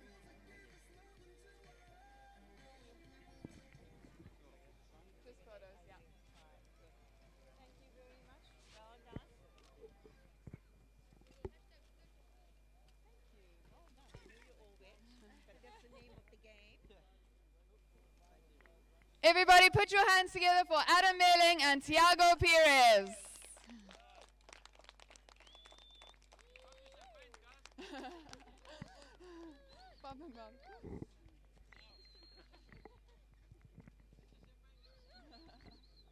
Thanks a lot, Andy, and congratulations to Adam Melling and Thiago for putting down outstanding performances in this event. Equal third is a solid result on the Prime Series and the QS rankings. We've seen a lot of surfers move up and down the rankings throughout this event. Gigs, we mentioned the top 10 leading into the event, the guys with a lot of momentum, and we saw some guys fall out. Actually, quite a few guys fall out of the top 10, but we had some big movers. Thiago Perez now sitting 10th in the world on the QS rankings after not really having a serious result on the WCT so far this year. Well, Joe, that 4,225 points, that the boys did say it's a valuable stop on tour for them, building momentum on the calendar, still halfway through. So, yeah, it's you want to be heading into the second half of the year with this momentum. So we see Thiago moving that much farther up on the rankings. Timmy Reyes made the final, so he's already moved into the top 10. Adam Melling bumped up a lot of spots to 22nd in the world. Wilco was at 14th after making the semifinals. He's going to go up even further, probably crack the top 10, as now we'll take a quick break and we'll be right back getting close to the final right after this.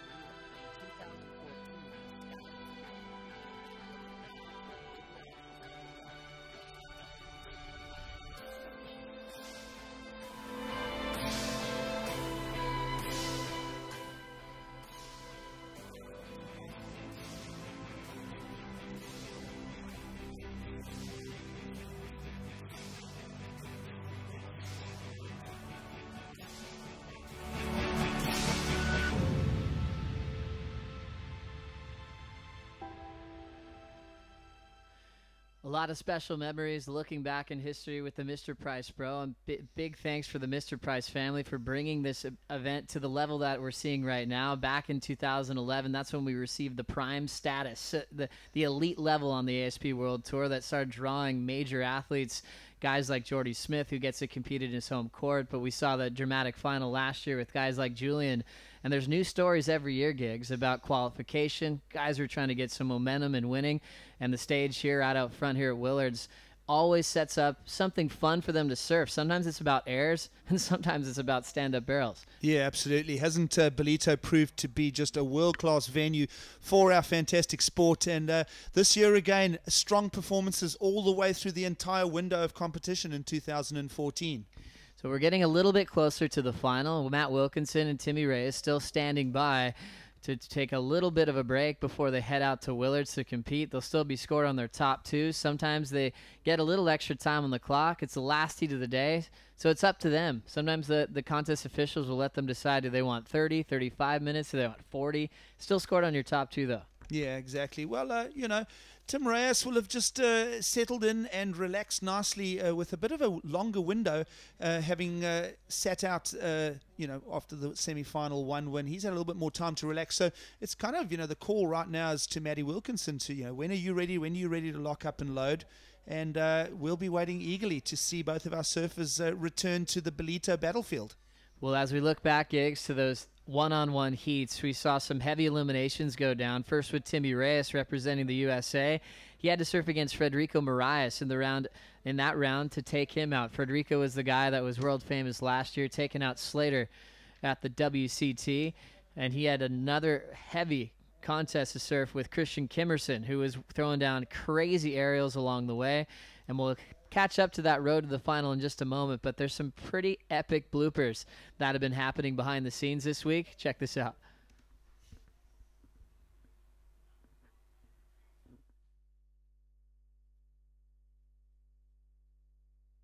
But most of the day was spent in the air. This is actually one of my favorite. Holy crap, it's a monkey. Roar. Are you serious? Are they going to make a call at 7 o'clock?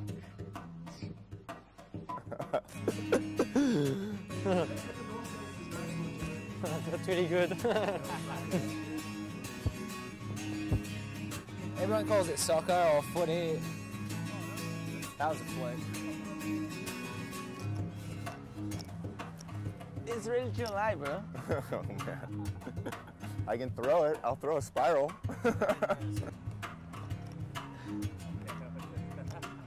Okay. No, I don't like. We even saw a 10.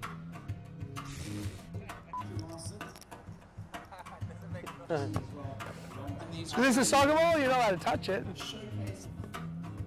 Sweet. Always a favorite part of the Mr. Price Pro. They've been doing the blooper series, I think, every moment before the final. There's always some classic things that happens, Gigs, behind the scenes. Oh, yeah, I love that 10-point. It's a beaut. I'll tell you, it's been a great week here. I mean, from day one, the contest has unlocked action of just the highest level, Joe. It's been a week of aerials, with the odd carve thrown in, and now we got to the final day. We did speak about it all the way through the quarters and the semis. The conditions have changed. It's the first day of the entire window where we've actually had a reasonable breeze blowing in the offshore direction. Each other day has just been a light land breeze into a fading, into a sea breeze. So, yeah, conditions have changed here for the final day. Well, we started seeing how that started upsetting some of the favorites up until this point. It was Felipe Toledo's roll above the lip, 210s. We couldn't stop talking about it. Things changed today. He wasn't able to go to the air at all. We lost Jack Freestone as well, who couldn't find an air section. He threw down some of the best airs all week. It all transferred and now set up for maybe a different final than what some people expected with that air win the last couple days. Yeah, absolutely. I mean, if we're going into into the final day, you know, and the focus moving towards on-rail carving, you know, technically Thiago Perez brought himself right into the discussion, and well, I did tip off over morning coffee that Adam Melling would make the final, but a day that doesn't have its drama wouldn't be pro surfing. So yeah, Melling didn't get to the last round. Well, Giggs, I thought you were good in calling out Melling as being one of the standouts coming into conditions like this. His rail game has been so efficient. He's been so smart in choosing his strategy. In the last one, he was very selective. Once Wilco threw down the hammer with almost a perfect score, it was hard for him to come back. Wilkinson into the final against Timmy Reyes. We kind of mentioned Timmy, some of the tough heats that he had throughout the event. You look back on Matt Wilkinson, he had a crazy one back in the round of 24. He had to take on Jonathan Gonzalez, a guy that was turning magic moments in the last couple of minutes. Wilco had his number, but probably our favorite matchup on road to the final was the heat against his best bud, Ace Buchan, where he took him out. Yeah, absolutely. Well, Matty Wilkinson's been going high risk. If you look at Ace Buchan's pedigree, they both had to really dig deep into their backhand smashes. And Matt Wilkinson, some high risk stuff from him. We saw it again in the semifinals. He's not scared to just throw it all on the line. So getting closer to the start, we'll give you a time call in just a moment. We're coming closer to the surfers jerseying up once again. Right now they're still taking a quick break, but let's reflect back on semifinal number 2, the wave that really made a difference for Matt Wilkinson, getting so close to a perfect 10 on his backhand. This wave came in at a 9.9, Giggs. Yeah, absolutely. You know, Matt Wilkinson has been absolutely smashing the backhand. It's been those big first maneuvers that have made statements for Matt Wilkinson, but it's been the surfers that have opened up strong with big opening turns, and then if they can match it up on the critical end section. Let's have a look at this as we reflect on semi-final number 2 and the 9.9 of Matt Wilkinson. High risk surfing from him, and well, so much of a risk that this could have gone either way, and it fell on the right side of the coin on the gamble for Matt Wilkinson as he approached the section. A powerful crack, and we are taking it apart for us in slow-mo here, and well, I mean, as high risk as you can get without falling on the wrong side of it. A 9.9, the judges absolutely responded to that. Well, you look at how much water's coming on top of his head right there, Giggs. He had to lay low for quite a bit until he was finally ready to show the panel that he stomped it perfectly. Right there, he loves it. Always good for a great claim when he's feeling it. And Matt Wilkinson, well worthy of that emotion, getting a 9.9 to get him onto the final to surf against Timmy Reyes. But he had other heats throughout this event where he just felt momentum. He hasn't had one heat where he's looked off. His board looks amazing. He's riding a Darren Hanley, his lifetime shaper, down in Australia. And right now, whatever they put together for this wave, it's a bit of magic. He should hide that board for a long time. Yeah, absolutely. Matt Wilkinson, to me, you know, it's a bit like a heart rate monitor, you know. It goes up and it goes down, and today it's his up day. So Matt Wilkinson, you know, it's going to be very, very interesting to see how if he takes that high-risk momentum through to this final. But now, Joe, talking about momentum, calculated, powerful, and clinical all the way through. Timmy Reyes from day one on the rail, working his way through. Yeah, it's such a difference when you pick these surfers from totally different areas in the world. Timmy Reyes has turned into this crazy free surfer that goes up north and packs huge barrels. He's had cover shots in the past, one of the best tube riders in the world, often compared to having the similar technique to 11-time world champ Kelly Slater, where you see his silhouette and you can see a certain rhythm and form to his pace on a wave. Right now, he's looking for a huge result here at the Mr. Price Pro as we reflect back on one of his highest scores in this event. Yeah, absolutely. Well, Tim Reyes has been on rail all week. Critical. He's been linking his surfing together here, Joe. And if you look at how smooth he is on his new Firewire boards, he is really looking like a threat in this final day. Total control. Beautiful bottom turn to snap combination. I like how he started with a float.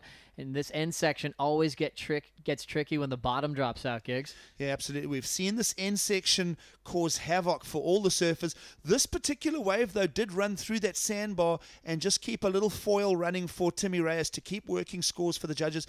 But talking about high risk and this inside section, we've seen boards getting damaged. We've even seen surfers needing medical attention from the drama on the inside sandbar. So much drama. Timmy Reyes turning the heat on Thiago to make this final. perfect technique on rail. And he's trying to win one for USA. We talked about the history in this event. It was just a couple of years back when Pakadauskas won from San Clemente. His younger brother won back in 2009. We had Taylor Knox win back in 2000. And obviously the Hawaiian contingent, which is a different surfing region when you look at the profiles. But we've had, some guys from the USA take this one out in the past. It's been a few years, though. It's been in the hands of the Australians the last couple seasons. Yeah, absolutely. Well, we always talk about the strong contingent of Brazilians. We did start the day with 2 of those. We also started with the 2 Americans. So one of them still flying the stars and stripes here. It's going to be an interesting final for sure. A fun one that's about to get underway. Just waiting for a little bit more time. Joe Turpel alongside local boy Giggs Selliers for the call. Conditions really holding out there for us at Willards. Giggs, it's hard to pick favorites when you come into it each day because the conditions are so different. Is there one guy with more form at this point, more rhythm with the ocean, Wilco or Timmy? Could you put one out there? Well, I did make a strong statement earlier that Wilco is the kind of guy that goes up and down. He can have an absolutely blitzing day that it's almost impossible to stop him, and then there's other days where he can just stumble and fall. So it's going to be a very, very interesting approach for both of these surfers as we go into the final. I just feel that Tim Reyes, if we're looking at consistency, he's on the roll. So let's see that matchup unfold in just a few minutes here at the Mr. Price Pro on such an epic part of the coastline. As we look back on some of the greats that came here before, you remember the performances in the early days or hearing about them back when former world champs like Akalupo, Damian Hardman used to compete in the Gunston 500. And then, kind of more recently with the Mr. Price Pro reign, moving the whole event up to Ballito from Durban and just getting this cool feeling in this town that was kind of just made for vacationers, hanging out, having a blast. This whole area is building and growing, and the numbers continue to build behind this Mr. Price Pro Series. And any second now, we'll get this thing underway. Can't wait to see who's going to end up on top. Yeah, absolutely. We are poised and set for an epic final here. Timmy Reyes flying that US flag. Joe, you're talking about it's one of the events where the Americans do tend to pick out the wins. Matt Wilkinson, he's the drama character. He can switch on or switch off. Which one will play out? I'm not sure how Matt Wilkinson's going. Has he used up all of that risk stuff on his way, and how does it play out in the final? Well, there was a couple years ago when Kelly Sater was awarded the Most Entertaining Surfer Award at the banquet at the start of the season. As we now notice some wildlife out the back. This is known as the Dolphin Coast, and it's kind of a good sign that we're seeing a few grace us with their presence right before the final starts. Yeah, absolutely. We'll talk about our athletes all the way through the final. But just talking about the region here, you can see the Dolphins on screen there. You've made reference to the fact that it's the Dolphin Coast. But there's been a very strong movement in the development as the population has increased in KwaZulu-Natal here. We've seen a strong demographic move here on the North Coast. In fact, even a relocation of the international airport. So the airport used to be on the south side of the city. It's now, we're just literally 10 minutes from the international airport. So the Quatakuza Council getting a lot of growth here, and definitely Mr. Price being a flagship exhibit to the world of this amazing region. Well, it's such a great benefit to have the airport there. Think about Timmy Reyes, flying from a place like California.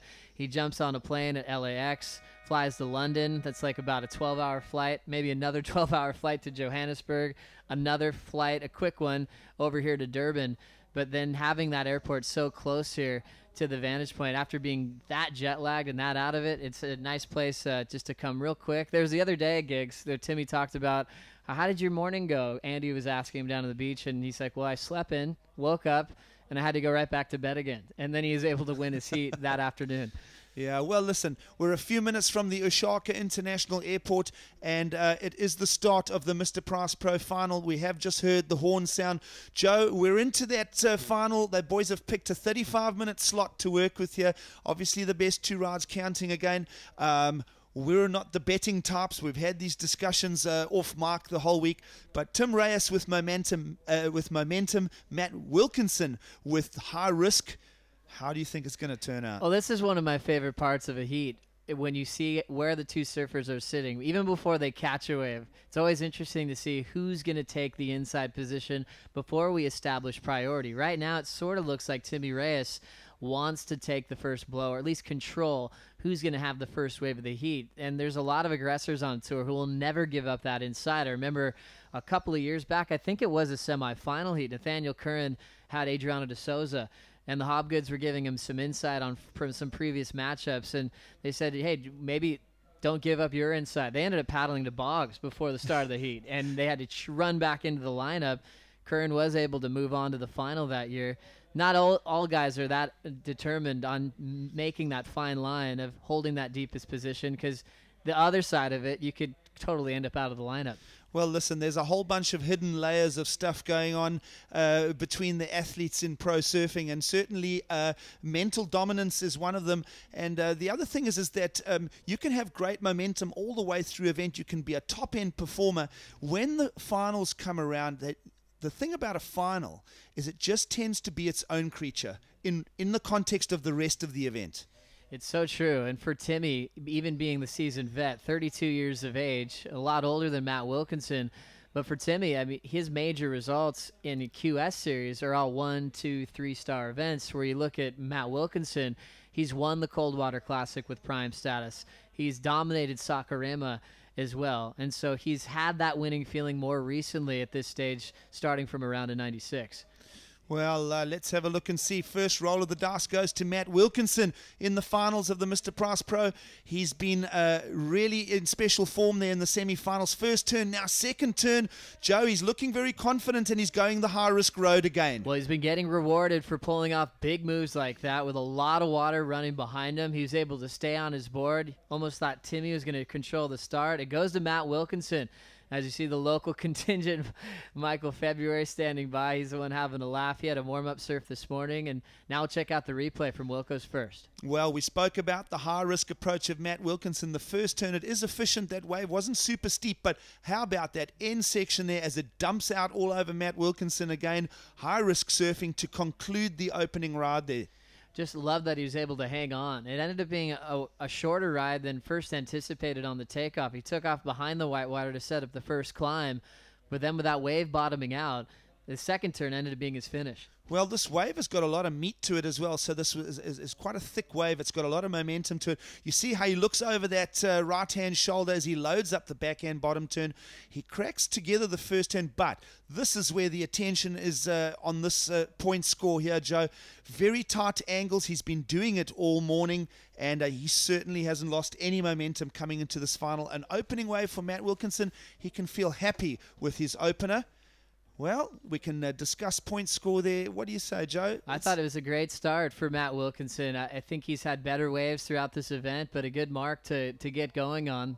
Judges are now reacting quickly to it. It comes in at a 5.50. Wilkinson takes the lead. Timmy Reyes with first priority. So not something too deadly, but he'll have the lead and the rhythm going in this heat. We had 35 minutes at the start, so an extra 5 than the heats before this. Yeah, absolutely. Well, here we go. How does Tim Reyes open up his account here? It's a big sweeping turn for him. Another efficient crack through to the inside. I love the way this board is linking. He's building momentum all through the event. And, well, a good approach to wave number 1 here. It's not over as he heads to the inside. And high work rate there from Tim Reyes. Oh, a great answer back to Matt Wilkinson, especially when you look at the first turn that Timmy Reyes laid down to start that one off.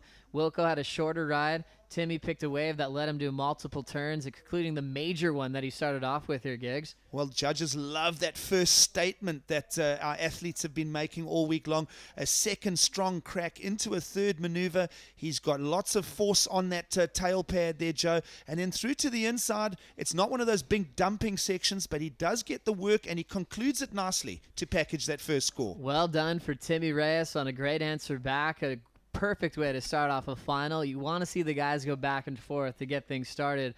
Wilco with the 5-5, and now Timmy will be on the board in just a moment. A great crowd on hand here locally in Ballito because it is pretty cold. It started off freezing in the morning. It's a little bit warmer out there, but you need jackets. There was a prediction of a lot of rain. The good news is that's kind of been delayed, and maybe we won't even get some showers today, hopefully. Well, we've held off on the light drizzle. I'll tell you who's not holding off is Tim Reyes here. How about this review on the slow-mo for wave 1 of the Americans' contribution to the final?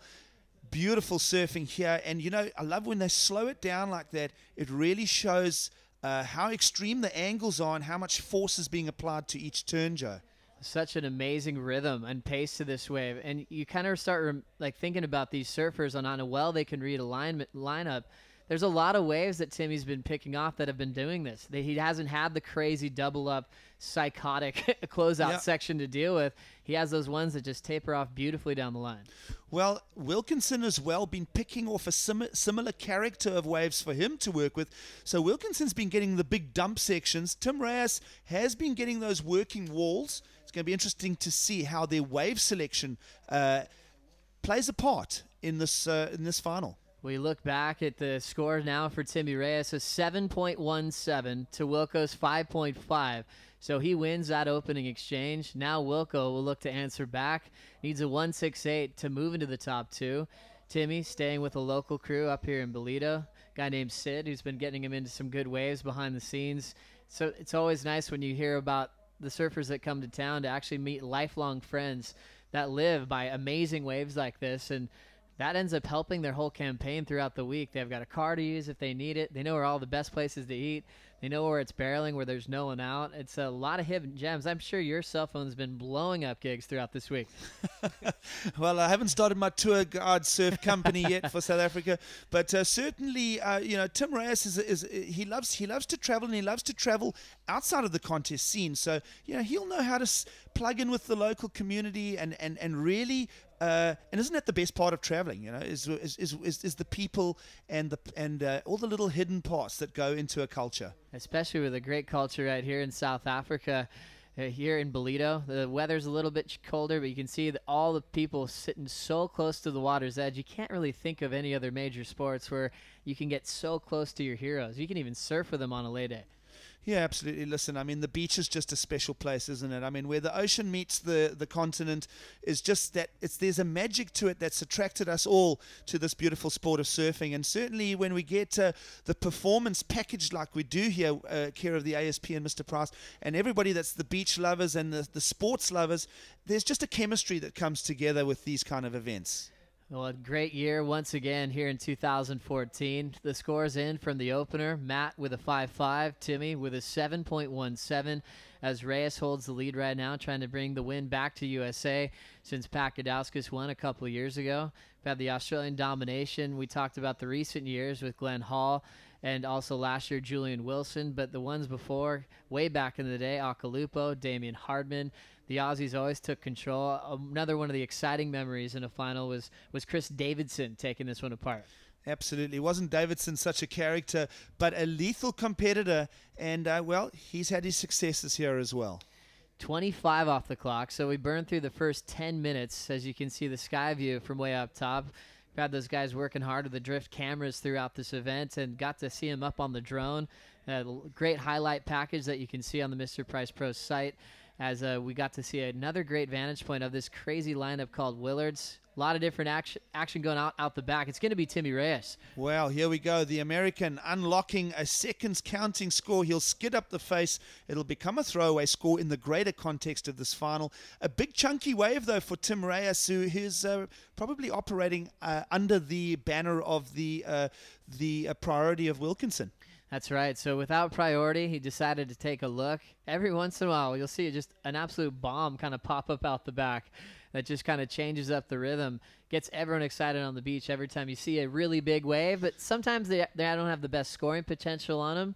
We're at a great part of the day on the tide, though, Giggs. Yeah, absolutely. Conditions have played out perfectly for the contest call, and we are around 5:02 local time here. So if you've logged in from wherever you are in the world, obviously some of the people on the US East Coast would be up early now taking in the action, and certainly it's a late evening on the East Coast of Australia. Nonetheless, it's around 2 p.m. local time, and it's the finals of the Mr. Price Pro. It's a throwaway score for Timmy Reyes with a 0.67, but it is a 7.17 to open for the American, who came out better on that opening exchange, Joe. Such a great way to start off his heat. Wilco got the first wave of 5.5. Timmy wasn't rattled.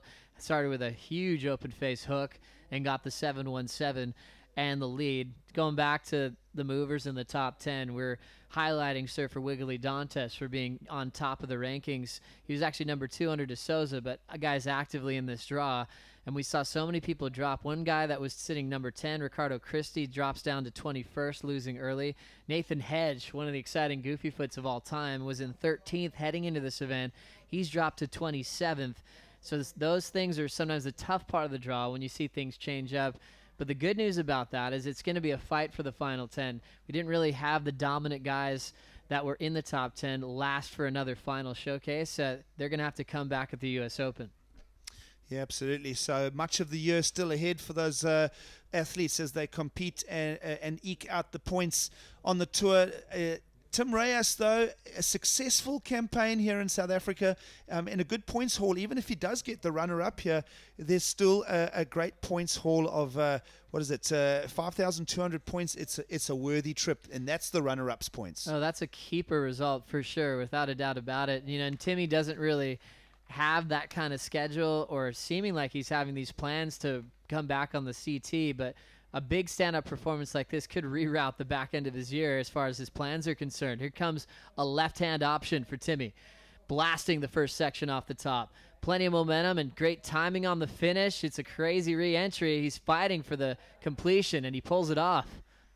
Well, great response there from the audience. It's going to be interesting to see how the judges respond to those two turns. They were strong turns. We saw a concentrated effort from Jadson Andre in the quarterfinals on one of these left-handers. There's not many of them.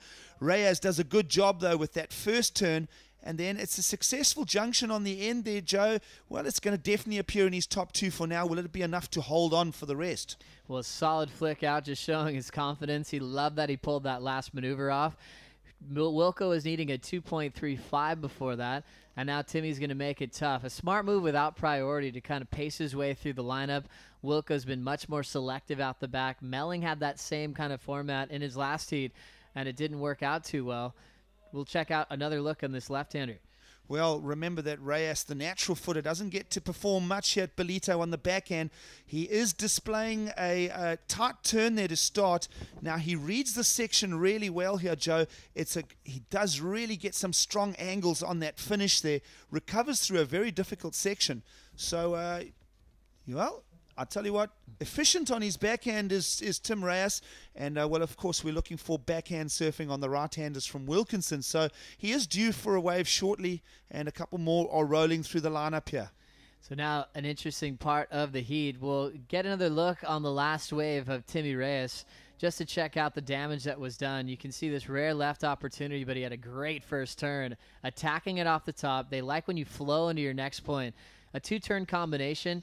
Took him a while to hang on to the final section, but he was able to turn it into his top 2 score at the moment with now 20 minutes, 45 seconds on the clock. We really haven't seen the left really be a serious deal, and you don't really expect that when you come to the Mr. Price Pro. No, absolutely. It is the land of right-handers here on the East Coast. This is just the way that the swells roll and drift across these sandbars. It's very, very seldom that you get top-end scores on the left. Let's have a look at Wilkinson, though. His backhand surfing on variety. Now, there's a strong lip on that right-hander, but he goes down uncharacteristically. There's that risk factor that Matt Wilkinson likes to bring to the drawing board. So a crazy time for Wilco. We haven't really seen him fall too much on finals day. He's always been really solid to at least get one major turn off. That one he ends up letting go, and he doesn't change the total out front. Timmy Reyes is already out the back, so it looks like he will have first priority with still 20 minutes remaining. Scores are now drifting in for the third wave of Reyes, and Wilco's going to need a lot more to take the lead. It's not as solid as his first wave, a 7.17 for the right, but he'll be in a great situation to try to win this thing, Giggs. Yeah, absolutely. Well, it is a useful contribution to momentum in this final. A 6.5, Joe. It may become a throwaway score, but for now it's a keeper, and he's going to hold it with 19.5 minutes to go. Well, surfing from California, but kind of a citizen of the world, Timmy Reyes spent some time among the world's elite, even finished 11th in the world back in 2006. That big performance we mentioned before, semifinal back at the Pipe Masters in 2008 in real muddy water at Backdoor. And now looking for a real breakthrough win on the QS. We've only been talking about low star victories. This would be his first breakthrough win in a Prime Series. Really, it'd be the major win of his career. Yes, absolutely. It will be a highlight in the context of 2014. There's a little under 19 minutes to go, and Tim Reyes is out the back again, Joe, holding first priority. Been a very, very good event to watch how the four-man priority system has been applied this week. Great to see that system come into play, and I think, Giggs, the talk about it was noticing that it's making a bigger impact than I think maybe we realized at the start. I bet the officials knew when they were putting it into place, but it has a bigger impact, probably as big of an impact as changing it from top 3 waves to top 2. There's different strategy. Great surfers are moving on because they can be selective. There's a great rotation. The huge part about the QS used to be about hassling, about people learning how to hassle, not being afraid of playing defense with no priority. It was wild. We see some crazy things, and things would get sometimes really vocal out the back. And now you're starting to talk to seasoned vets and old school guys that are still amazing surfers that are kind of thinking about an idea of jumping on the QS again with this new format. Absolutely. It's a double door that opens wide as far as welcoming that psychology of the World Tour approach to managing heats and linking it with this level here. And I think even Timmy mentioned what you're talking about, Giggs. He's a fan of this new rotation system. He's been around for a long time.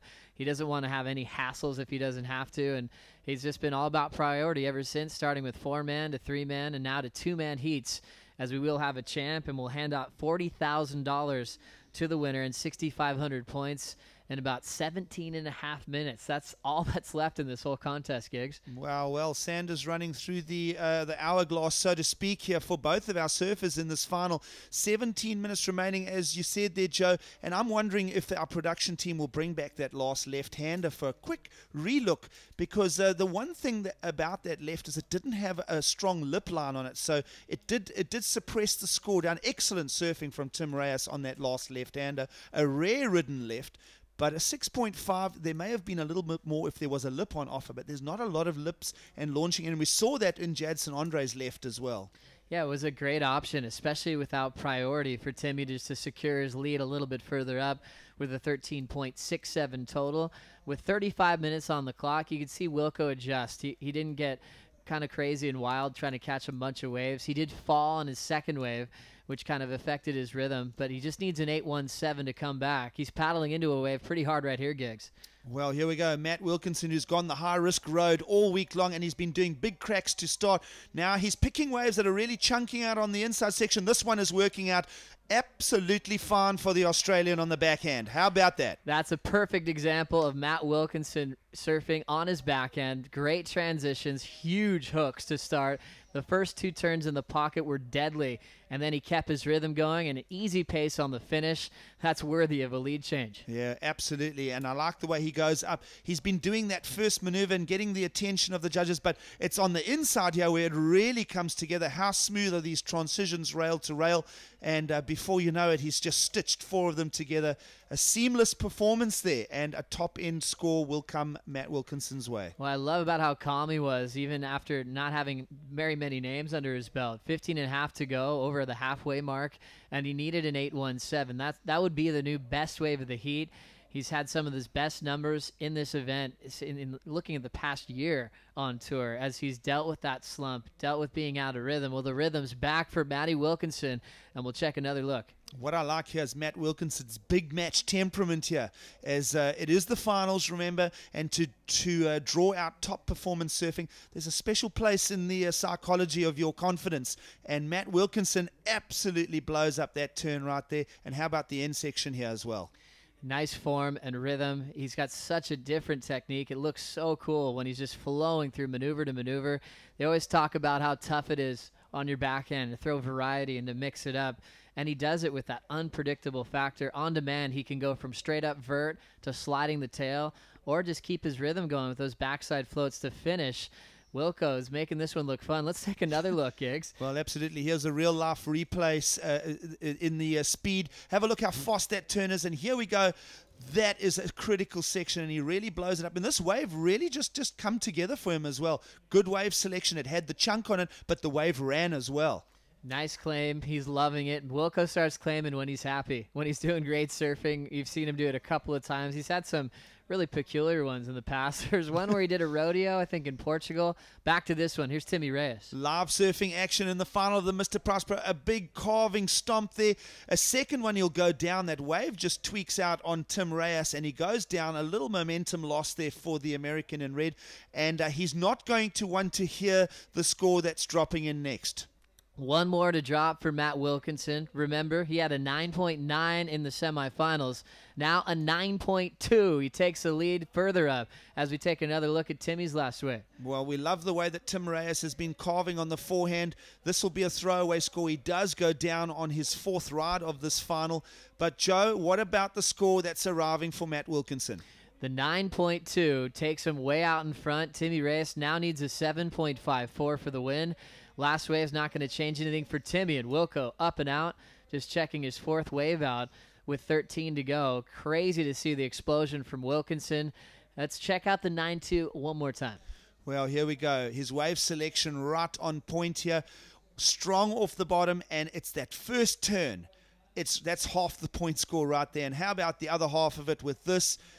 That is a very thick section, Joe. It's super critical. And how tight is Matt? Perfectly in the pocket, and this is where it changes up. We'll go from more of a carve to release. Sees the section ending. He doesn't even have to think about it. His mind is calm. He's in a sound place. He's just reacting section to section. Every turn that he's picking is perfect for what the wave is offering right now. Yeah, absolutely. I always remember a statement that Tom Curran made many years ago in an interview. He said, the best surfing gets done almost subconsciously. It's just a blur. You've done everything to lead up to that moment. And how about that for well? If that's a subconscious tape playing for Matt Wilkinson, it's a mighty fine one. Oh, it's a great topic. And one of the guys who used to dominate the Gunston 500 for Team USA was Brad Gerlach. He's a coach now, and he always talks about having that sound mind and not really thinking at all really on the wave and relying on your natural instincts and your ability, doing all the work ahead of time. And when you're doing your best surfing, you're just in such a crazy kind of this zen focus where your body can react to the wave. I mean, surfing's like no other sport. Every wave is different, no matter what the swell's doing, no matter how often you surf a wave. You can never count on the exact same scenario every time you get to your feet. Yeah, absolutely, isn't it? It's that place in the athletes' unfolding of their whole act. And I would imagine, watching the high divers go off the boards in the Olympic sports and stuff like that, even gymnastic routines, in that moment, it's literally as a blur for you as a participant, and that's when you're most in tune. So true. It's so amazing getting in the headspace of all these athletes, especially surfers, when they're and so tuned with Mother Nature and the elements with wind, and it's crazy how they can adapt on demand to the conditions at hand. We came off that high tide right after we started the quarterfinals. It's still draining, and Wilco still dominating. 9.2 and a 5.5. Timmy Reyes needs a 7.54 to take his first major breakthrough win on the Prime events. We've seen Wilco there in the past, but it's a huge message for Wilco and the rest of the top 34 that exited out early in this event or didn't participate, that Wilco's going to be dangerous when he heads down to Jeffreys Bay. Yeah, absolutely. Aren't we looking forward to momentum here down in South Africa? It's great to have the J-Bay event back on the calendar. That's obviously going to be a big topic of discussion. But, welcome back to South Africa, the ASP, with that one. Right now, Matt Wilkinson will head to Jeffreys Bay. Either way, he's been a finalist here in Ballito.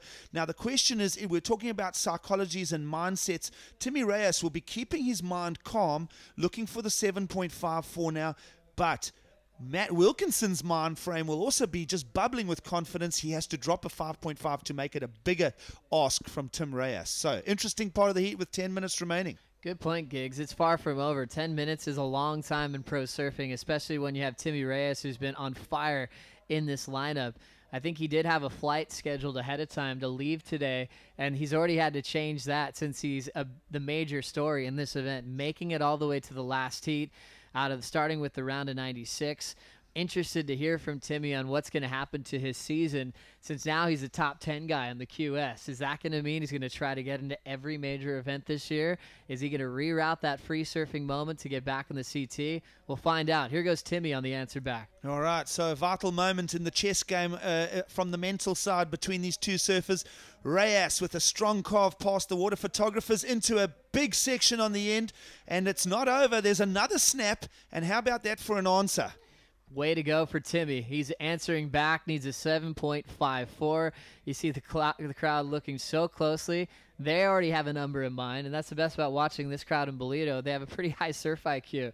They're always scoring. A lot of them with some heavy surfing backgrounds with all the history and competition going back to the 60s with the South African Championships all the way to what we have today. Wilco looks like he wants one, Gigs. Well, Wilco just sniffing around. He is holding priority, maybe even have lost it there with that sniff. But it's going to be interesting to look at the replay from a technical point of view for Tim Reyes on that last ride. The American lying second on the hunt for the 7.54. And let's have a look at it here as we break it down. Timmy Reyes always starts off with such a calm pace and then explodes when the section comes up. Vert climb to start. He was able to jam it off the top, showing his power. Clean transition for a finish. He has such an amazing way to read these waves. He had an end section that got away from him, but the start is always incredible where he decides to go. Here's Wilco. Well, let's see. The high risk of Matt Wilkinson has already earned him a 9.2. It's a smaller one, and it's got a section on offer. Matty Wilkinson gets up into the critical area of that wave twice, Joe. Is it enough to drop the 5.5 and put more pressure on the American? Well, you see the fans there shaking their heads saying, no, it's not enough. We'll see what the judges think upstairs. Head judge Pertamo Arendt is also a judge that's full-time on the WCT as well, starting off his South African leg early. We have 5 judges who are from all over the world, just like the competitors, to work out the best system in the sport. Always dropping the high score and the low score as we check out the replay at 7:30 to go. Here of Matt Wilkinson. Well, let's have a look. Wilkinson gets to work. It is a little bit of a complication on that first maneuver. The second one is flawless, and that wave offers a big dump section there for Wilco, who's been he's been so efficient on that ending of his rides all through this morning's action. So let's have a look and see how the judges throw up a score for that. They'll just take their time with the score. It's an important exchange here. Remember that Tim Reyes had a free fall off the lip as well. We may even try and eke out a replay of that, because it was a critical wave, and scores are dropping now for the American in red, and it's an 8.27. So that's brought this whole thing back into play.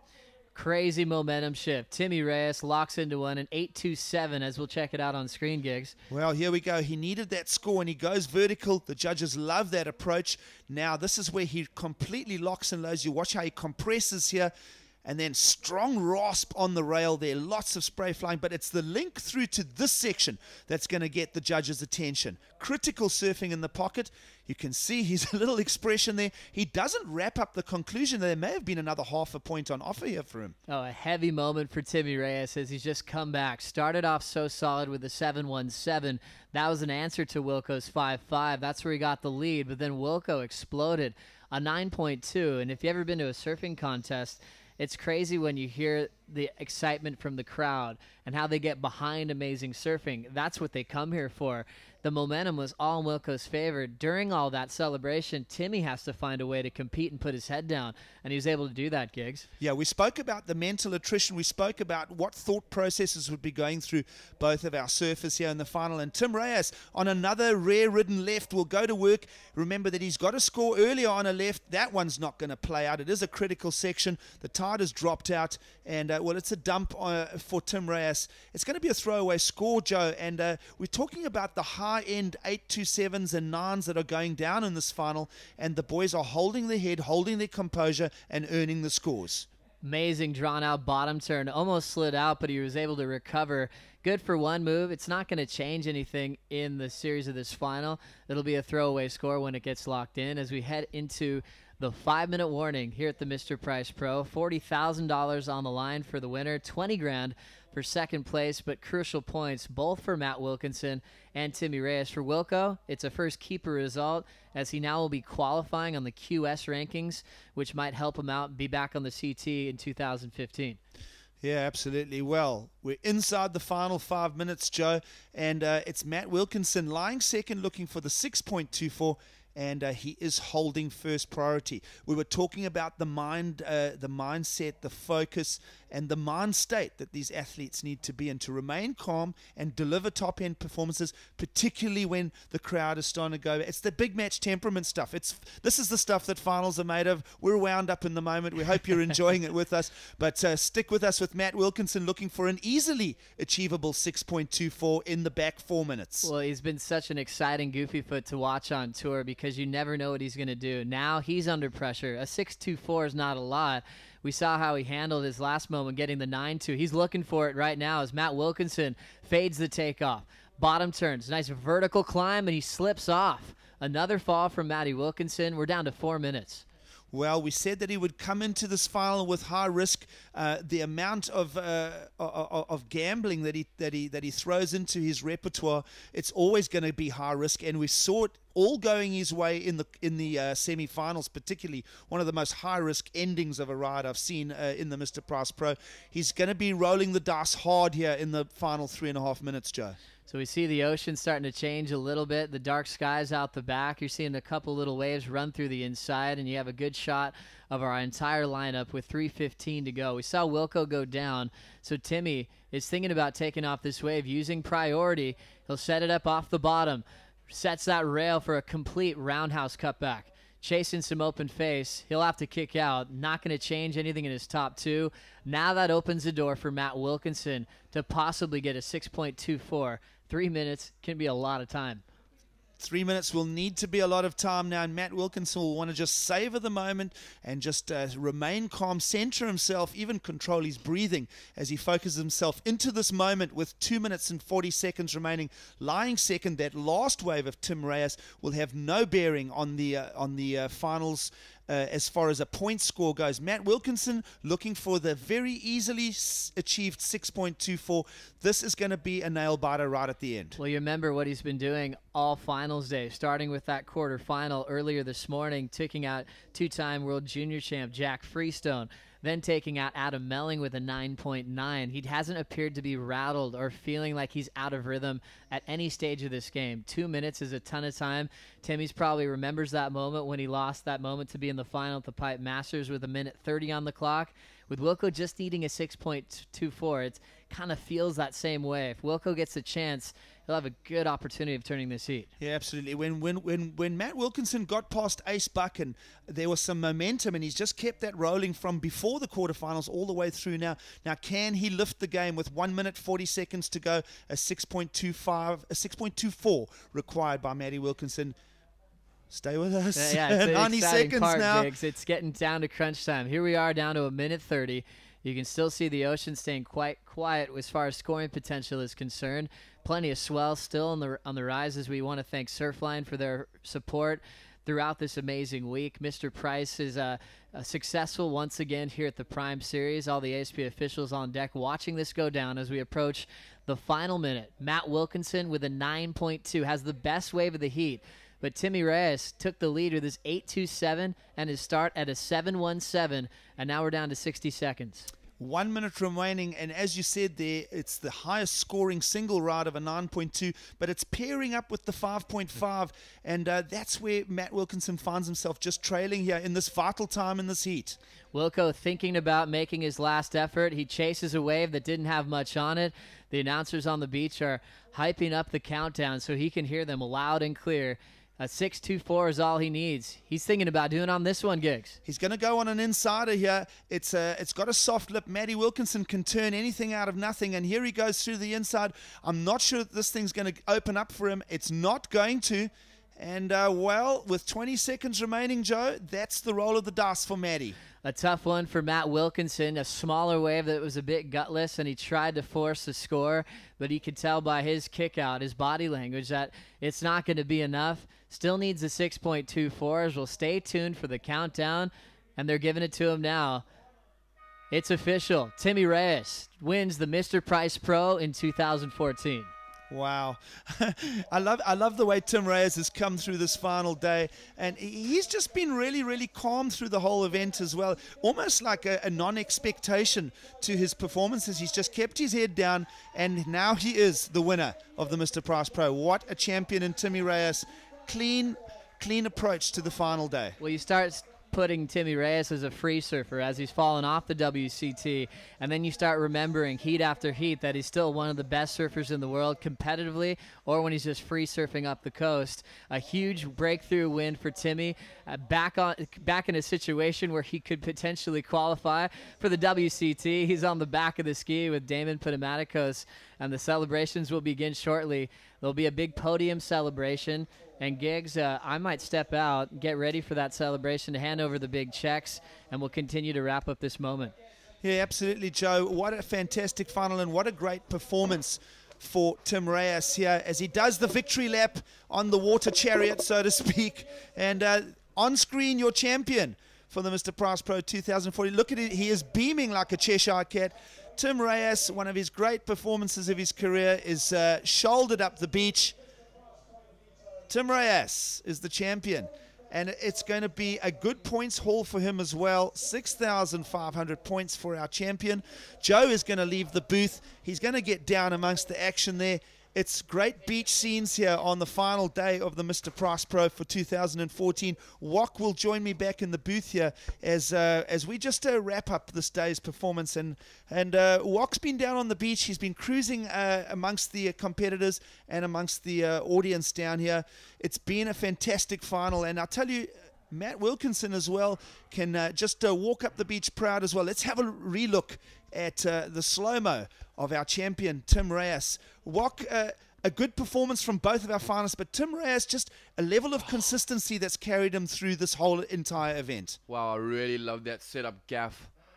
You know, flying straight into that next session, that huge float. Actually, he got so much speed, he thought he was done, and the way he still carried on going. A well-deserved score. A massive score dropped by Wilco, that 9.20. Unfortunately, looking for that last, score, you need a small 6.2. These guys can get that at the drop of a hat. But an incredible, incredible day of surfing. Yeah, absolutely. We started the quarterfinals this morning with some brushed offshore conditions for the competitors. Big open. We did say that the air game was not going to play as a predominant a part in getting top-end scores. We did start jabbering over morning coffee about how work on the rail was going to earn the points to respond to the conditions on offer on the last day. And it was people like Thiago Perez that came into focus. Adam Melling as well with his rail work. But Tim Reyes has done the most comprehensive job of the final day of the Mr. Price Pro. And Wok, a worthy champion. He's been grinding his way through from the opening day. Yeah, well, that's it. I think Timmy, from round one, he's been kind of just flying under the radar, from day one. Like, no massive heat scores, but getting the job done, the solid surf. He's beaten a lot of the guys who've been going to the air. Timmy Reyes, a former WCT surfer, they were just saying now his last event he ever won was 10 years ago. It was a 3-star, I think in Mexico or something. I'm not even sure, but 10 years since his last victory. It's pretty crazy. Well, absolutely. Well, Tim Reyes will be very happy with his time back here in South Africa. He definitely has kept that rail working all the way through the... I love the way he got rid of Dylan Perello this morning. The two Americans in quarterfinal number one. But Tim Reyes, he's really just been a solid performer all the way through. Yeah, no doubt. And, Wilco, that second place finish, it was great. Obviously for him to hold that result off to J-Bay now. But Wilco's been blowing up from day one, getting massive heat scores, dropping 8s and 9s at the drop of a hat. We saw in a semi-final against Adam Melling that 9.9 with those two massive turns, putting it on the line from the get-go. A little bit unfortunately, I'm sure Wilco would have loved that win, but, Timmy Reyes is the man of the day. Well, yeah, Adam Melling and Thiago Perez will share equal third here at the Mr. Price Pro 2014. And they'll be happy with their campaign here. Melling and Perez will head to Jeffreys Bay. And, it's all the focus is down here in South Africa for at least another week when we talk about the ASP. So we're going to be looking to talk to our two finalists. I'm sure that Joe is in position down there. So maybe we can cross down to Joe with our finalists.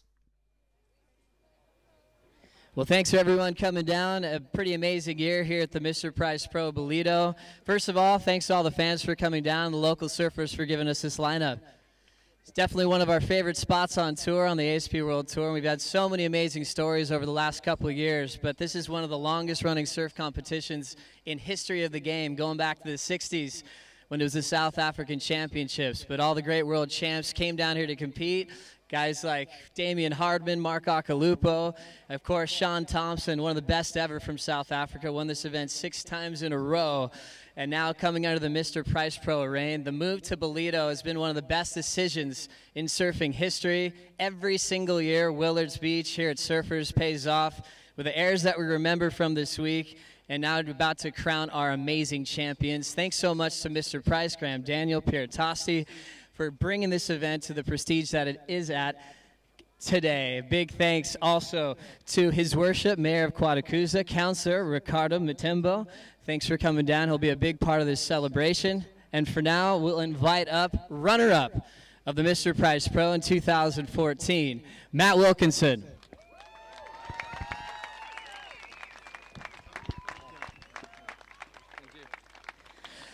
Well, Matt Wilkinson competes on the Top 34 World Championship Tour surfer. Wilco, it was so much fun watching you compete at this level and getting that winning feeling roll after roll. You put together some of the biggest scores of this contest, 9-point rides, including a 9.2 in the final. I know it's tough to come runner-up.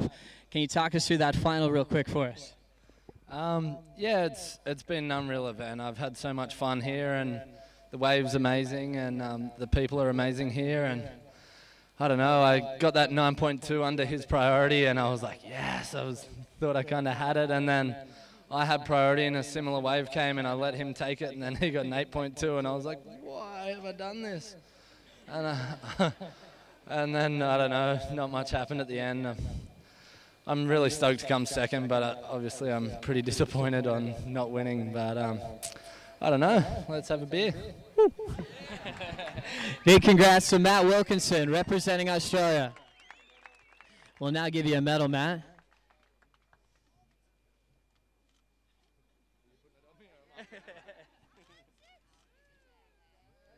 And now Matt, face the crowd real quick. Get some good photos. Matt Wilkinson, 5,200 points on the rankings. Wilco, you know you got $20,000 coming to you? So now the medal, why don't we hand him some champagne as well? One more for Matt Wilkinson. Let's save that for just a sec, Willie. Why don't you come over on this side to get ready?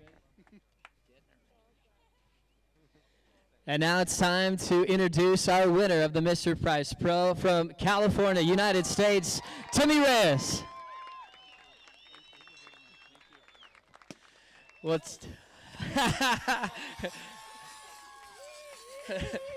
Hey, you jumped a few parts in the script here, Willie. Well, let's get that started. Celebration begins. Timmy Reyes, former WCT surfer, you've taken on this amazing free surfer role in the last couple of years. And it's been so fun to watch. We remember your big accolades. We were diving through all the stats before this final, remembering your 3rd place finish at the Pipe Masters. Remember all the 1s, 2s, and 3 stars you had at the start of the decade.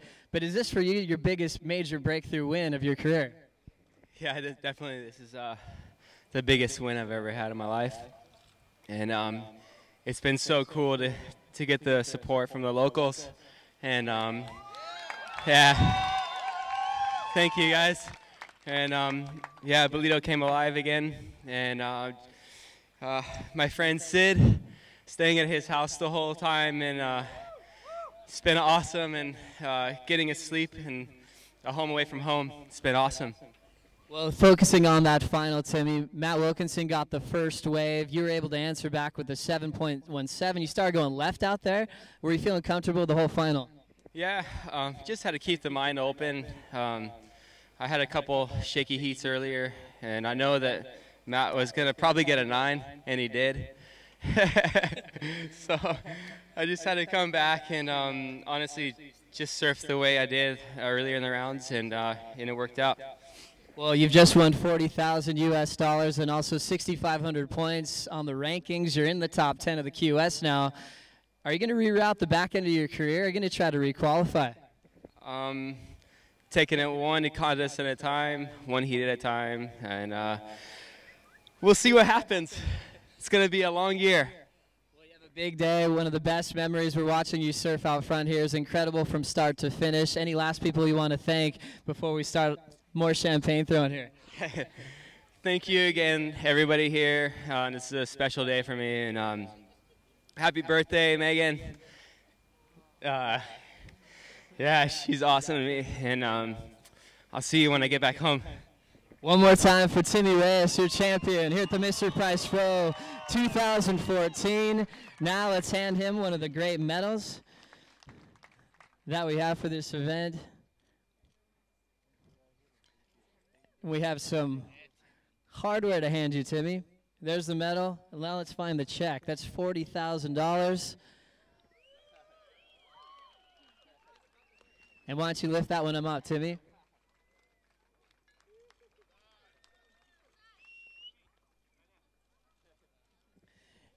And now we'll pass you this amazing trophy.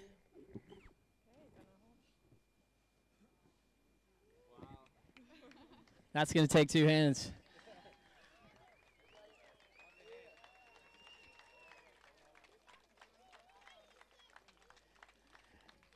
So well done to Timmy Reyes. Congratulations for runner-up Matt Wilkinson. A big thanks for the whole crowd, and once again, Mr. Price, for making this dream come true once again in 2014. Thanks for being safe on the beach. If you see any trash along the way home, help us pick it up to keep it nice and clean for everyone to enjoy from years to come. On behalf of the Mr. Price crew and all the surfers who are part of this event, enjoy the rest of the day. Thanks so much, and let's give them some more champagne. Come on, Willie, you know what to do.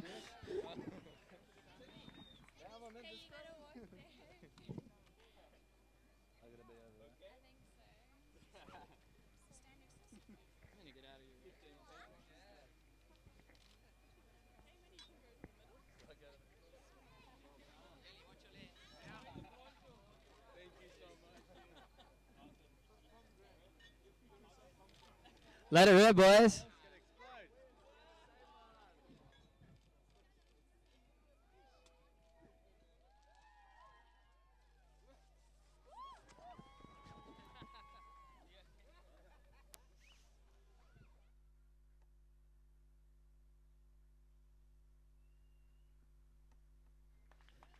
Once again, great job.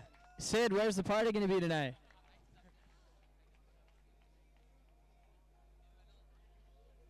Thanks a lot, guys, and the guys in the booth upstairs. We'll give it back to Gig Selliers and Warwick Wright to wrap up the rest of the day. All right, so Joe down on the platform there with our winners. Festive and happy scenes. I mean, a big grin on that Tim Reyes face, isn't it, Wok? And certainly Matt Wilkinson, who went in the high-risk approach to this whole day of competition. I mean, two worthy finalists right there. Yeah, for sure. Timmy looking still a little bit shocked there. Such a humble dude, coming all the way out there from California. So I'm sure the boys in Huntington Beach right now will be going mad. Really sick one for Timmy. Yeah, absolutely. Outstanding results here. 6,500 points and the 40 grand US. What a prize to walk away with. And yeah, he'll leave South Africa with some happy memories. Look at that. A worthy champion. He's been carving his way through the entire 6 days of surfing here. And Wok, you know, the first part of the event, we spoke about it, 5 days of aerials. It came to the rail game on the final day. And, well, Timmy Reyes and Matty Wilkinson on screen there. What a great final. Yeah, for sure. A sick final. You know, we saw the exchange going down a couple times. Timmy in the lead and Matty in the lead. And they kept changing it up, Gigs. Yeah, absolutely. Well, this is the surfing that was offered to the judges in the final from our champion, Tim Reyes. How about that rail work? Wow, he's been doing it all week long. And through to the inside, this was his 817, and it was a real critical set of turns through those pockets. And, you know, we did discuss it. There may have even been another half a point on offer there. It wasn't needed, though. That was the one that nailed the score. And the 8+ score for Tim Reyes. It's been a great week down here at the Mr. Price Pro, a fantastic exhibit of professional surfing from behalf of the ASP and the Mr. Price Pro and the Quatakusa City Council. It's a goodbye to you from the shores of Ballito, South Africa.